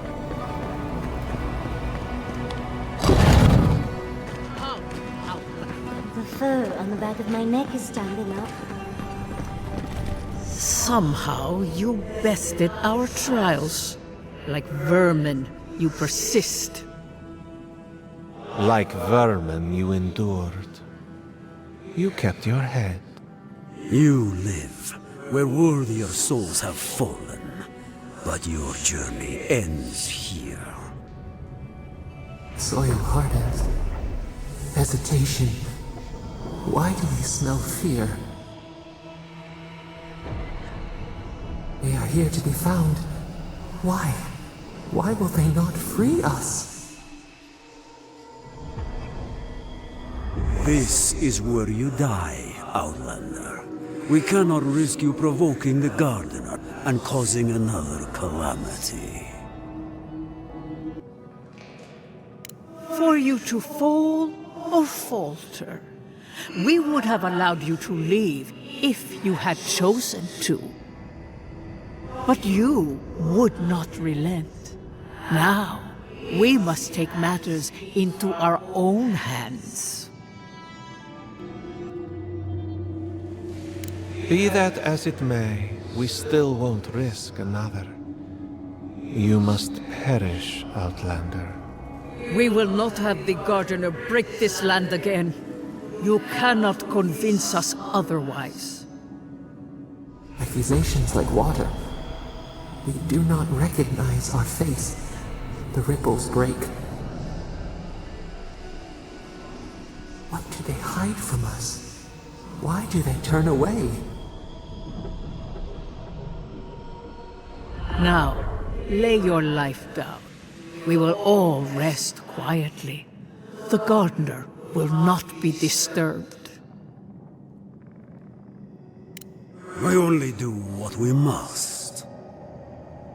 So be it. Prepare yourself. We've got company!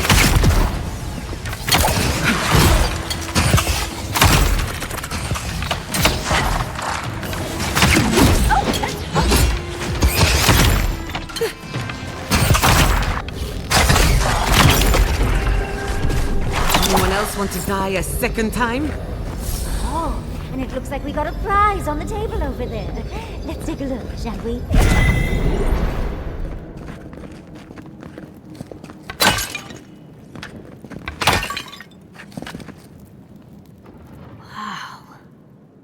never seen an Akedan device like this. These mechanisms, they mark the locations of important sites. It's a map. Ever closer. We must speak of this. A map? I can't believe it survived all these years. Just waiting for the right hands to pick it up again. Don't rush me, dearie. Akedan isn't easy to translate, you know. So close. We reach. Find us in the Adra. Your gods said hello, didn't they? Go on then, deal with them. I need time to translate.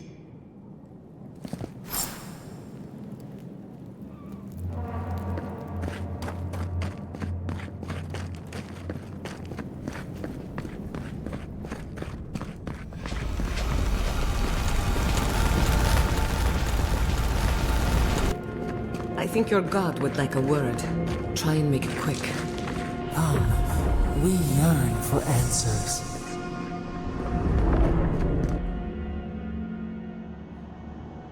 You are here. You heard us in the roots. You seek the garden. You know the way. But the Tibaru Sinakis, they turn from you. You have shown us only kindness and patience. Surely they would welcome you as kin, grafted from the same root.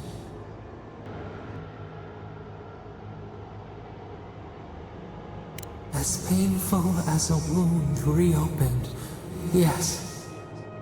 We were theirs and they were ours, and we told them to protect the wild and the green. In return, we promised to protect them, and we were true. Always. We protected them. We did not choose this. We did not want this. The earth shook. The waters rose. We will not remember.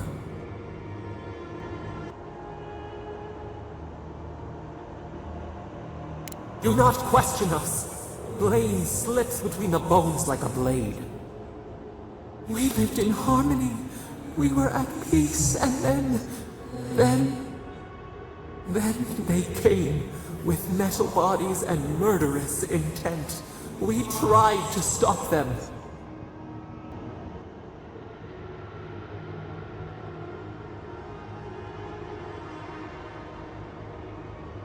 Not our fault. We did not will this. We did not do this. We tried. We did not want them to die. We loved them. We tried. We loved them so much. We did not cause pain. The spirits lie. We loved them most. They twist our words. We will show you. Let us offer you another gift. A seedling of power. We will show you our favor. Wait. An intruder. The piercing light. She draws near. The wire. A razor in our throat. Stop her! We writhe. We bleed. She brings the purging fire at her back. She comes to trap us. Out! Out! Send her out! Set us free!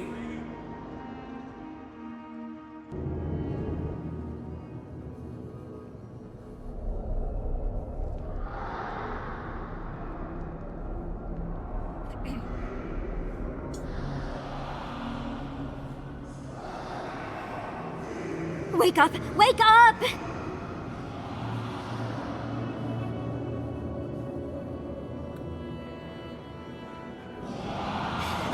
What happened? Are you all right? What did you do?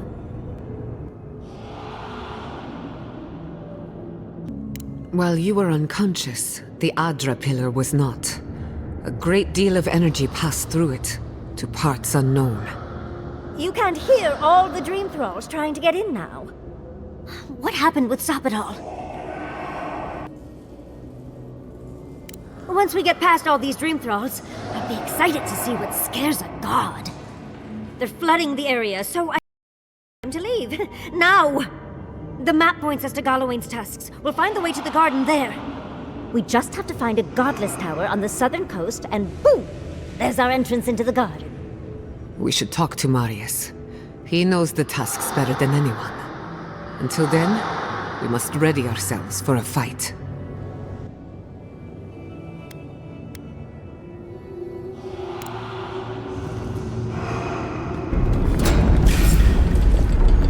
They're coming! Much as I hate to leave, let's get out of here before more dreams. Nicely done!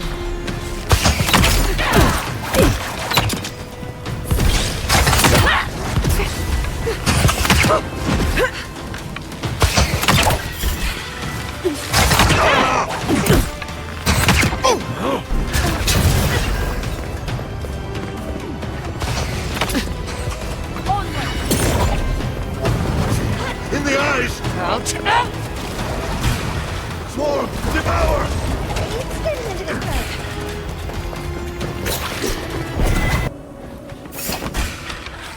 Protect the envoy!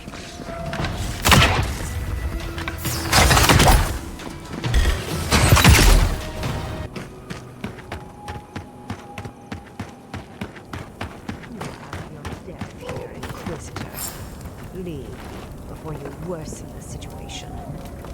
Ruins will grow with corruption. Should burn it out before it spreads. You're a child playing it here. You understand none of the forces of world.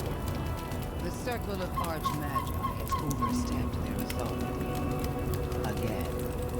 I don't know how to explain this any better. This is not a problem to solve with cannons or steam.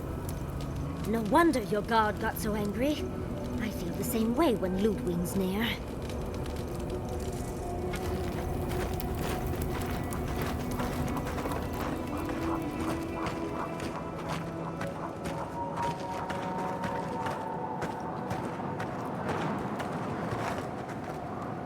Envoy, I hope you found what you were looking for, because those ruins are about to be a distant memory.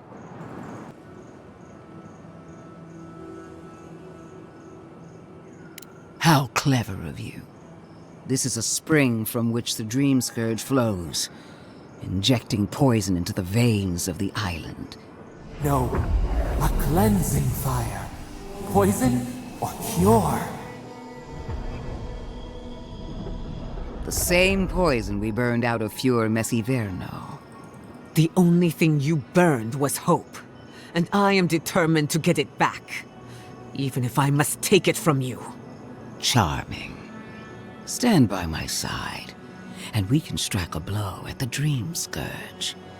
And at Sapidal.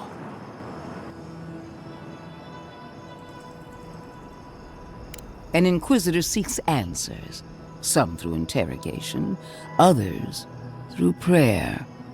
I've been watching you, Envoy.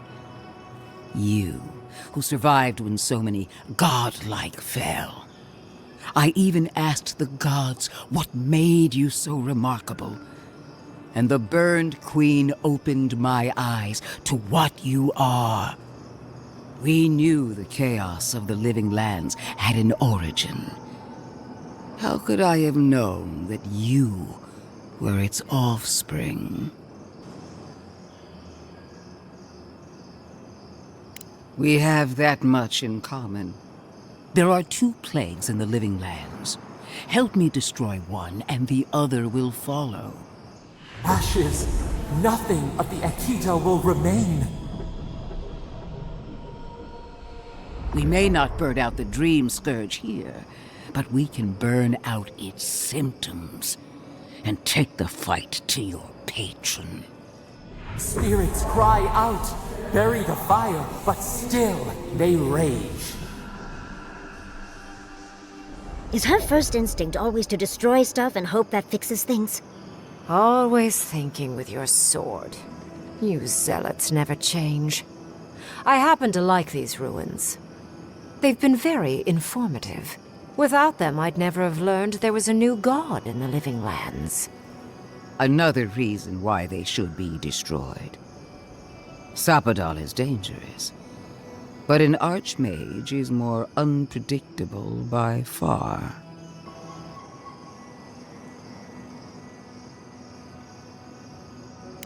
No, she thinks she can frighten us away and have the ruins to herself. Oh, but you should be afraid. Archmages and gods can be worse than death. Either way, you won't be doing anything to the ruins, Inquisitor. I won't permit it. Stomp your feet as much as you like. Your opinion doesn't matter to me. You forget your place, Archmage. No matter. I am happy to remind you. And I will end you, Inquisitor. I will seal your unlife in ice for an eternity. Do not for a moment think that you possess any power here. You, and more importantly, your people, will regret all of it. Harm any of my soldiers and you won't live to regret it. Not another word, or all of your people die. Now, where was I? Ah, yes. I want our envoy here to make the decision as to what will follow. Oh, you have claws, and the courage to use them. I do love that. I have an alternate solution to the problem at hand. This should be amusing. I am not talking to you, am I? Don't interrupt me.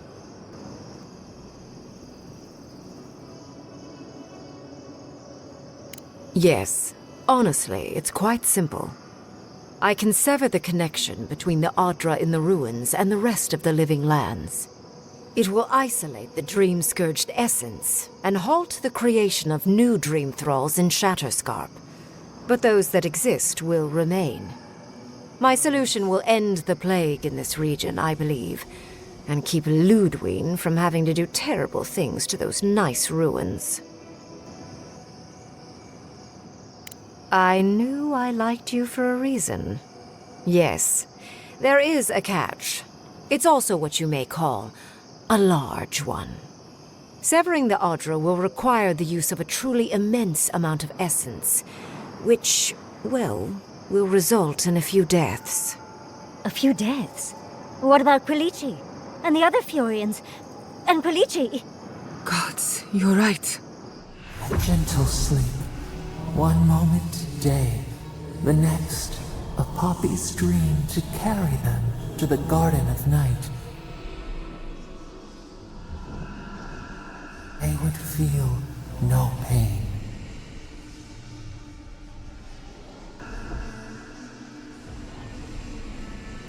Yes, exactly. Very concisely put. Oh, I'm so very glad you recall. A few dozen people may die. Possibly 100 or so in the more dire scenarios. There is no control over who will perish in the process. But it will stop the Dream Scourge from spreading in Shatterscarp. No new Dream Thralls will be created. Ringrim is one of the smartest people alive. If she says this is the way, it's hard to argue, no matter how much we might want to. It's not an ideal solution. But it is easier to save a life when you've amputated the necrotic limb, so to speak.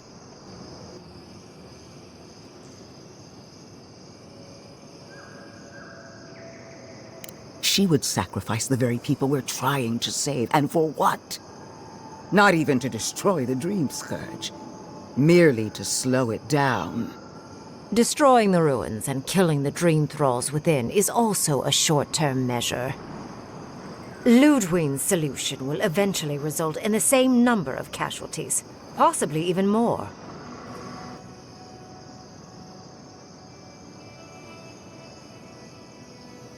If such an alternative existed, I'd have suggested it already.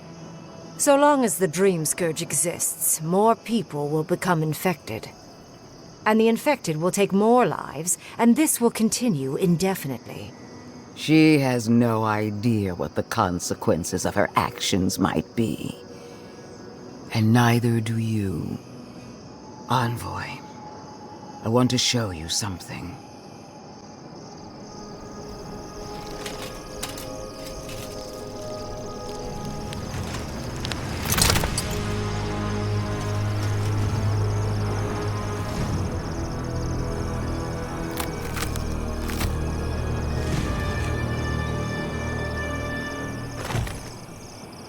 I swore an oath to my goddess. A solemn vow that I would give everything in service to her. Even myself. And I did so, gladly. Sapadal wants the same devotion from you. The only difference is, you never had a choice. Huh. Look at the consequences of their stewardship. Plague, calamity, death. The Living Lands deserves better.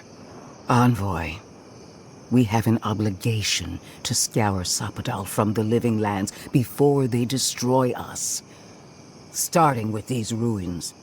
Whatever you do, make sure the decision is yours, not theirs. Sapadal will poison your judgment if you let them. You owe Sapadal nothing, and yet they demand everything. That is not devotion. It's cruel. What an amateur.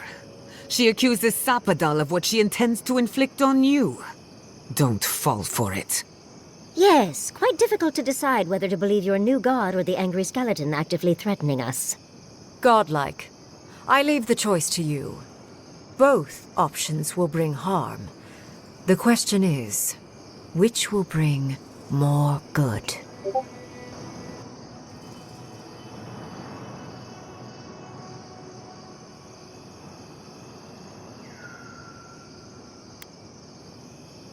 Perhaps not. But one of these solutions will bring an end to the matter in Shatterscarp. Remember the village and the statue it couldn't repair. Remember the lesson I tried to teach you. None of our lives matters. Not when they might cost us the future. Now choose, Envoy. Destroy the ruins and the Dream Thralls, but allow the plague to keep spreading. Or sever the Adra and end the plague in Shatterscarp, with an unknowable number of casualties. She toys with you with innocent lives, while I offer only the truth. Good people die either way, but severing the Adra shortens their suffering, I hope. Breaking the Adra is a bold choice, but it's such a terrible cost. If only we had time to do it with some finesse. But Quilici... Gods, if there's even a chance he could... No, I can't think of that right now. Then again, it's not as if I trust Ludwig. The dead have no right to choose for the living. I'm at a loss. Whatever you do, make sure you believe in it, because there's no going back. Oh, what a relief. You really scared me there, Envoy. I don't like our options, but maybe we can learn something from this one. Let's just hope Quilici is all right. So be it. Sapadal's hold over you is stronger than I suspected. Rune, strengthen the living leaves. We twine. Attune your soul to Sapadal to assist my focus on the Adra. You're the only one who can do that part. And Yatsley, come, help me. I think you'll enjoy this. Marinzoth Clathan Ed Marslante.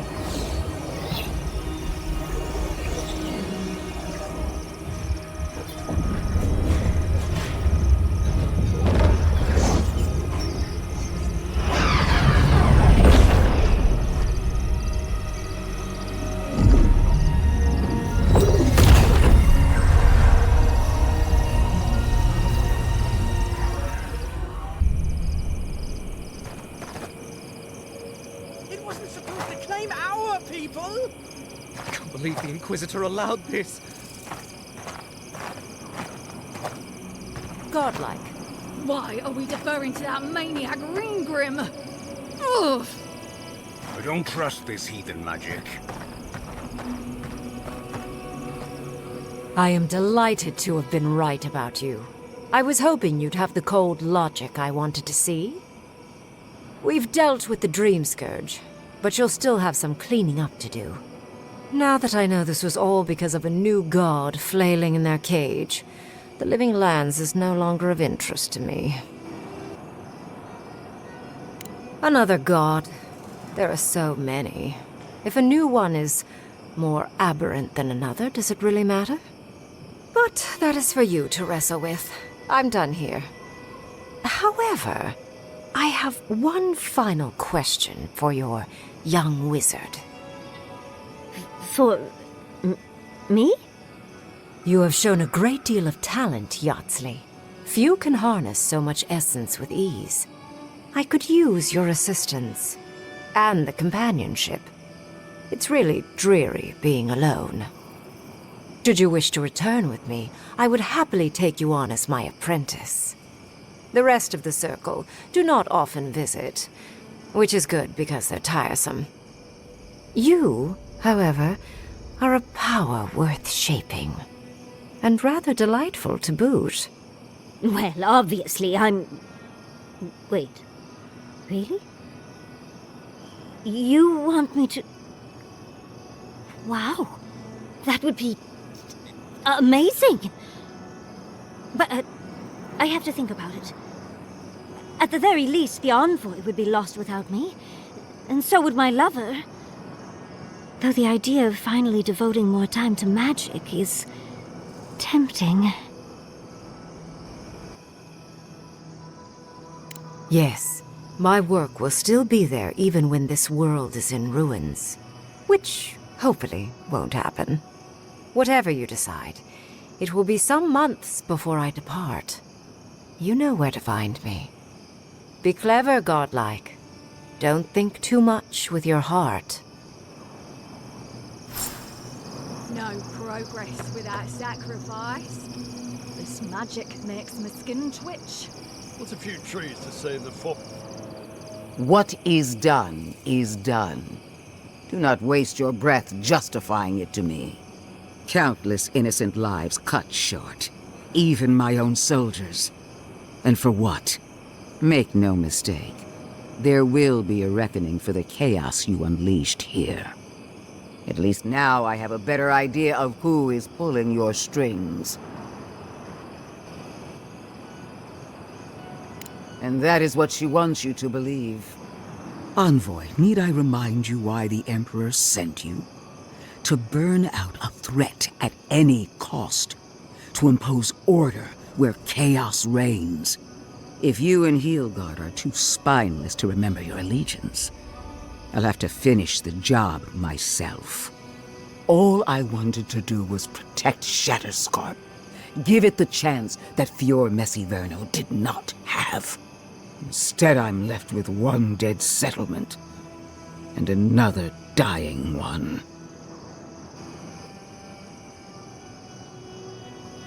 At least you are growing a spine. There is hope for you yet. A word of warning, Envoy. You and I are running out of opportunities to save the Living Lands from itself. I allowed you to dictate the terms of this meeting. I won't make that mistake twice. Your gratitude is wasted on me. All I want is your reason. One more thing, Envoy.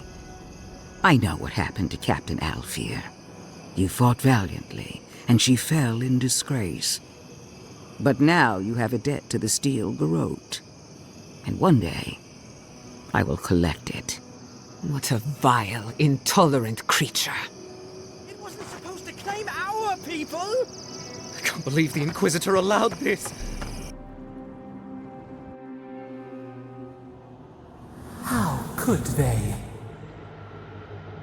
Beloved that you are, and still they bared their fangs.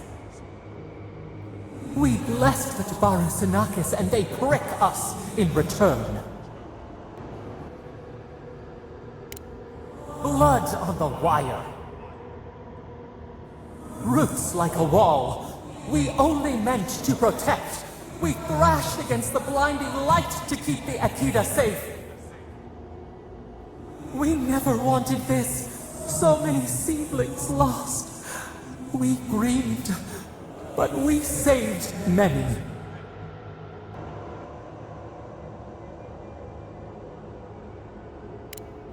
We tended, comforted the living, and buried the dead. Yet still the branches swipe. We mourn, we could not be to blame. They should have shared our love. Their spite, this we could not foresee. But you are here, a green shoot after the fire. You would not raise your hand against us.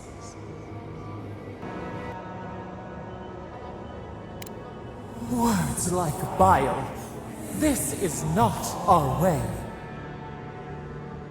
Sleep now. Dream of golden poppies on the road ahead.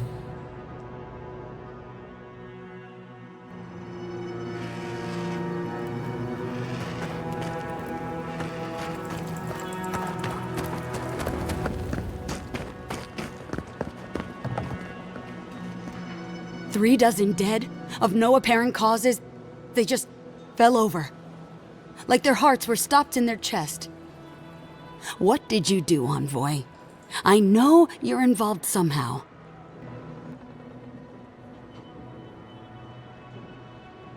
Bullshit. There was always another option. Something better than this massacre. Dozens are dead, Envoy. Their loved ones scream for them. What was all this for? The costs were too great, Envoy. And you paid them with third-born blood. I hope your fucking decisions haunt you forever. You've cost so many families their loved ones.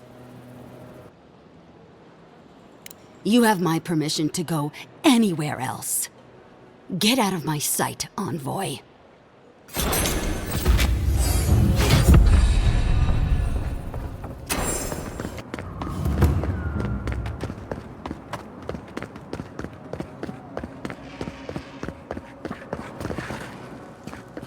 Safe travels to you. Tomershi sent word. She said you can go. I'm sorry, Envoy. I don't have much more to say.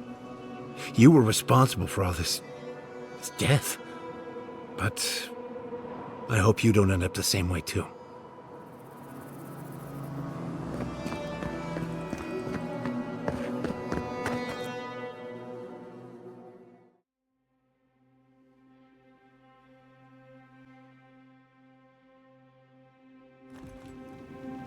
Ludwig may have a skull for a face, but her fury was clear enough. If her path crosses ours again, it'll be ugly. Frankly, I'll take any opportunity we get to ruin Ludwig's day. I'll say this much for the Inquisitor. She's stubborn, like a rat. And I plan on hunting her like a rat. I'd say we shouldn't stay on her bad side, but I'm not sure she has any other sides. You know her better than any of us. What's your read? That might be easier said than done. Well, the joke's on her in any case. Ludwig won't get very far without that map. She'll be scratching her skull. Somehow, I don't think she'll let that stop her for long. And Ludwig definitely strikes me as someone who doesn't leave food on her plate. I believe it.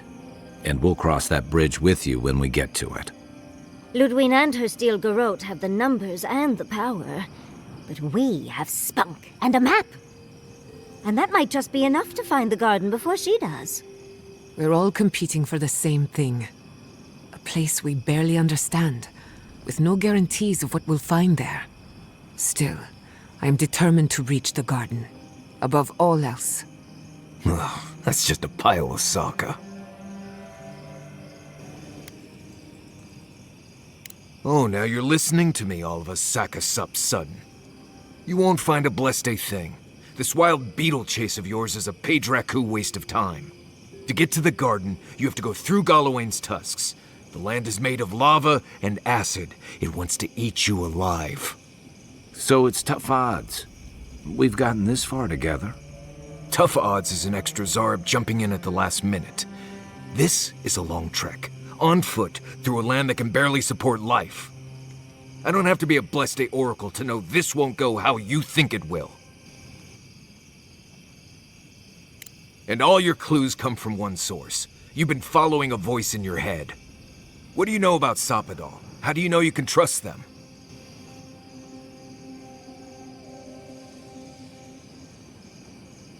I hate to be the voice of reason, but we are talking about a god.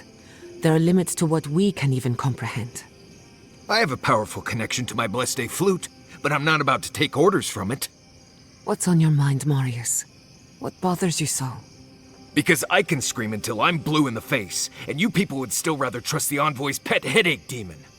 And now you want to drag us through the deadliest region in the world because a sleeping god said so.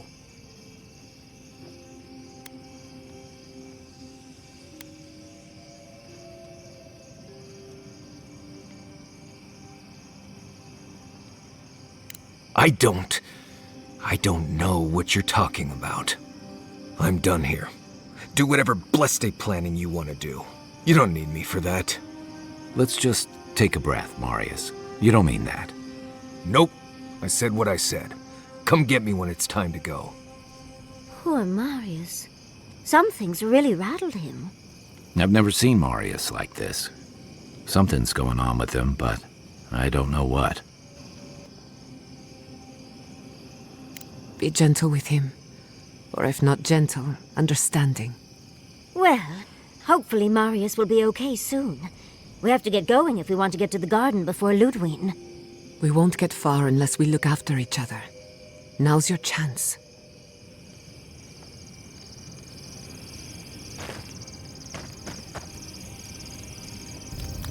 I know what you're gonna say. What was that all about, Marius? You seem really upset about something. Well, I don't know what it was about either, so just let me be alone for a bit. It is. And it isn't. I'm not sure what it is, really. Just the thought of going back to Galawain's tusks makes my heart feel like it's going to explode. I sweat. My ears ring. I can't breathe. When it seems like we're really heading there, I feel like I'm dying.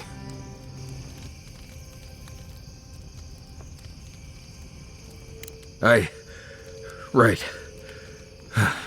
Thanks. I understand not wanting to go back, but why can't I just thinking about it makes me feel ill. I need some time alone, Envoy. I need to get some rest. I'll be ready to go when the time comes.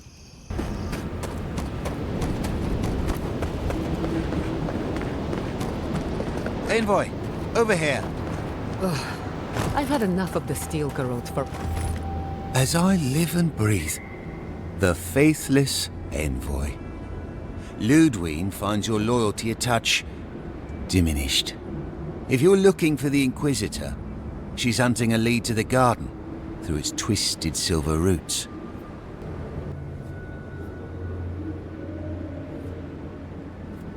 The tower calls, and it turns, and it calls, but for the roots we go, if not for the roots. The roots say your name, Envoy. They say you told them to do it. You've done what the roots want. Poison in our veins. Traitor, I know what you are. The roots try to choke the steel garrote, and we will strangle them in return. Cut them, bleed them. Oh dear. Be careful. He might be too far gone. Knew it! Knew it! Knew it! Roots hold you. Roots in your heart. Come and die. We won't let your rot survive. Die as the roots die. Die, traitor! Lay yourself down. What was that? They're coming! It's the end! I'm with you!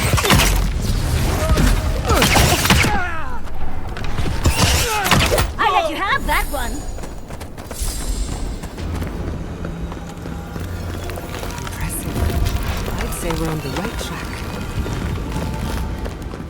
That island. It must be the garden. I don't know what I expected, but it's beautiful. Even from afar.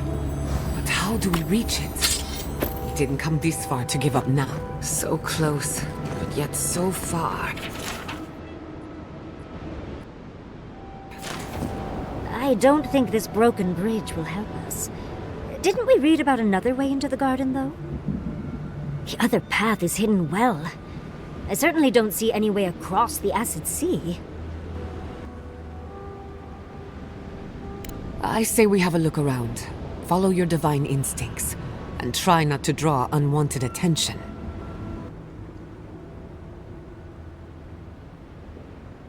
Or we find ourselves at the bottom of a grave. Either way, it's a plan. If we get lost, we can ask the wardens for help. Solace Keep is pretty hard to miss. I'll follow your lead.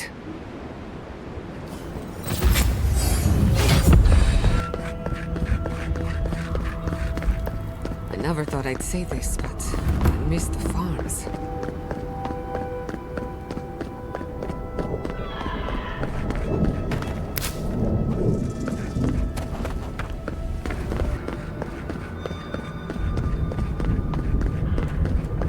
Well, isn't this a homely little fortress? So warm, so welcoming. Outsiders aren't permitted in Solace Keep. Turn your ass around and go back the way you came.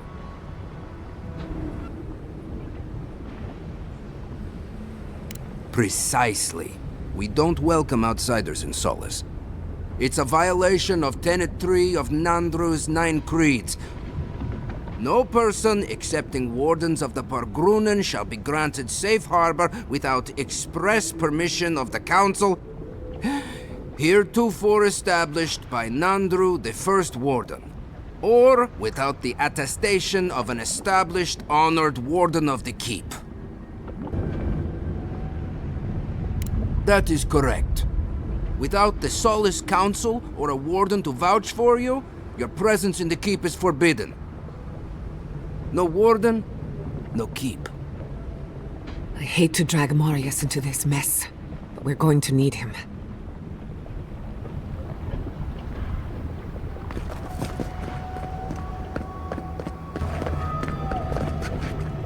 You again? I told you the first time.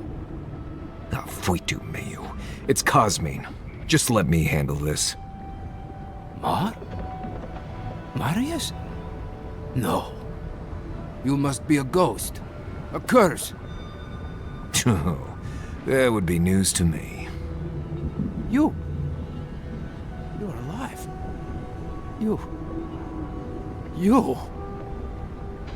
Asshole! You show your face now? Now?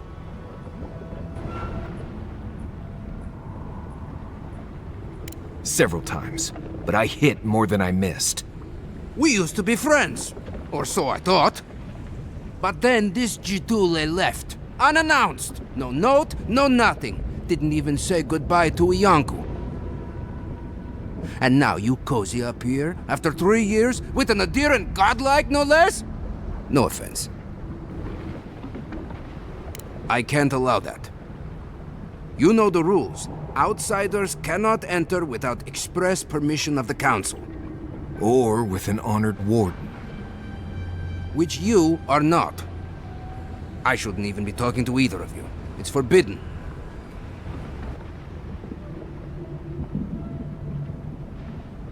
Ha! If those bastards were here, we'd know. And if they came for us, we'd kill them. Simple as that. Oh, then I guess we have nothing to worry about. Solace is saved, and we didn't even have to do anything.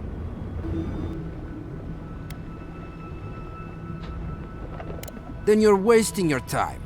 We don't have any of that plague business in our keep. Cosmine, you're doing that thing you always do when you're lying. I didn't lie.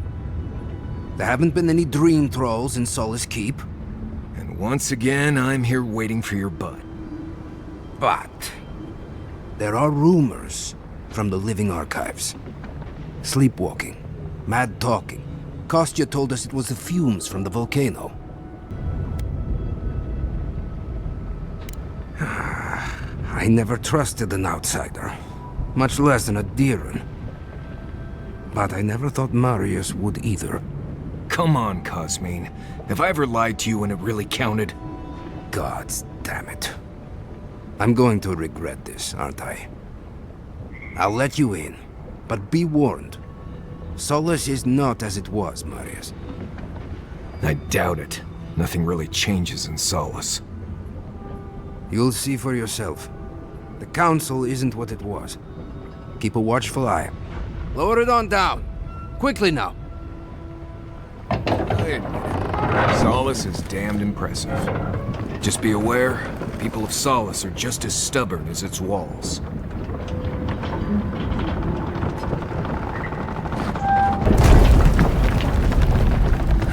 Gods.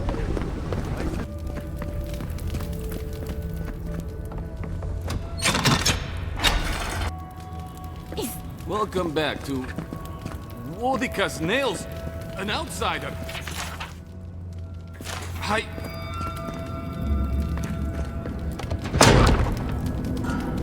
Sanctuary of Nandra. Hasn't changed a bit. This keep is full of old memories. Let's make some better ones. Mikhaila understands the importance of tradition. Nandru chose this place for a reason. The council chamber. Ready yourselves. Council's just a... You do the talking. I'm out of my element.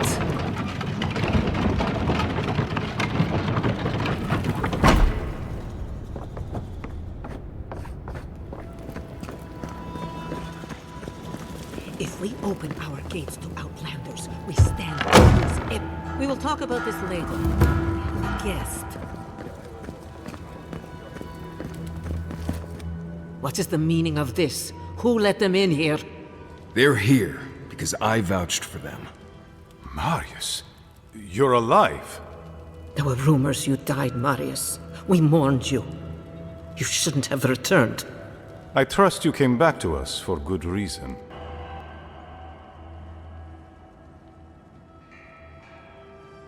I doubt that. There isn't an inch of this land the Wardens do not patrol, day and night. If the Steel Garrote were here, we would know. And if they are here, let them come. Solace has stood against worse threats for hundreds of years. They destroyed a city full of animancers. If they come for Solace, even these ancient walls won't save you. If that's all you'll do, you might as well not do anything. Although I wonder why we should bother trusting you. We heard that you were responsible for a great many deaths in Shatterscarp. Give me a reason to tolerate you for even a second longer. Indeed. But you've brought us news. Now I'm curious. What do you expect us to do for you, hmm? It sounds like you have something in mind. There is no dream scourge in Galawain's tusks. Nor has there ever been. No. The soul of Nandru protects this place, protects his wardens. No curse may touch us here. These are unusual times, Mihala. Regrettably, I must confirm the envoy's tale. Our messengers have heard as much from Paradis, Fior, Thirdborn. Perhaps we have only been lucky. What if Nandru's Aegis no longer protects us? I do not believe it, but I am not unmoved by the stories we have heard from the other settlements. You say you mean to end this plague of madness, envoy? There is no path.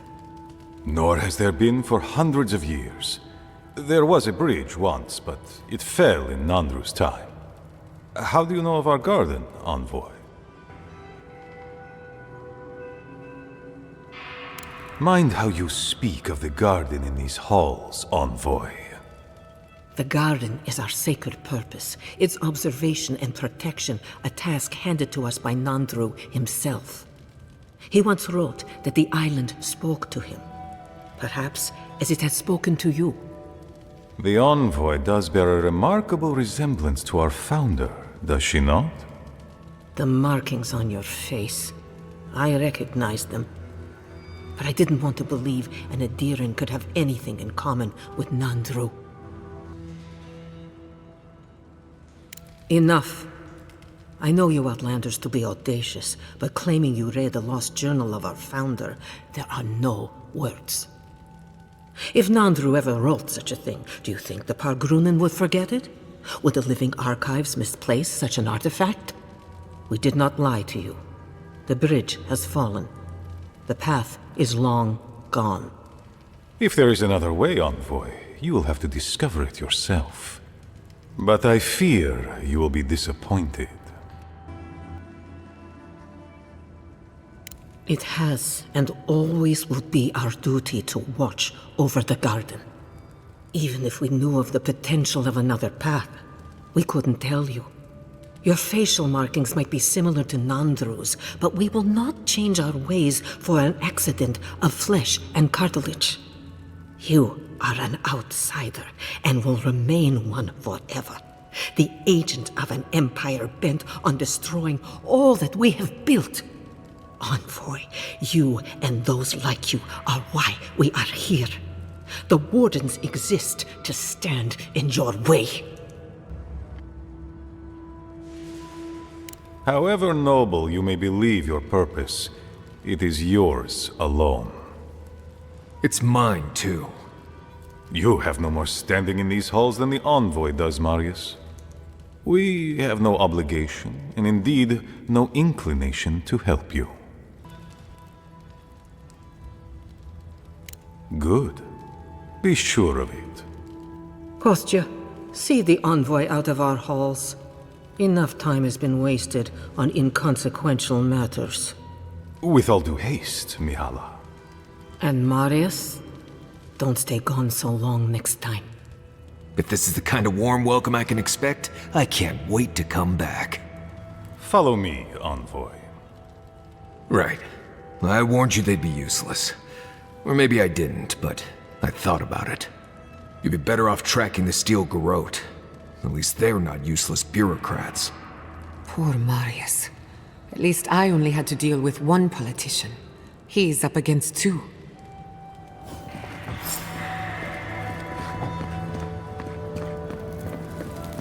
Envoy. I just wanted a word before you went on your way. No, indeed. I feel I owe you an apology. The situation here is desperate. We have more mouths than food. The old sicken. The young suffer. But Mihala, she's a devoted warden to her core. I think she'd rather we starve than ask for help. Of course. Our people starve and grow ill. And it's all because Mihala insists duty to the dead means more than the living. She won't let our people leave, or speak with outsiders, or trade for the resources we need. There is no reasoning with her. Anything that doesn't strictly serve our oath to Nandru is treason of the highest order. It's why I play my part where she can see. I don't want to risk her wrath. It is. I understand, Mihala, but principles won't keep your people fed and safe. Neither our oaths nor this keep will prevent our people from starving. Change must happen. We need to leave the keep. Do you understand me? The keep, decays, and we drown in a rot. The Wardens defend a corpse against that which would revive it. We will not last here much longer. Not without food, building materials, medical supplies. I let Nadiran trade caravans slip past our patrols, but that's hardly enough. We need so much more. All of which your ambassador in Paradis could provide. If I could only start the conversation. Information. You're looking for another path to the garden. I don't know if there is one, but I know who might. You were right, you know. The Stilgarroth are in the mines at Mount Forja, looking for the garden even as we speak. If they haven't found what you're looking for, they will soon. I hear their commander is a determined woman. I lied to you. I'm sorry for that. I didn't intend to make you look like a fool. But I couldn't let Mihala know the truth. She would have had us rushing headlong to our deaths with no thought for how this situation could advantage us. The garden does not matter to me. Whether it's you or the Stilgarroth who find it, I don't care.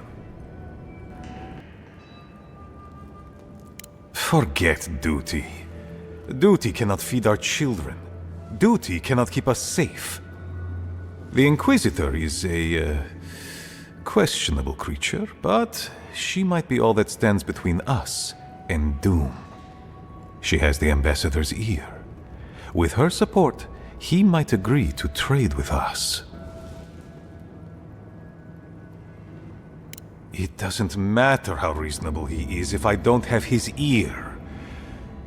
I am an aging dwarf from a small, fanatical order on the ass end of a volcanic wasteland. Against Mihala's wishes, I have written to him many times. He refuses to lend his ear. But if a powerful ally were to speak on my behalf, there might be something I could offer him. Something like the keep. You give them the keep? Have you lost your Sundan mind? You'd be giving up everything your people built here. Generations of history. The keep. Its inane traditions. None of that means anything to me. I want to offer up Solace Keep to Adir and the Stilgarroth in exchange for goods and gold. Its existence has cost us so much. The least it can do is buy a future for our people. She already knows what I intend. And she doesn't care. Because she doesn't believe your empire could see us as anything but rivals. After Fior, I suspect you Adirans think of the people of the Living Lands as little more than bugs to be crushed. If you think of us at all.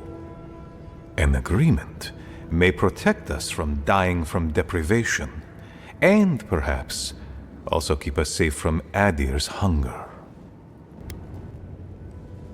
Yes, and that change would be an excellent one. We would be free of this keep, and able to explore, to breathe again. It might seem a foolish idea, but better to be a fool who tried than a coward who did not. Your quest for the garden is also a fool's errand. You are not the first person to have said that. I want you to get what you want, Envoy. My hope is that you don't kill the Inquisitor before I get what I want too.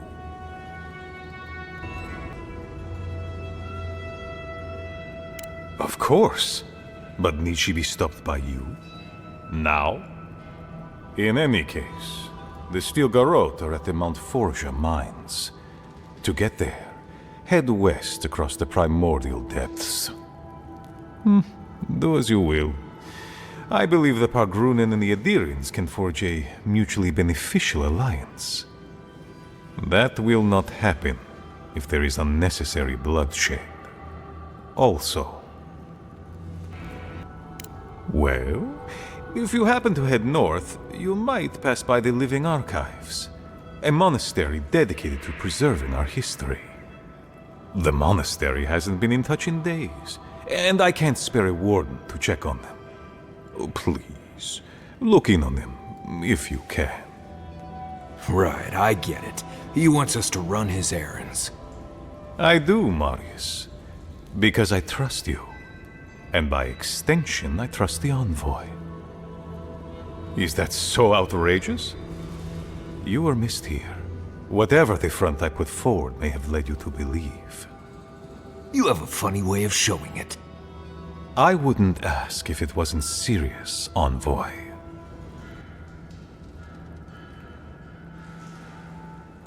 It is definitely a possibility. The Living Archives contain centuries of knowledge. I wouldn't be surprised if there were clues to the garden's location in there somewhere.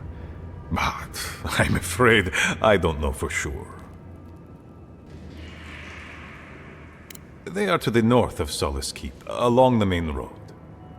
And beware, if my warden's reports are accurate, there are a considerable number of Zaribs between here and there. Look for Elder Grigor at the archives. He should be able to give you a full accounting. I pray nothing terrible has happened. Thank you for this, envoy. You are more than the villains your people are made out to be.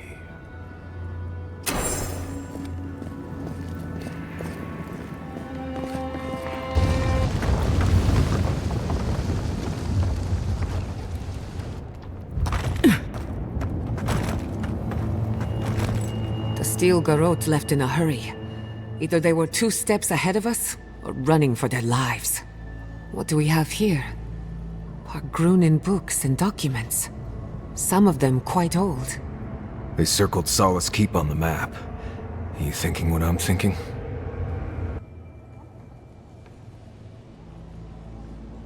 Impossible. I've explored every inch of the keep. If there was a path to the garden inside the keep, I'd know about it. It would have to be underground. A secret tunnel, perhaps.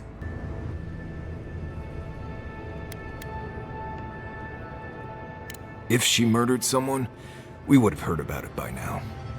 Ludwig must have an informant. There's no other way. Doesn't matter. The steel garrote getting to the garden cannot be a good thing. Don't forget the plants and animals. Their souls depend on us as well. Whether they realize it or not. Trespasser, she defiles our ground.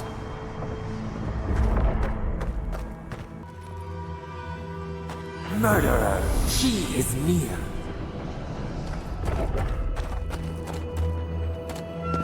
You will go no further.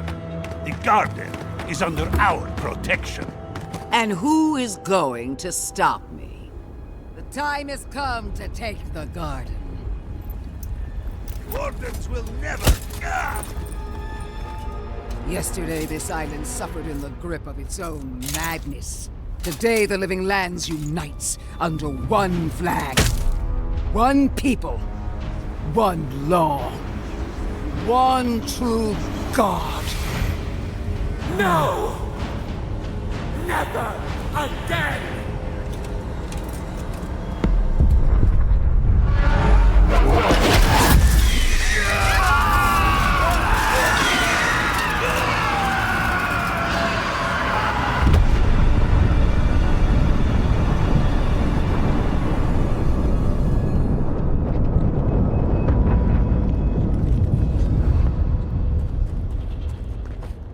Cory in the brush! Invaders in the garden! Come. Let's talk. Did you see me, Marius? So here you are. Sapadal coaxed you toward the garden, a spider luring a fly to the safety of the web. Who spins? Who rides?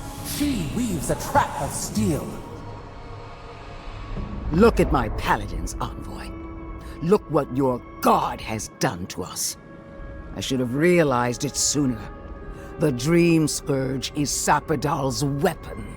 A cudgel to drive us out of the living lands.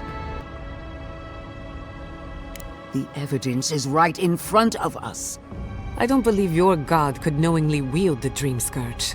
Their mind is broken, with no capacity for malice. And no capacity for reason either. Like a child playing with their mother's invention. Isn't that right? You talk too much. The dead should remain silent. What a pair we make, Envoy. Proxies in a war between gods. Your patron versus my faith. A war that ends here and now. The choice is ours. Do we trust our own judgment? Or do we gamble it all on the monster whispering in your ear? Keep your promise to the Emperor. Cut the Dream Scourge off at the root. Permanently. No! No matter where we turn, we find the consequences of Sapadal. Plague, blight, madness. The living lands hangs by a thread because mortals cannot live in the shadow of a god, much less one that's lost its mind. We were fine living at the whim of a sleeping god until you came along and woke it up. Use whatever brain is left in your skull. Mortals have been here for centuries. It's only gotten worse since you arrived. You and I alone can save the living lands by destroying the unending madness that is Sapadal. You're asking me what to do about the god living in your head? I don't know, but killing a god sounds like a really bad idea. From her point of view, the answer is obvious. But consider what we know about Sapadal. Or, to be precise, what we don't know. The consequences we've seen are not Sapadal's true nature, but the projections of their tormented mind. Whatever we do, will at least put an end to their imprisonment. Nothing should live in a cage. Our time is short. Choose. She lies. She poisons. Are you sure that's the right decision? We are? I would hate to lose your god before we fully understand them, but it's hardly my choice to make. It's not every day that a godlike vanquishes their creator. Tell me, when the time comes, will you hesitate, or will it be swift? That is what concerns me. Are you confident in your own strength? Do you imagine that Sapadal has no hold over you? I will judge that for myself, and judge harshly, starting with your conduct in Dawnshore. Be prepared to answer for yourself. Nothing is beneath her notice. You brought your killer to justice, sending a message to anyone who would dare stand in our way.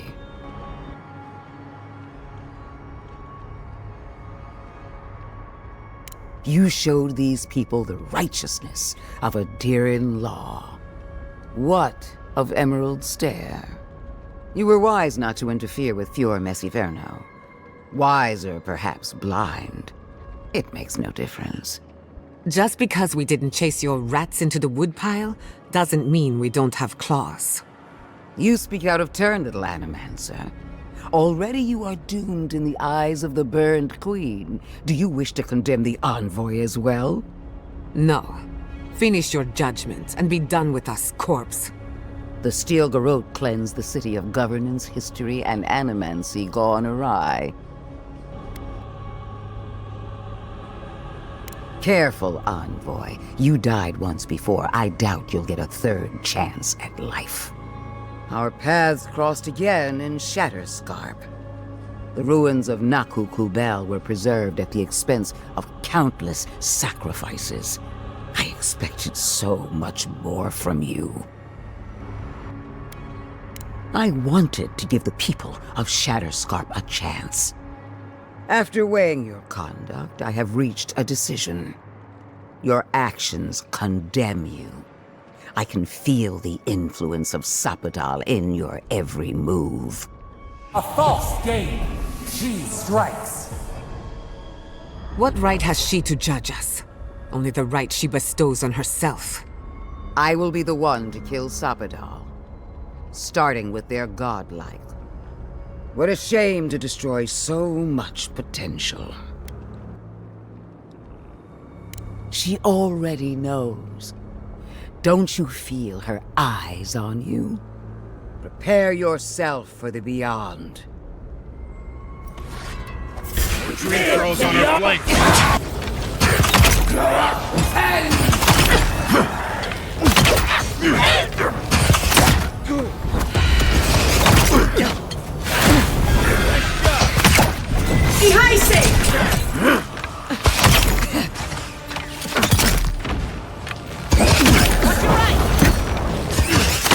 Skeleton lady is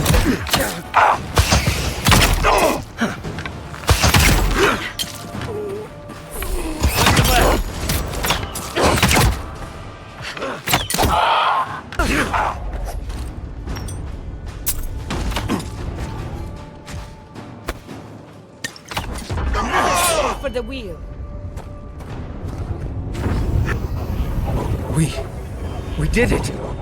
That steel garrote Korba died just like anyone else. Right. I don't trust that woman to die like a normal person.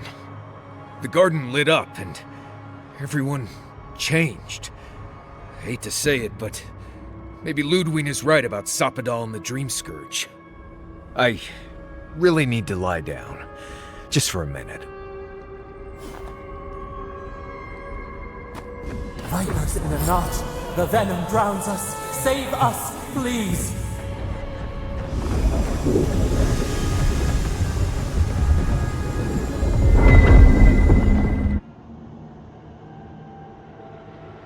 They stand outside our prison. We rattle the bars, they do not hear. We scream. They do not answer. They come, a surging flood of parasites. They destroy us bite by bite. They eat us alive. Out! Let us out! Set us free! They eat through us, carve us open, no difference. New steel treads upon the ashes of the old. The light stands in the midst, the old light. It blinds us. Send it away.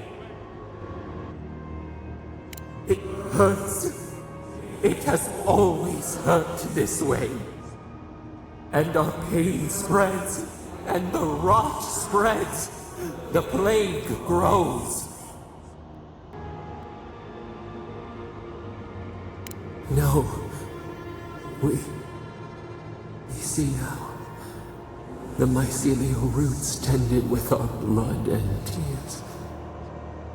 We wanted to be patience and strength, but we were afraid. They hurt us and would not stop.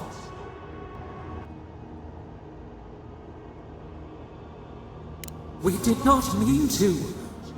We were innocent. We were never taught the meaning of our strength. We were nothing once, and then we were. As we woke to the world, we reached out and we found them, the other gods. We thought they would love us, but they flinched from us like we were a flame. The charred queen called us an abomination.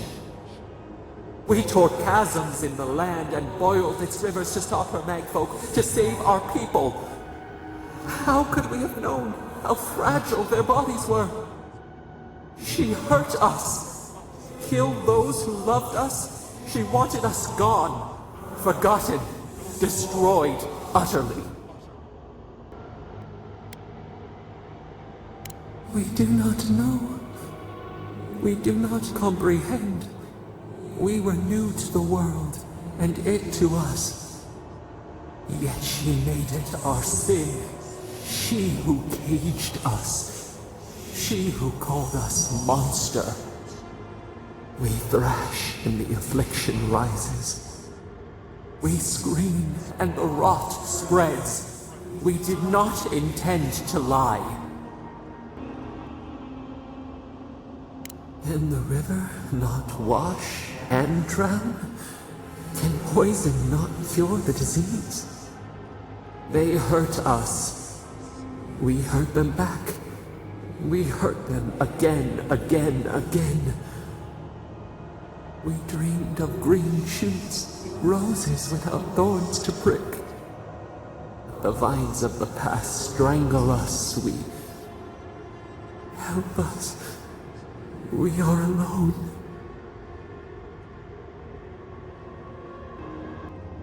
We cause it, but it is not our way. We will make this better. We promise. Help us. Release us. Then the rot ends. Bare the throat.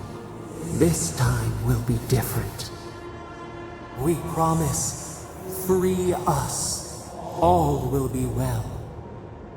We give you another sliver of our power, a piece of us. Do you accept? The parasites who trapped us left a door in the garden's wall. Reach it, and you can set us free. Let us aid you once more. We grant you our power. Find the wall of the valley across the acid sea. It cups our prison in its palm. It waits. We wait. Free us. End our suffering.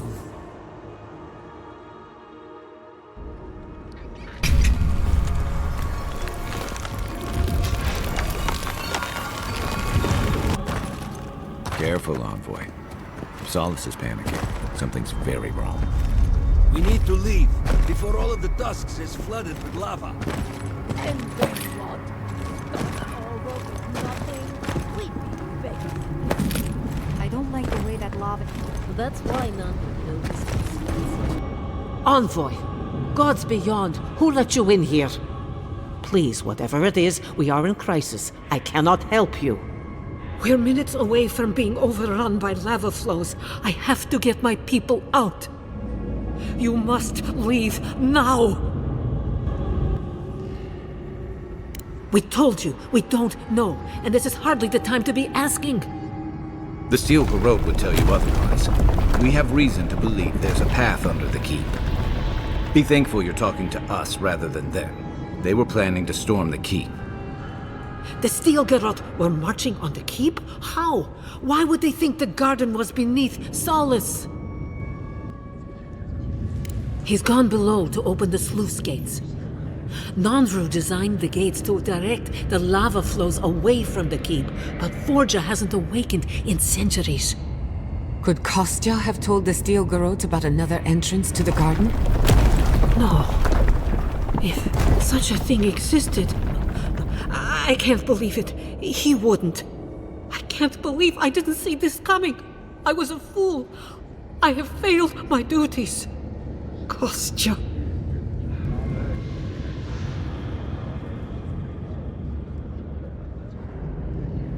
I knew he was making overtures, but I didn't think he'd go that far.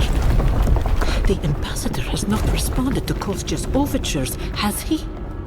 I made sure of that when I threw the ambassador's replies in the forge fire. I understand how Kostya could be tempted by false notions of freedom and prosperity, but... Oh, this is entirely too much. How could he have done this? I can't believe Kostya handed the Steel Garrote a secret we protected for hundreds of years. Fuitumeyu. Who knows what he'll do with the sluice gates? He cares so little for the keep that I worry he's going to have us drowning in lava. I will. Abaddon stay my tongue if I betray him, but I will. I will show you where Kostya has gone.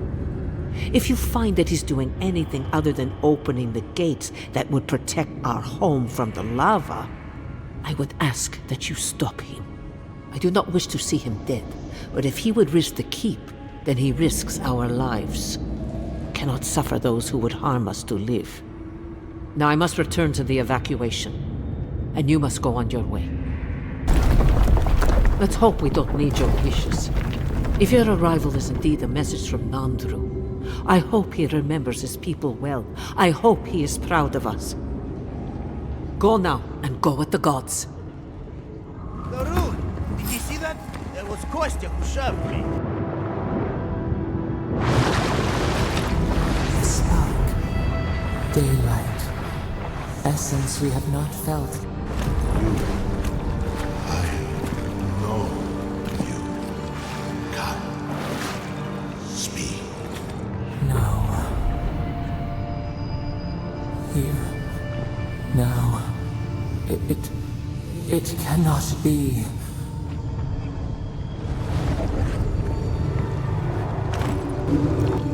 My sister. Soul of my soul. How did you find me here?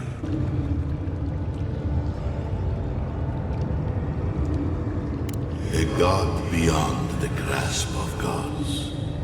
What is the will to a man subject to one like them? I told Sabadal not to look for me. I did not wish to be found.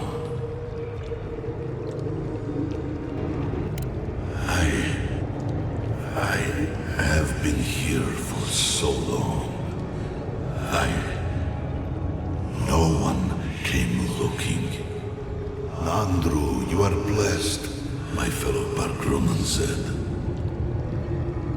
But I did not come here to meet Sabadal. I am hiding from them. I remember it all. I feel Sabadal's mind beneath yours, swimming in the deep. You should run. No. Nor will they here,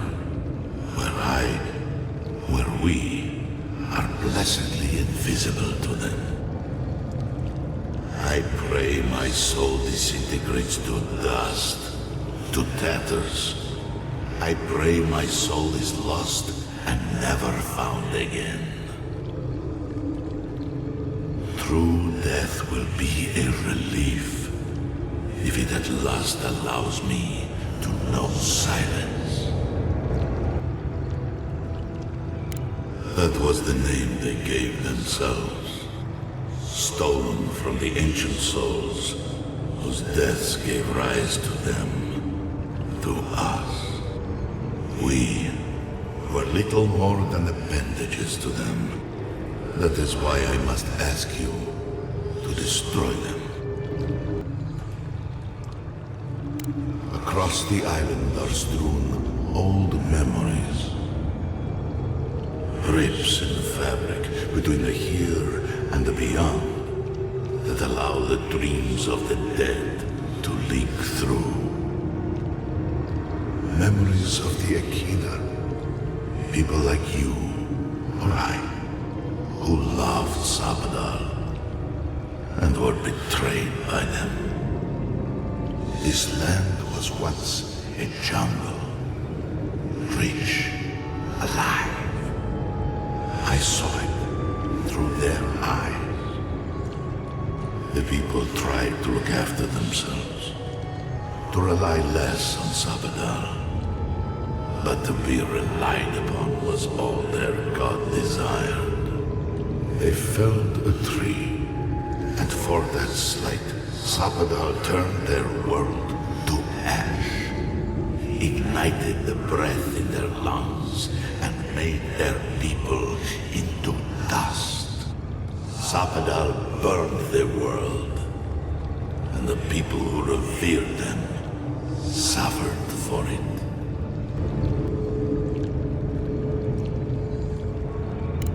So that I would be confronted every day with what our God had done. So that I would not grow weak and give in. so that I would not go to them and do what they have asked of you. So that I would never set them free. No, their final death came later. A gift to the Akida from the true gods, who wished to bring their children back to them. Back to her. The rightful queen, Borde. She is the center of everything.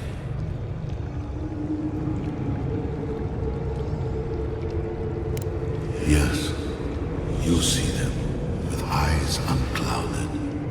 The ruined cities, the crevasses cleaved into the earth. They remade the land in their image. It reflects their twisted heart. You, my sister, who are more brave than I, go now to the garden and hang the gardener from their tree. Your mind cannot understand it, but your soul, when the opportunity is before you, it will know what to do. You need only walk a little more. You are nearly at the end. You know, I always meant to die down here. To siphon my soul into a lonely pillar, disconnected from the stone that makes our world. Disconnected from them. I only hope that Sabadal releases you to the same long peace.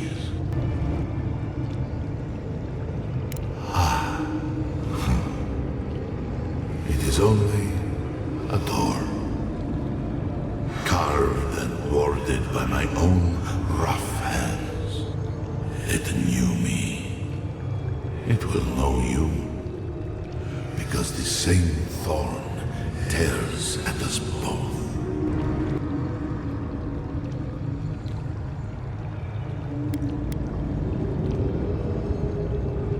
I do not know my end. In that I find a peace beyond any even the true gods can dream of. Do not thank me. Only do as I asked. Destroy them, sister. And when you see Borde, tell her I said hello. Strange. Phantasmal focus picked up something, but it's gone now. You okay? You went away again, but this time seemed different.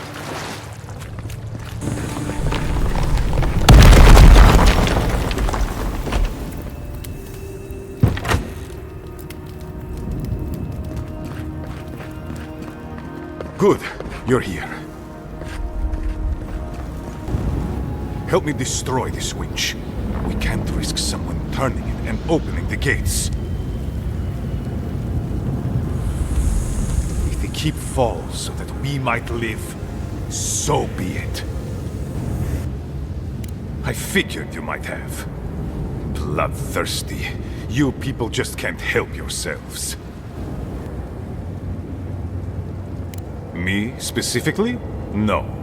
I only provided them access to material from the living archives. The books and records that the novice brought to them were what revealed the secret. I assume you didn't let the Steel Garrote or the Inquisitor survive their search.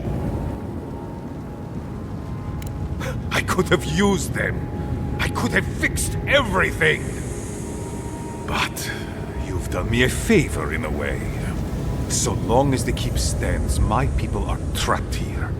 Doomed by an oath to a dead man. No one should be bound to a pile of stones. Certainly not because of a centuries-old oath. Our people were nomads for ages until we built the keep. When it falls, we'll be free to explore the world again. I will not watch my people rot here for the sake of a pointless oath.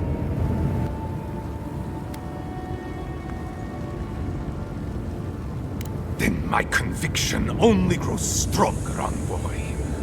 Nandru never wanted what was best for us. He built us a tomb and abandoned us to it. Do not speak his name to me as if it could mean anything to you. Ha! Finally! Proof she's got a spine. Well, envoy, now's your chance. Are you going to be a good little minion and do as she asked? Or will you let me save my people from themselves? A life for rubble, blood for the prison of old ways. We twine.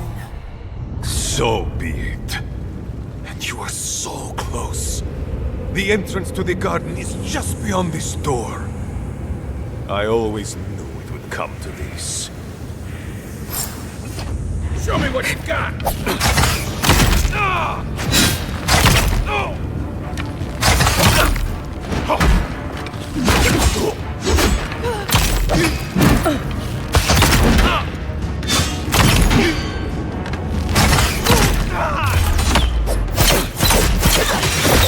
Nice!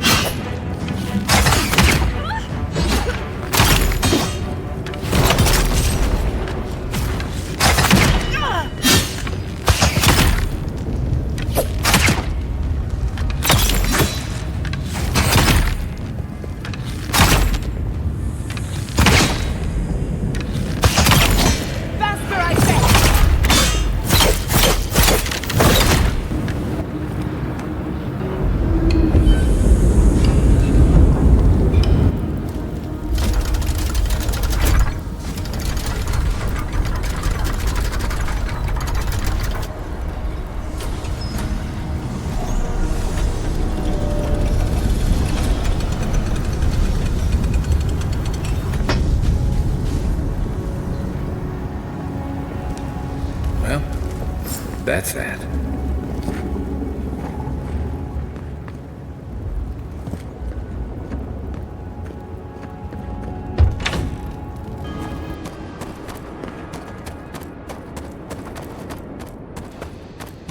Closer. We have waited so long.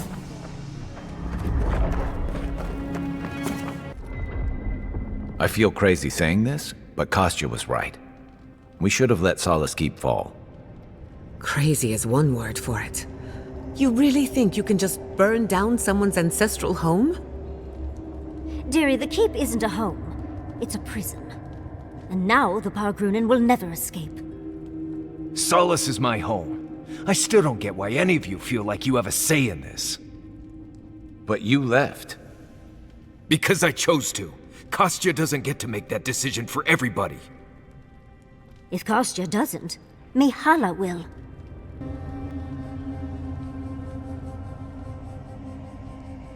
Exactly. The Pargrunen have always had the choice to leave, and we've seen very few take it, dear. Amalia and her people took up arms and turned to banditry, and they still weren't allowed to leave. If anything, I imagine Mihala and her traditionalists will only make it harder to leave now.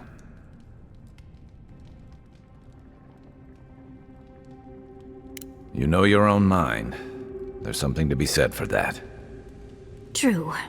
And you've a date with the gods soon. We can only hope that you'll make better decisions. And that's not all. Not to spoil the moment with good news, but I doubt the rest of the island has been quiet while we've been looking for the garden. Things have only gotten more tense since Fior, and the Steel Garrote probably hasn't been doing us any favors on that front. Especially when they're led by a woman who doesn't seem interested in staying dead. Not to mention, after we take care of the Envoy's little god problem, we'll still have an empire bearing down on us.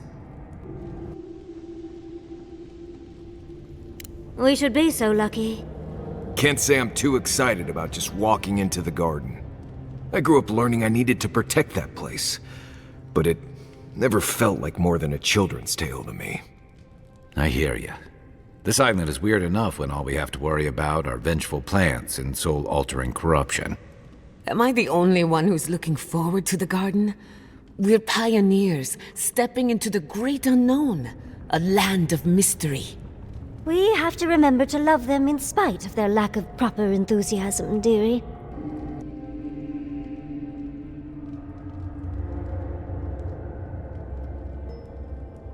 That's the spirit. And funny you should mention it. I have a theory about the garden. Or a warning, depending on how you want to look at it. Sapadal has been imprisoned a long time. The garden will be a reflection of their dreams, their nightmares, their madness. I wouldn't be surprised if we saw visions or hallucinations, and not even the fun kind. About that, before we go any further, I have to ask you something. You told the Inquisitor that you intend to kill Sapadal. Is that still the plan? If only it were that simple. Sapadal is responsible for the spiritual health of the living lands, and the island has suffered for it. No matter what the Inquisitor said, I don't believe there's a right or wrong choice to make here. Just the one you believe in. Just one. Remember, we're stepping into a realm that is both physical and spiritual in nature, if you can call it nature. There's no telling how long we'll be gone. For all we know, time could run backwards in the garden. Not a chance. We're a crew now, so you're stuck with me until the end. Marius? I told you I'd be with you till the end. I don't go back on my promises. What about you, Giada? You're not going into the garden without me. I have to see this with my own eyes. Yatsli, if you feel like running back to Quilici, now would be the time. No one would think less of you. And tell Quilici that I missed out on the most exciting part.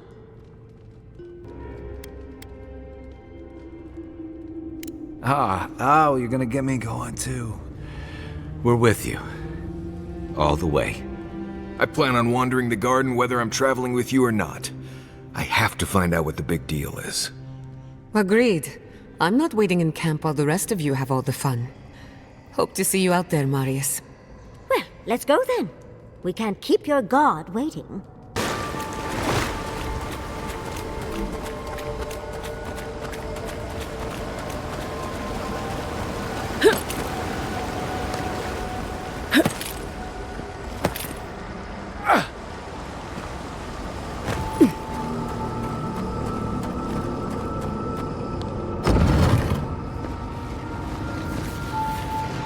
I see the disciple has found her way into the cell. No. We know this voice, this presence, sneering at us through our prison bars. I culled your rot from this land before. I will do it again.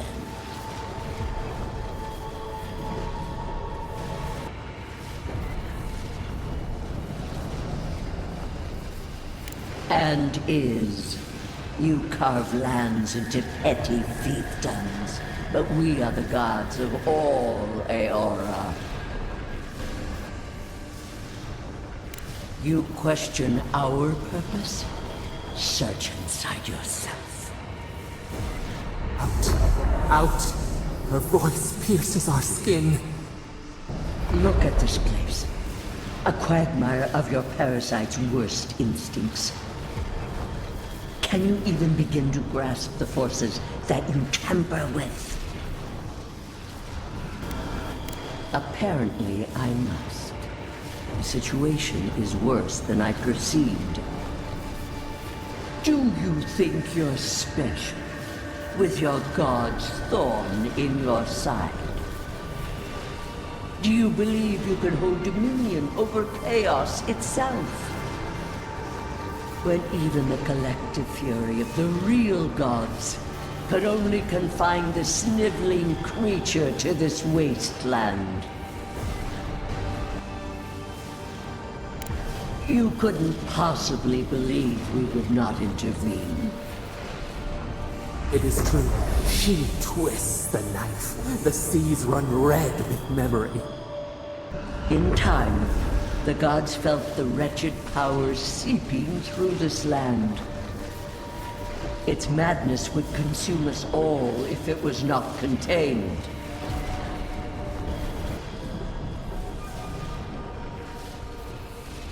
Chaos is a blight. It must be scourged before it spreads. A pity that its followers could not be reasoned with. The poor godless, worshipping the very thing that subsumed them. We could not excise the rot and spare the roots that nourished it.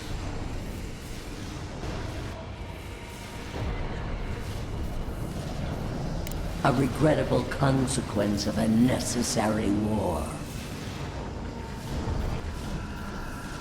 I have no time for the lamentations of heretics.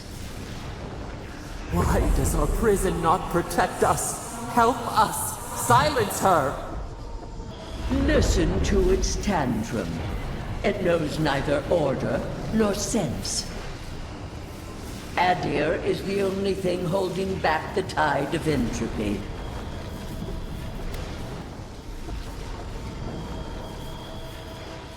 The answer is obvious to those with the courage to accept it.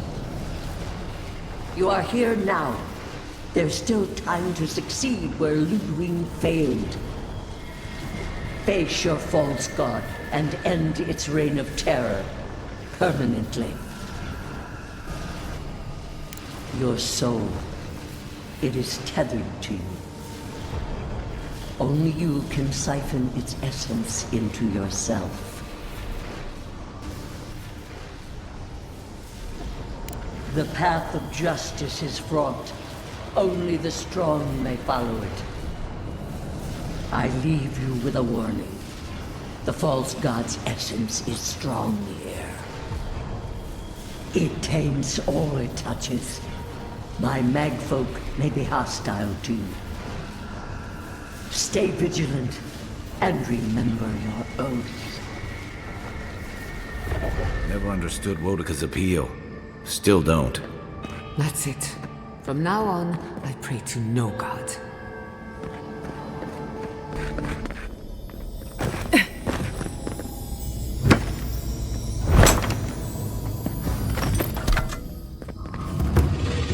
I liked them better when they were dead. Let's finish this.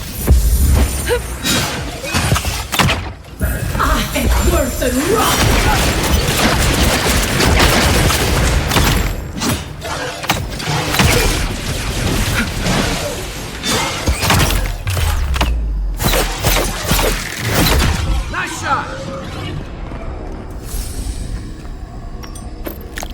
I was worried for a second. A breath held. Trepidation. You are close, yet distant still.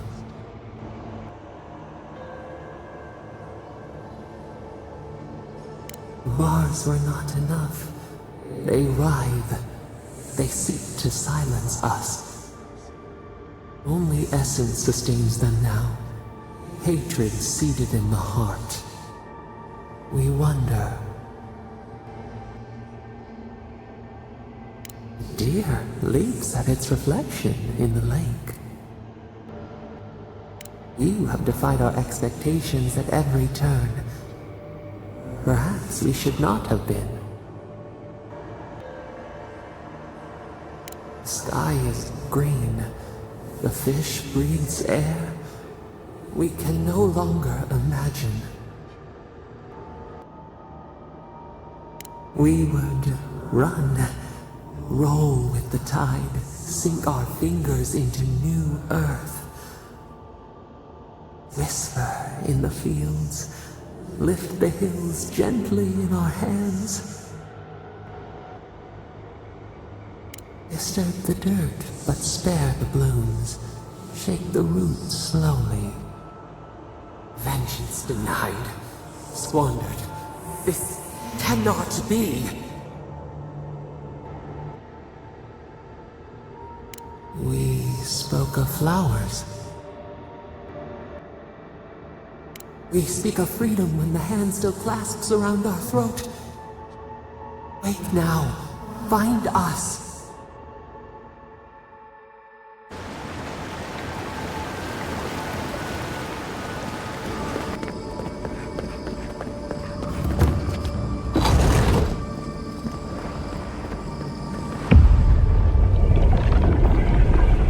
We have been here.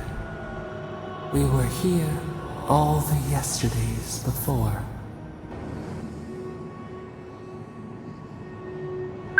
A curse. Ancient whispers. Do not let it escape, they said. We feel no spark of the Tibaris Inachus in this place.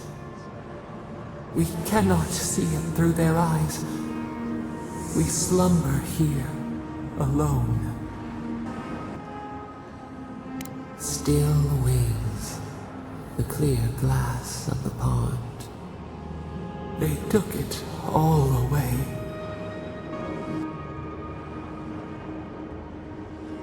Akita ripped from their beds, rivers of blood. What was their crime?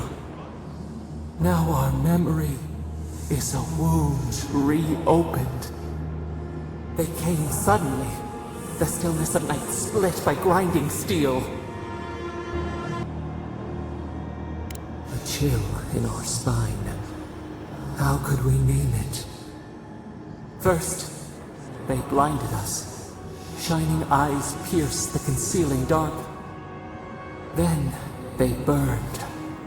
Smoke ensnared the moonlight. The Akita screamed.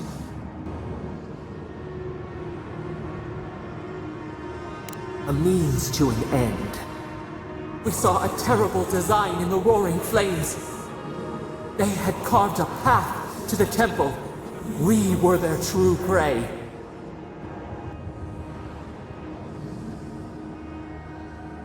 A jug to catch water. We overflowed.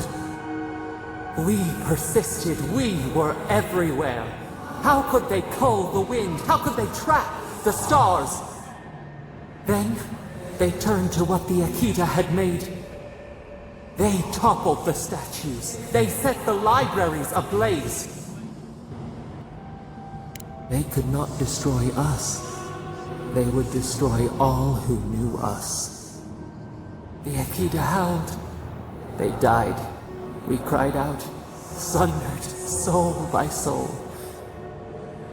We broke the earth, called down the storm, flung lightning from our hands.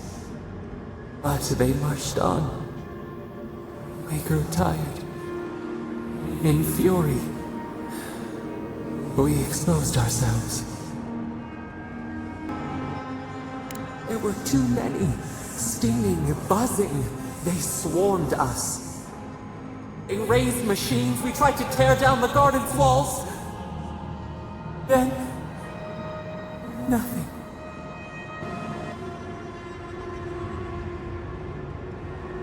We floated in a great glass eye. The fog closed in on us. We reached out, but the machines held us in. We could not feel the new day's sun play in the shifting tide. The cities crumbled. We could not save them. We could not save ourselves.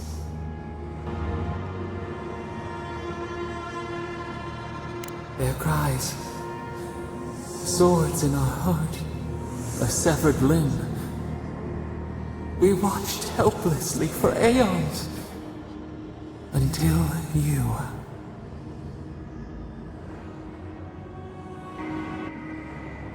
We are the lamp, the bonfire, forces to be controlled.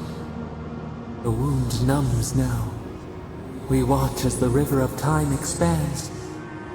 In the silence of our prison we find clarity. How many voices lost? How many saplings have we cut down? We sink into the endless night. Perhaps we should be here.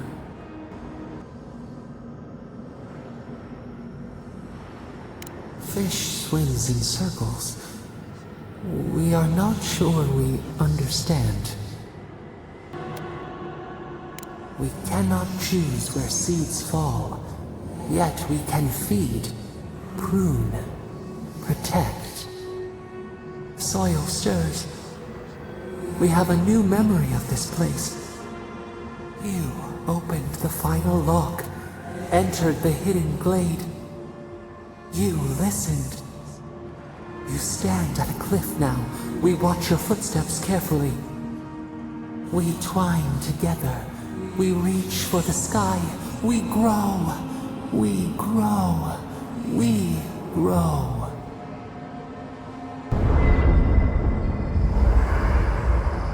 There's always a weird sort of quiet on the eve of battle. I'm feeling that now. Seems like a good time to gather our thoughts and share a drink before whatever's coming. Right. This seems like a perfect place to stop and relax. Though it's hard enough to tell what's real here without a belly full of drink. Sounds like you're nervous, dearie. I'm feeling all kinds of ways. Anxious, excited, scared, hungry. I feel it as well. It is only mortal to feel overwhelmed in the presence of the immortal. Oh, you don't have to worry about me. Now that we're here, I'm eager to see this through. Nothing worse than holding your breath and waiting. I can't say that I'm prepared, but I'm ready. I had a feeling you might ask me that. I feel like we're almost done with all of this, but we are in the weirdest place in the world, so who knows? I'm completely baffled, but when haven't I been lately? Being afraid doesn't even feel scary anymore. I think so. The garden is so much more than I expected. Full of contradictions. Wild, yet serene. We're close to something. A threshold between calm and crisis. Conflict and peace. Life and death.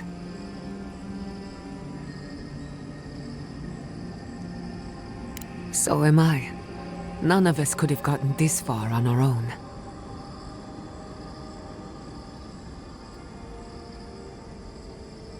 Well, I won't lie to you, Envoy. A lot's happened. But here we are. I just need a moment to take it all in. Thank you, dearie. I'll be ready by the time the fun starts. And I wouldn't worry. Our little group here is perfectly frightening, and I'm sure our enemies would agree. We'll be fine. I can't speak for anyone else, though. You've listened to all of us. How about you? You've been through a lot since you arrived. You've been shipwrecked and assassinated, harangued by gods, bureaucrats, and a death guard. You've had your soul poked, your loyalties questioned, and your sleep regularly interrupted by a god with no respect for privacy. And yet you've kept yourself and all of us together. How are you really doing? Introspection cannot be rushed. It takes time, and often silence. Oh, for sure. You've survived this long. You'll get us where we need to go. Right. Put that sentiment away before you hurt somebody. Well, no matter what happens, we've already survived more of the living lands than anyone else. We've already gone farther than Nandru ever did. Whew. I can't wait to see what my statue looks like. When we first met, I didn't think you'd last long. But then I saw how you handled that dream thrall bear. Shook off your own death like a bad cold. And then you found your own killer and turned him in. It's rare to choose justice over vengeance, especially in the living lands. But you stood by your principles. think that's where you get your strength. I didn't know much about you at that point. You were traveling with Kai and you died, which I thought made a lot of sense. I remember your calm. How you listened to my shouting match with the governor and actually heard me. And when they burned my home, you gave me another one. A sanctuary where I could be myself. I'll never forget that. You were my hero right away. You rescued me from those sporelings. You got my priceless face. What more could a girl ask for? And now look at you. Look at us. How far we've come in a short time.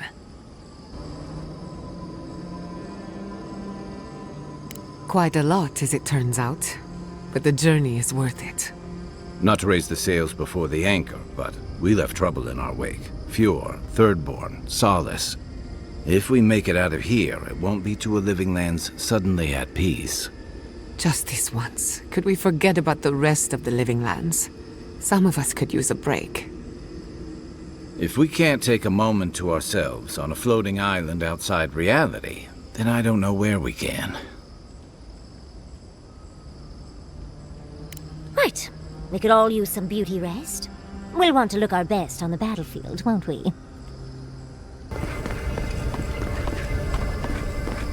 So, this is how you imprison a god.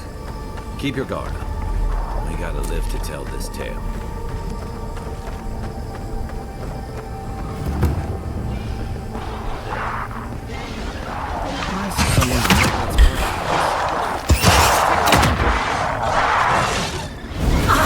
Worth and wrath!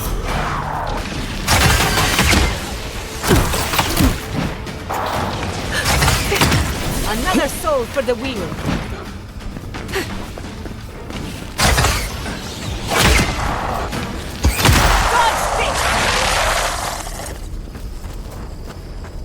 Just like the good old days.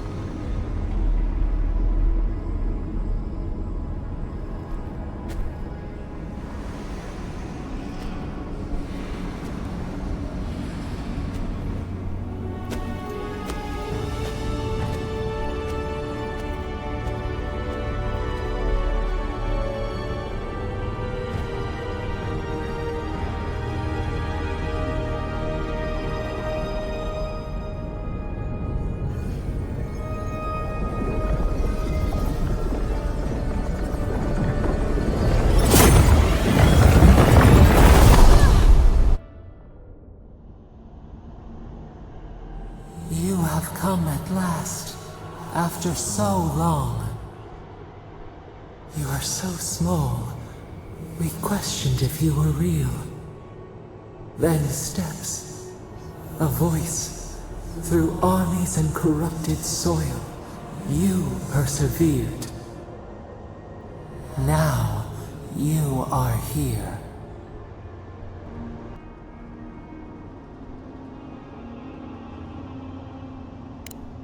The rot. We feel it festering and spreading. What is it but an extension of our pain? Your dream scourge will end when our suffering does. We were innocent once. We woke, and we wanted nothing but connection. But the other gods imprisoned us, left us to suffer alone in this place. But you are here now. You found us, a sprout in the endless winter. There is little time. We would be freed from these bonds. The Strangler is close now. We feel her wire against our flesh.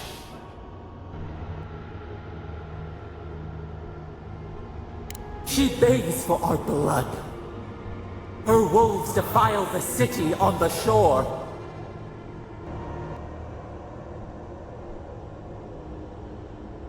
Blood on the tile. The people's cries ring in our ears. She pierces us now. Now! We will not brook this. Not again.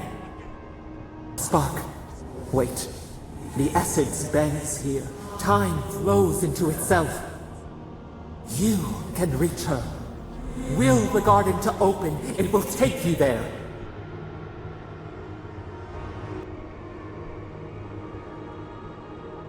A wellspring of power. We strain, but we could clear the way. We were everything. What have we lost? What multitudes could we contain? We could run, leap in the water, flourish in forgotten hills.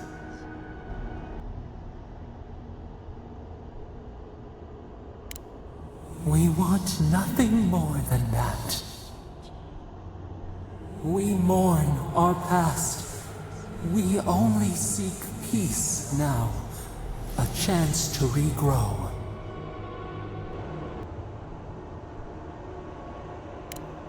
We trust you. You who have been by our side for so long.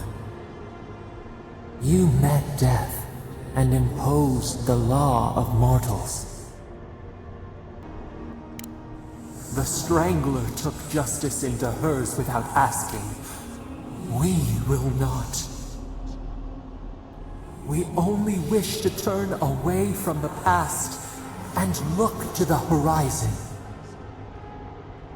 Give us peace. We want a chance to change. We deserve that opportunity.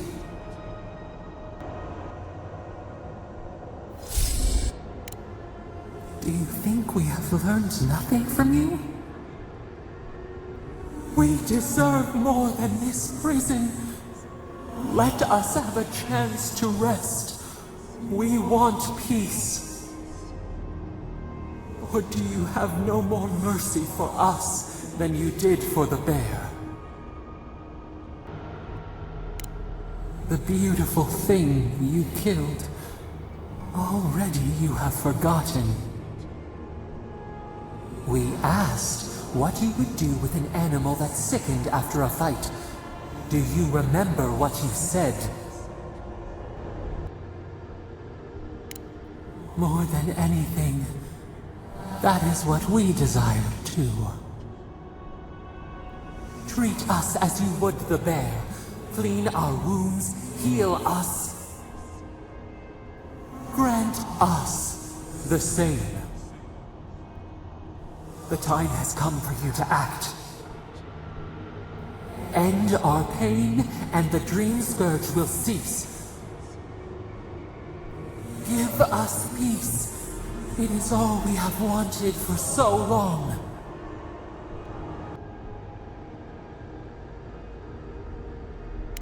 Center your thoughts. Reach for us. Clear the fog. Tear down the gates! We were so blind, so lost. We brought such horrors to this place. We feel bright. We had forgotten what it is to live. We will grow, tend, flower. We will always remember this. We will remember you when you are ash and soil and mulch.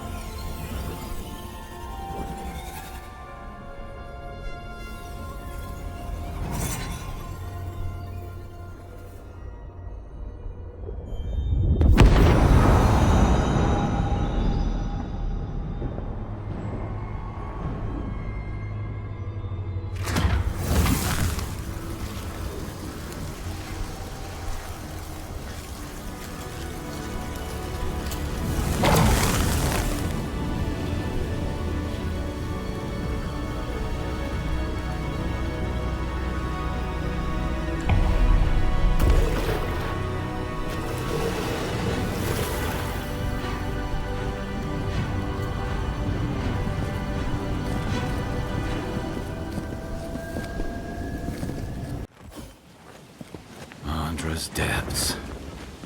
It's paradise. But what happened here? Gods, I can't believe this. Are we back in Dawnshore? Already? This is Sapadal's doing. I'm certain of it. No power in Eora could transport us so quickly, or so far. What happened to the living land started long ago, and we're going to finish it. Are you seeing this? I don't think Paradise looked like this when we left it. Looks like the war already started, and the giant roots are winning. Marius, vines don't usually get that big this quickly, do they? Based on their growth and size, I'd say we've been gone 2 or 3 weeks. Hey, at least you didn't let 6 years go by. Who knows if the garden affected time, or merely our perception of time, assuming there's even a difference. It's like how a body fights an infection. The fever gives you strange dreams that feel like an eternity. Look at this place. Feels like we're still in the dream. And not just us. Those are more your people's ships in the harbor, and steel garrote banners past the barricades. That can't be good. Even Reingrim is here. Perhaps we'll get to see an Archmage in action. I think I see Elia as well. What a strange reunion this will be. The Blessed Wardens are here too. That conflict we've been trying so hard to prevent started without us. It's who strikes last that counts. The Steel Garrote have been itching for a fight this whole time. This would have happened with or without us. Before we go, what happened back there with the Dream Scourge and Sapadal? I'm not sure. That's good, right? It's a relief that the Dream Scourge won't be a problem. I only hope we can say the same about Sapadal. Time will tell, I suppose. After all this time, they're free. And the living land is free to heal. We've cured the land, and we've even freed a caged god. All in all, rather a successful day. Kin and God entwine. The flower shades the soil in which it grows. We should take a look. See if we can get ahead of whatever storm is brewing down there. People seem to be gathering west of here. Whatever's happening, let's be a part of it. Snow? Why is there snow here? That's gotta be Reingrim's work. I heard she made it snow in Shatterstar. We meet again, Envoy. Paradise burns, thanks to Ludwine and the Steel Garrote laying siege to it. But the Dream Scourge is gone. It wouldn't be the first time she's come back. It's remarkable how hard you mortals fight for causes that'll be forgotten within centuries. Still, I do think the world has been irrevocably, if minimally, changed by your actions.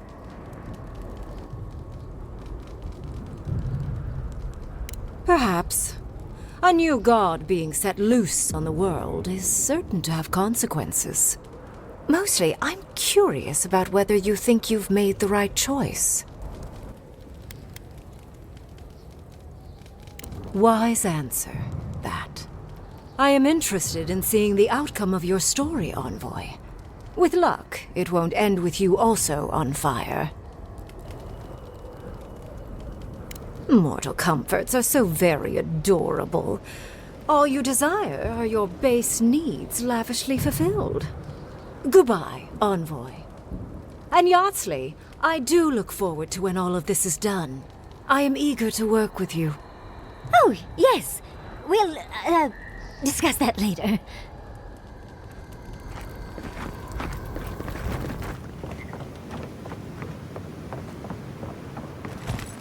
Envoy? Is it really you? Mihala told us you went into some place called the Garden to seek a god? When you didn't return, we took you for dead. What did you see there? The god you felt in Nakutadek?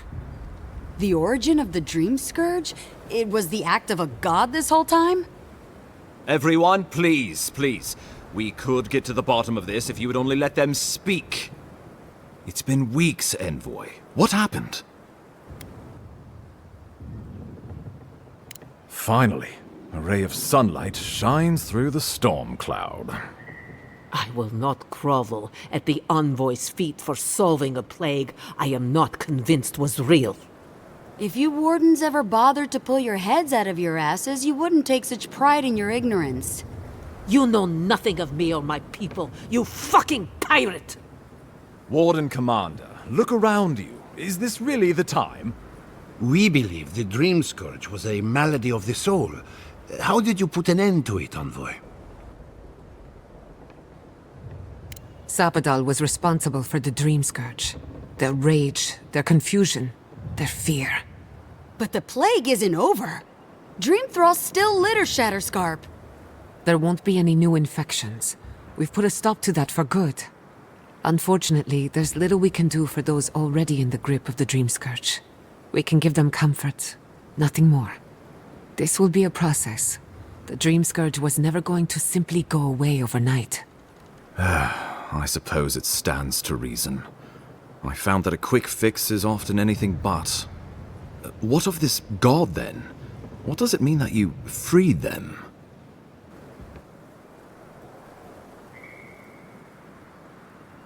Ludwine had intimated that this land grew a new god. But how can that be? Giata and I have some theories about the nature of the Adra in the Living Lands. I'd say we're past the point of theorizing. If the Adra here is a closed system, like a terrarium for our souls, then a gradual accumulation of essence could coalesce into a being in the beyond. Much like the formation of gemstones.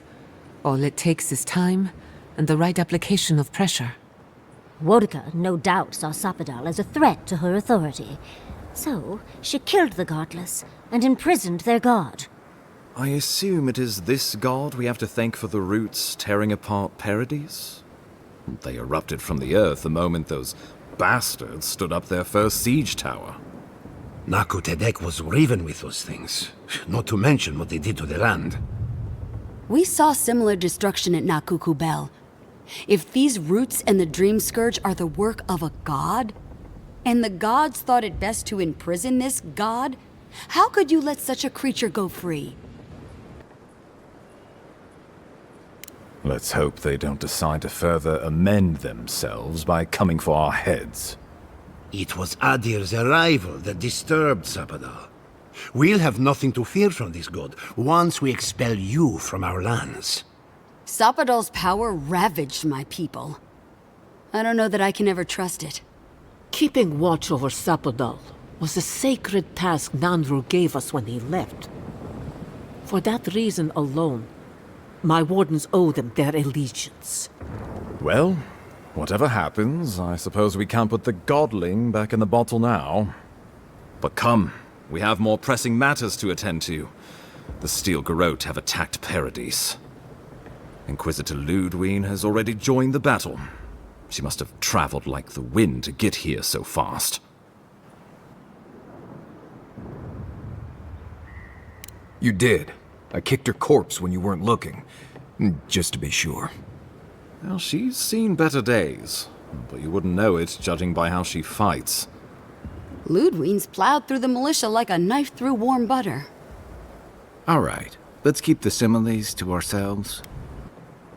Regrettably, she's not in the business of making exceptions for people she deems oathbreaker. So long as her passion for Wodika lives, so too will her spirit. Then we destroy her faith, and the rest of her will follow. I have a theory about this. Let's talk at camp if you want to hear it. But I think we can kill her. Oh, good. That will be easy. It is not, I think, impossible. Well, you might not believe me, but I didn't want any of this to happen. It was Ludwine who called for the attack. I didn't hear an answer, Ambassador. She and her steel garrote laid siege to the city shortly after you beat her to the garden. The lawful settlement of a new Adirian colony, supposedly, or the establishment of a Wodican state. She could win with a godlike in her ranks. Your presence would serve as a powerful endorsement. Somewhere inside that hollow head of hers, I believe she always hoped she'd turn you to her side. Remember, she has an obligation to Wodica, a solemn oath. And neither the Steel Garrote nor the Queen that was look kindly upon oathbreakers. Ludwig has sent a message to the Emperor informing him of her attack. He will send advisors and reinforcements swiftly in response. What will his representatives find when they arrive? A new colony? A budding grave room? Before you face Ludwig, you should know what you're fighting for. All of you must decide, together. But whatever you decide, understand, the days of the frontier are done. Adir will come. Indeed, we are already here. Excellent question. You have seen more of this land, and met more of its people than any of us. Your opinion is informed. You were empowered by the Emperor himself to investigate an impossible problem, and against the odds, you solved it. You are the close personal friend of a rogue god. And in our dealings together, I found you to be a person of substance and conviction. But mostly, it's because you're Adirian, so I trust you. And these fine people here are going to do whatever they like if they don't agree with you anyway. Oh, Envoy, no. Do not suggest that lightly. Think of the Emperor.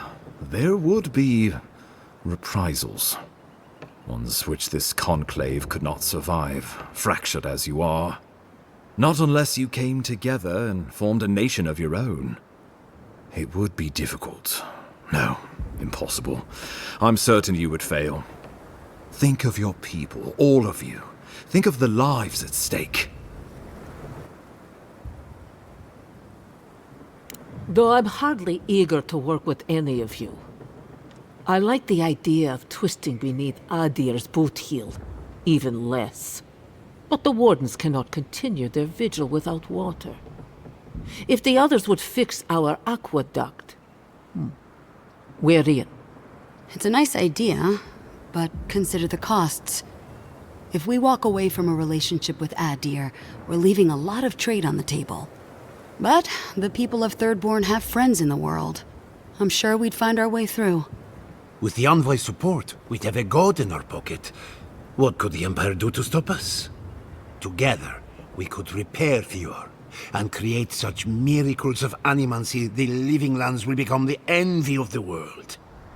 It would be the honor of my life to stand with my people beside you all.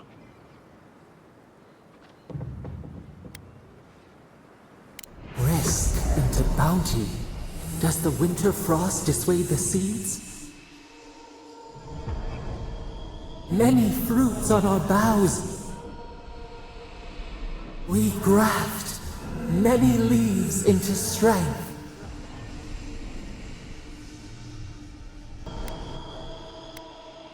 We deserve our autonomy, even if we must fight for it. Anything less would be surrender. Fleeing someone else's laws and authority is one thing, setting up your own is another. We're an island of misfits and dissidents. We'll still have to surrender some of our autonomy, and we won't agree on what that means overnight. We'll be vulnerable. Without allies, other powers will see us as ripe for the picking. Know that this is a hard road to walk. We were fine before Adir came. We'll be fine when they're gone. I think we ran things perfectly fine before your kin got here. Of course. The Living Lands would become an extension of the Adirian Empire in leadership and law. Soldiers bearing the flag of Adir would be garrisoned in every town. They would be paid in Adirian shelling and speak only the Adirian language. Their roads would be smooth Adiran roads. Their medicine would be hygienic Adiran medicine. And their weapons would be efficient Adiran weapons. Our customs would become their customs. Our strengths would become their strengths. Our emperor would become their emperor. Turned toward a common purpose. No one, not Rauatai, not the Valian republics, not even a rogue god, would dare tack the living lands.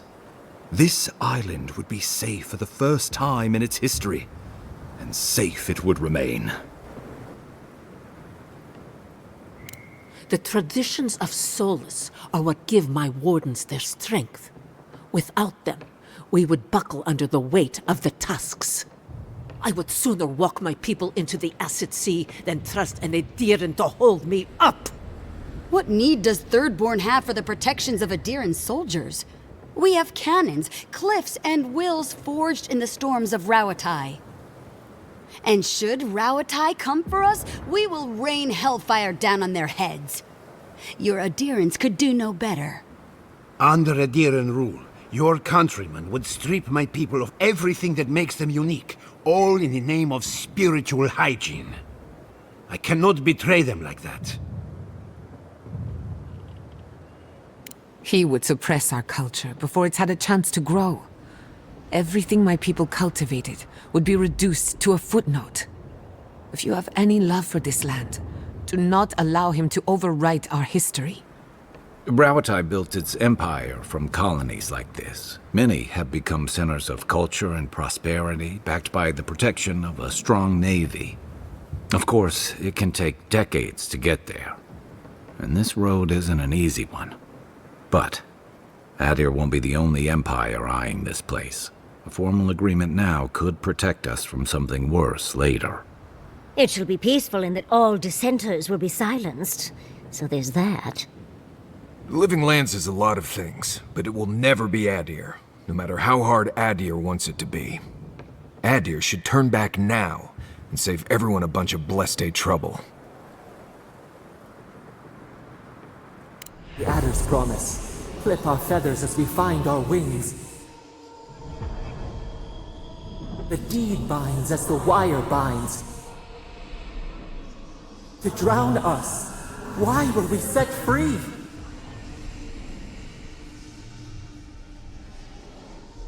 Of course.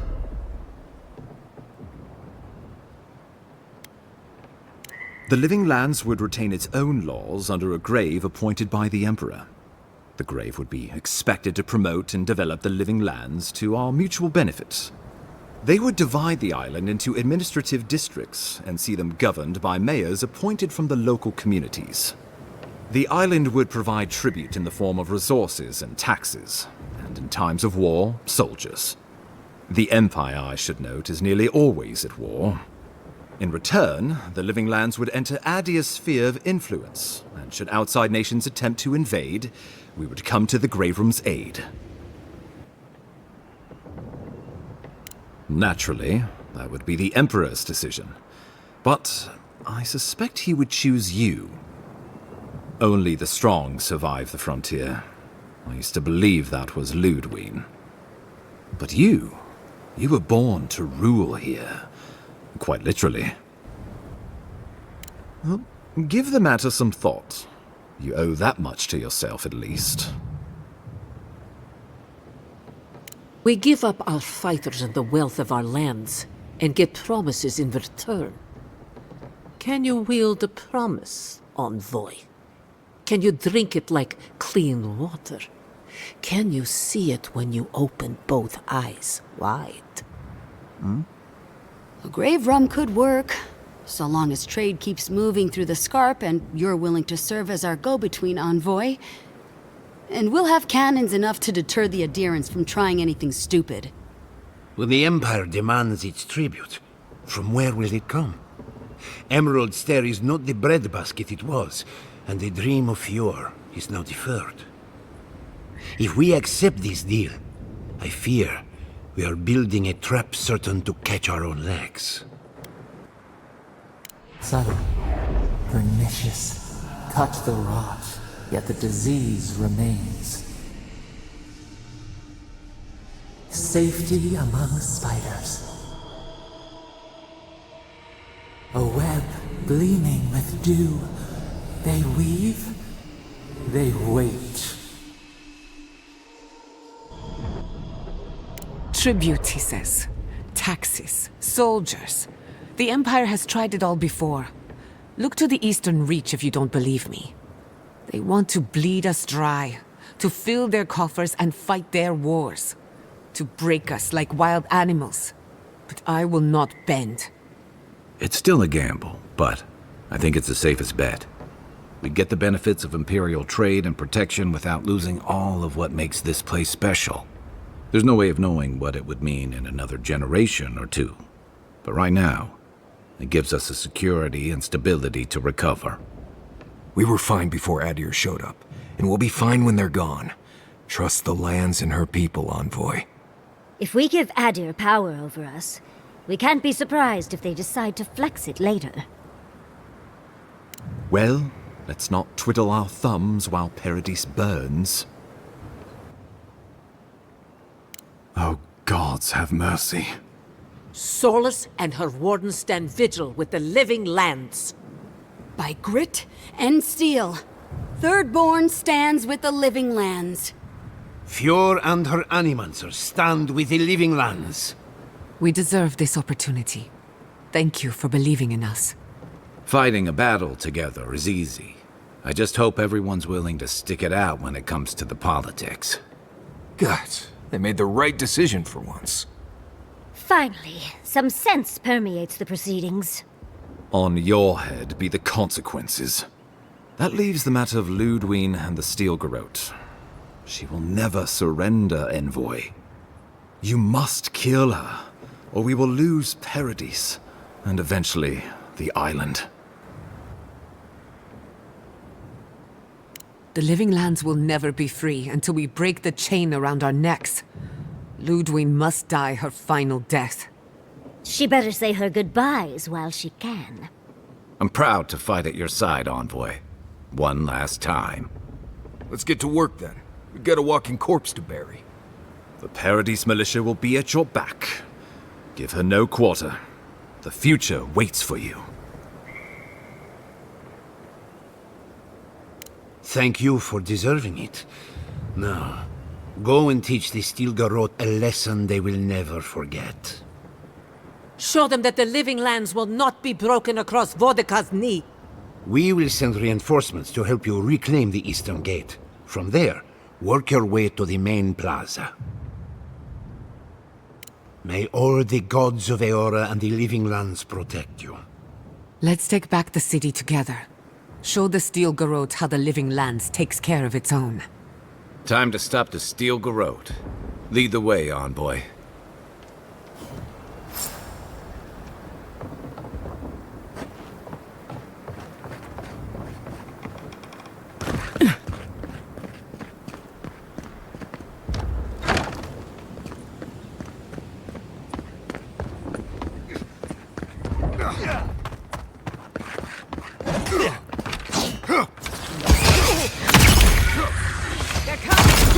Take your best shot. Go ahead, Envoy. Watch yourself out there. Vodka demands your submission. Stand against her and fall. That's Ludwine ahead. Lead on. I'm with you to the end.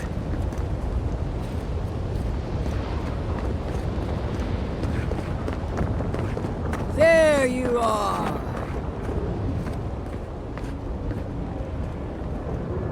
So, you survived the garden. Did you come all this way just to try your luck again? To kill me more efficiently than last time? You'll get your chance. Then what are you waiting for? Look around, Envoy. Heelguard should have listened. He tried to bring order through compromise. He failed. Order is meant to be imposed by a stern, guiding hand. Her order wields sharp steel. She must set down her blade.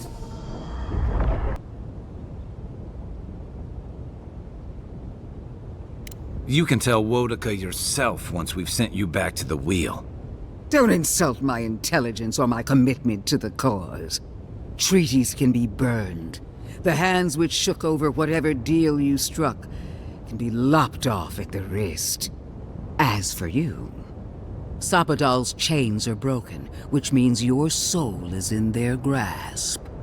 I don't know how deeply you've been compromised, Envoy. And if I don't know, then I cannot suffer you to live. Do not patronize me. I have every right to put down a threat to the Empire. Steel yourself, Envoy. Make this a fight to remember, even in death.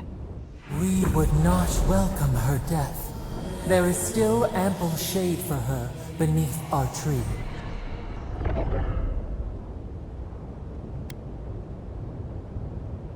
All this time, I knew you'd be worthy prey. Don't let me down. Farewell, Envoy. There's no coming back this time. Prepare yourself for the next world. Let's finish this. Together. Once I'm done killing you, your god of flame! We are every seed in the soil. We will always grow. This is what we prepared for. No portal.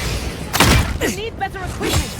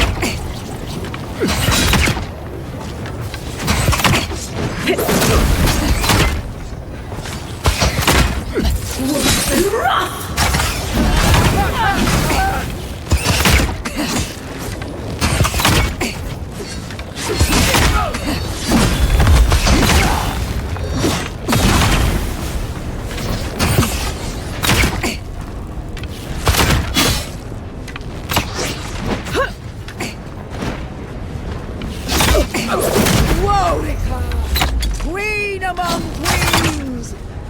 Send me your aid! And it wasn't wrong! Wasn't wrong!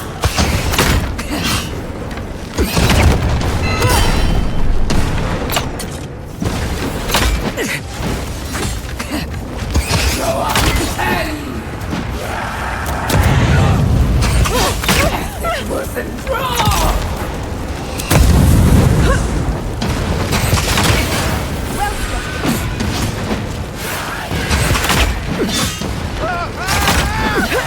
Another soul.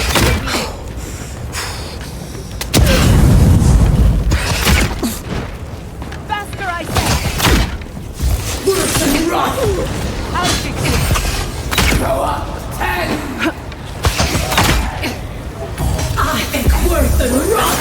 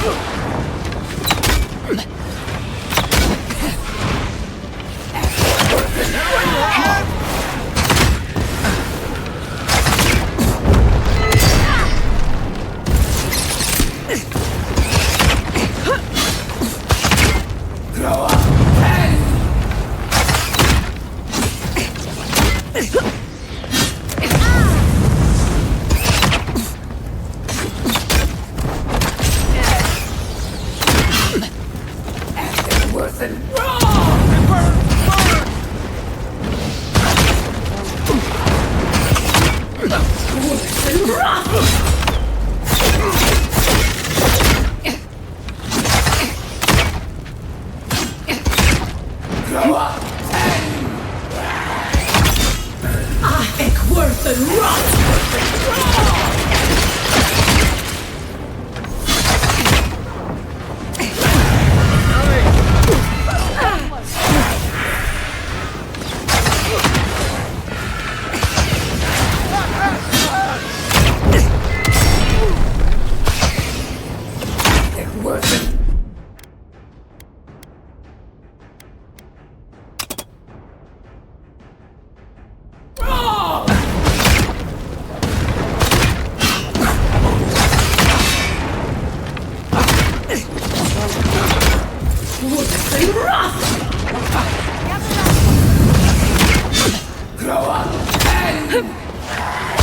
I got it.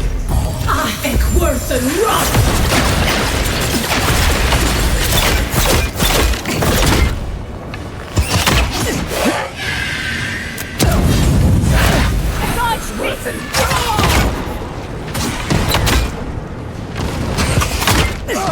Again! Help me! One last time! Grow up!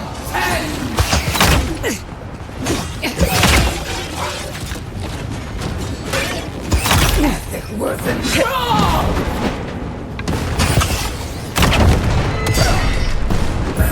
Ik word een rot!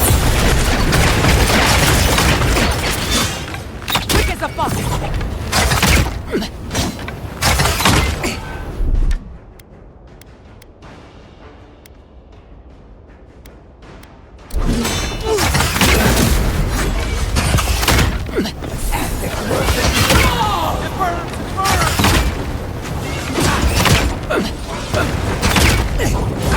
Ik word een rot!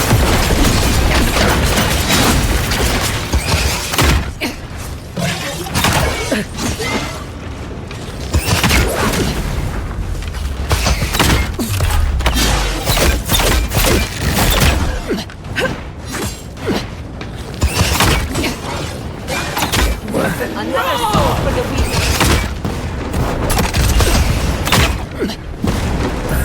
Ik word een rot!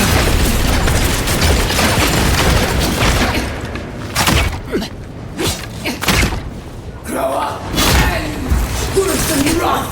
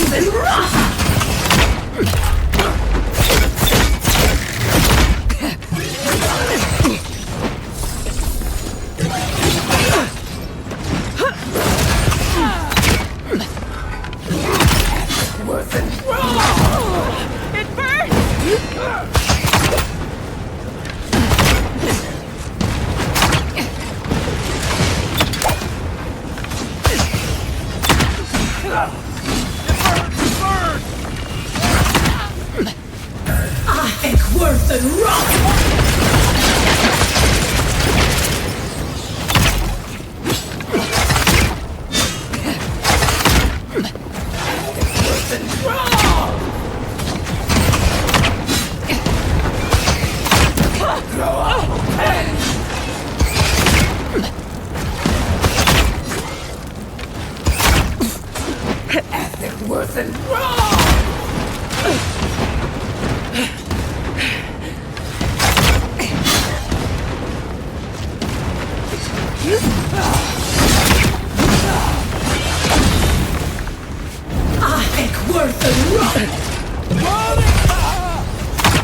Where are you?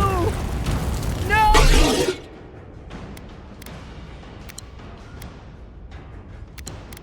Oh! Don't abandon me now! She's desperate, envoy. This is it! Sur merci.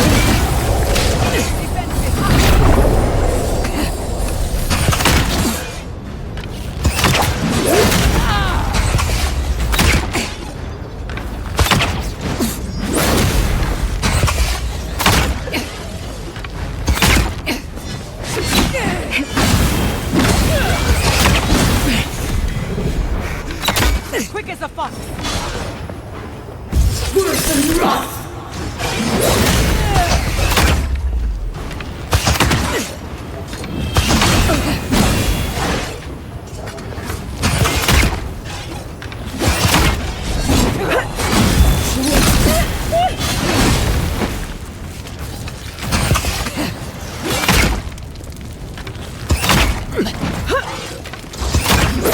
Okay? I'll fix this. Sleeto!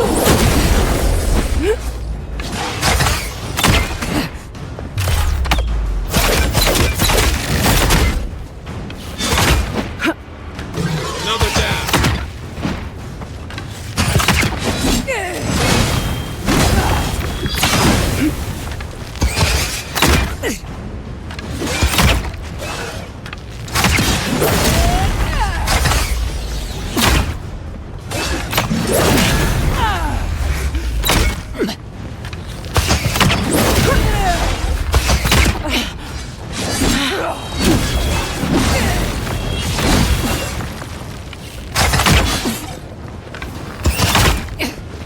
Left leg. It's worse than rock.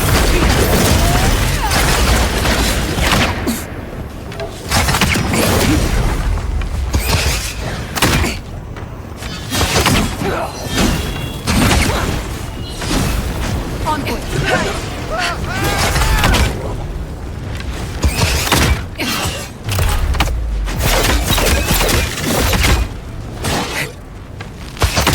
Dodge this!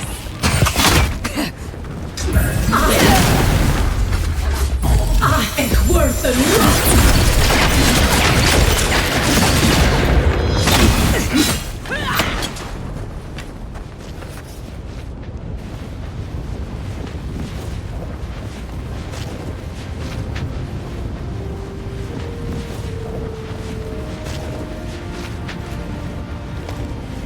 Wherever Ludwine is now, she must be seething. Of course, we'd be happy to kill her again, if needed. She's done. But we're not. Whatever's next, we'll face it. Together. Gods, you're all gonna make me sick. But carry on. Unraveled at last. We no longer feel her wire against our flesh. We are free always. We are free forever. Silence falls over Paradis, as though the city is holding its breath. Then you hear it, the ringing of a distant bell, the waving of banners, and cheers of victory. After a short and bloody conflict, the dust has finally begun to settle. You feel Sapadal close to your thoughts, stirring with interest. The god of the living lands is observing this moment, unfettered by confusion or fear. For the first time in centuries, they understand. The Paradis militia rallies to you, the outsider who defended them in their hour of need. Whatever happens next, you have won their confidence. You take a moment to reflect on the calm. Not so long ago, you arrived at these shores on a simple errand, which turned out to be anything but simple. The dream scourge is over, and the island has been cleansed of plague. A time of healing and mourning follows. People look to you for answers about the source of the affliction. You tell them the truth, how the plague came from a power beyond mortal understanding, and how it is finally at peace. Thanks to you, the Living Lands has escaped Adiran oppression. The free settlements unite under a common banner and begin the fraught process of negotiating new traditions and values. The Empire withdraws. The frontier remains wild, but not for long. Paradise's rebels cannot accept your version of independence. After the assassin Egwolf died in custody, only a few of his people ally themselves with the United Settlements. To them, you will always be the oppressor. The refugees of Emerald Stair resettle in Thirdborn, bringing their skills and research to aid the local community. What starts as an uneasy partnership blossoms into a bond of trust. Through shared adversity, they find common ground. The ashes of Fior Messiverno continue to smolder.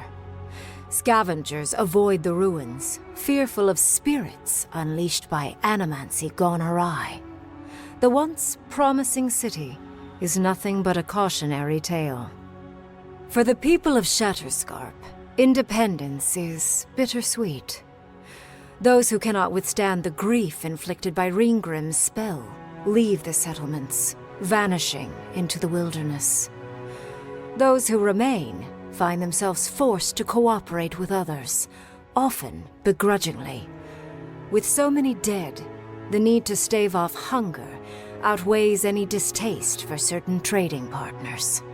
Solace Keep clings to its long-held isolation at first.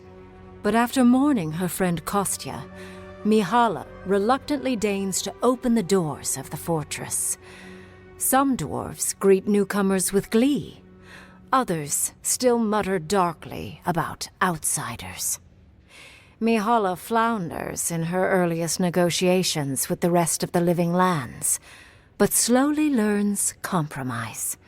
She develops a taste for Valian sweets. When Kai leaves the Living Lands, he is no longer running.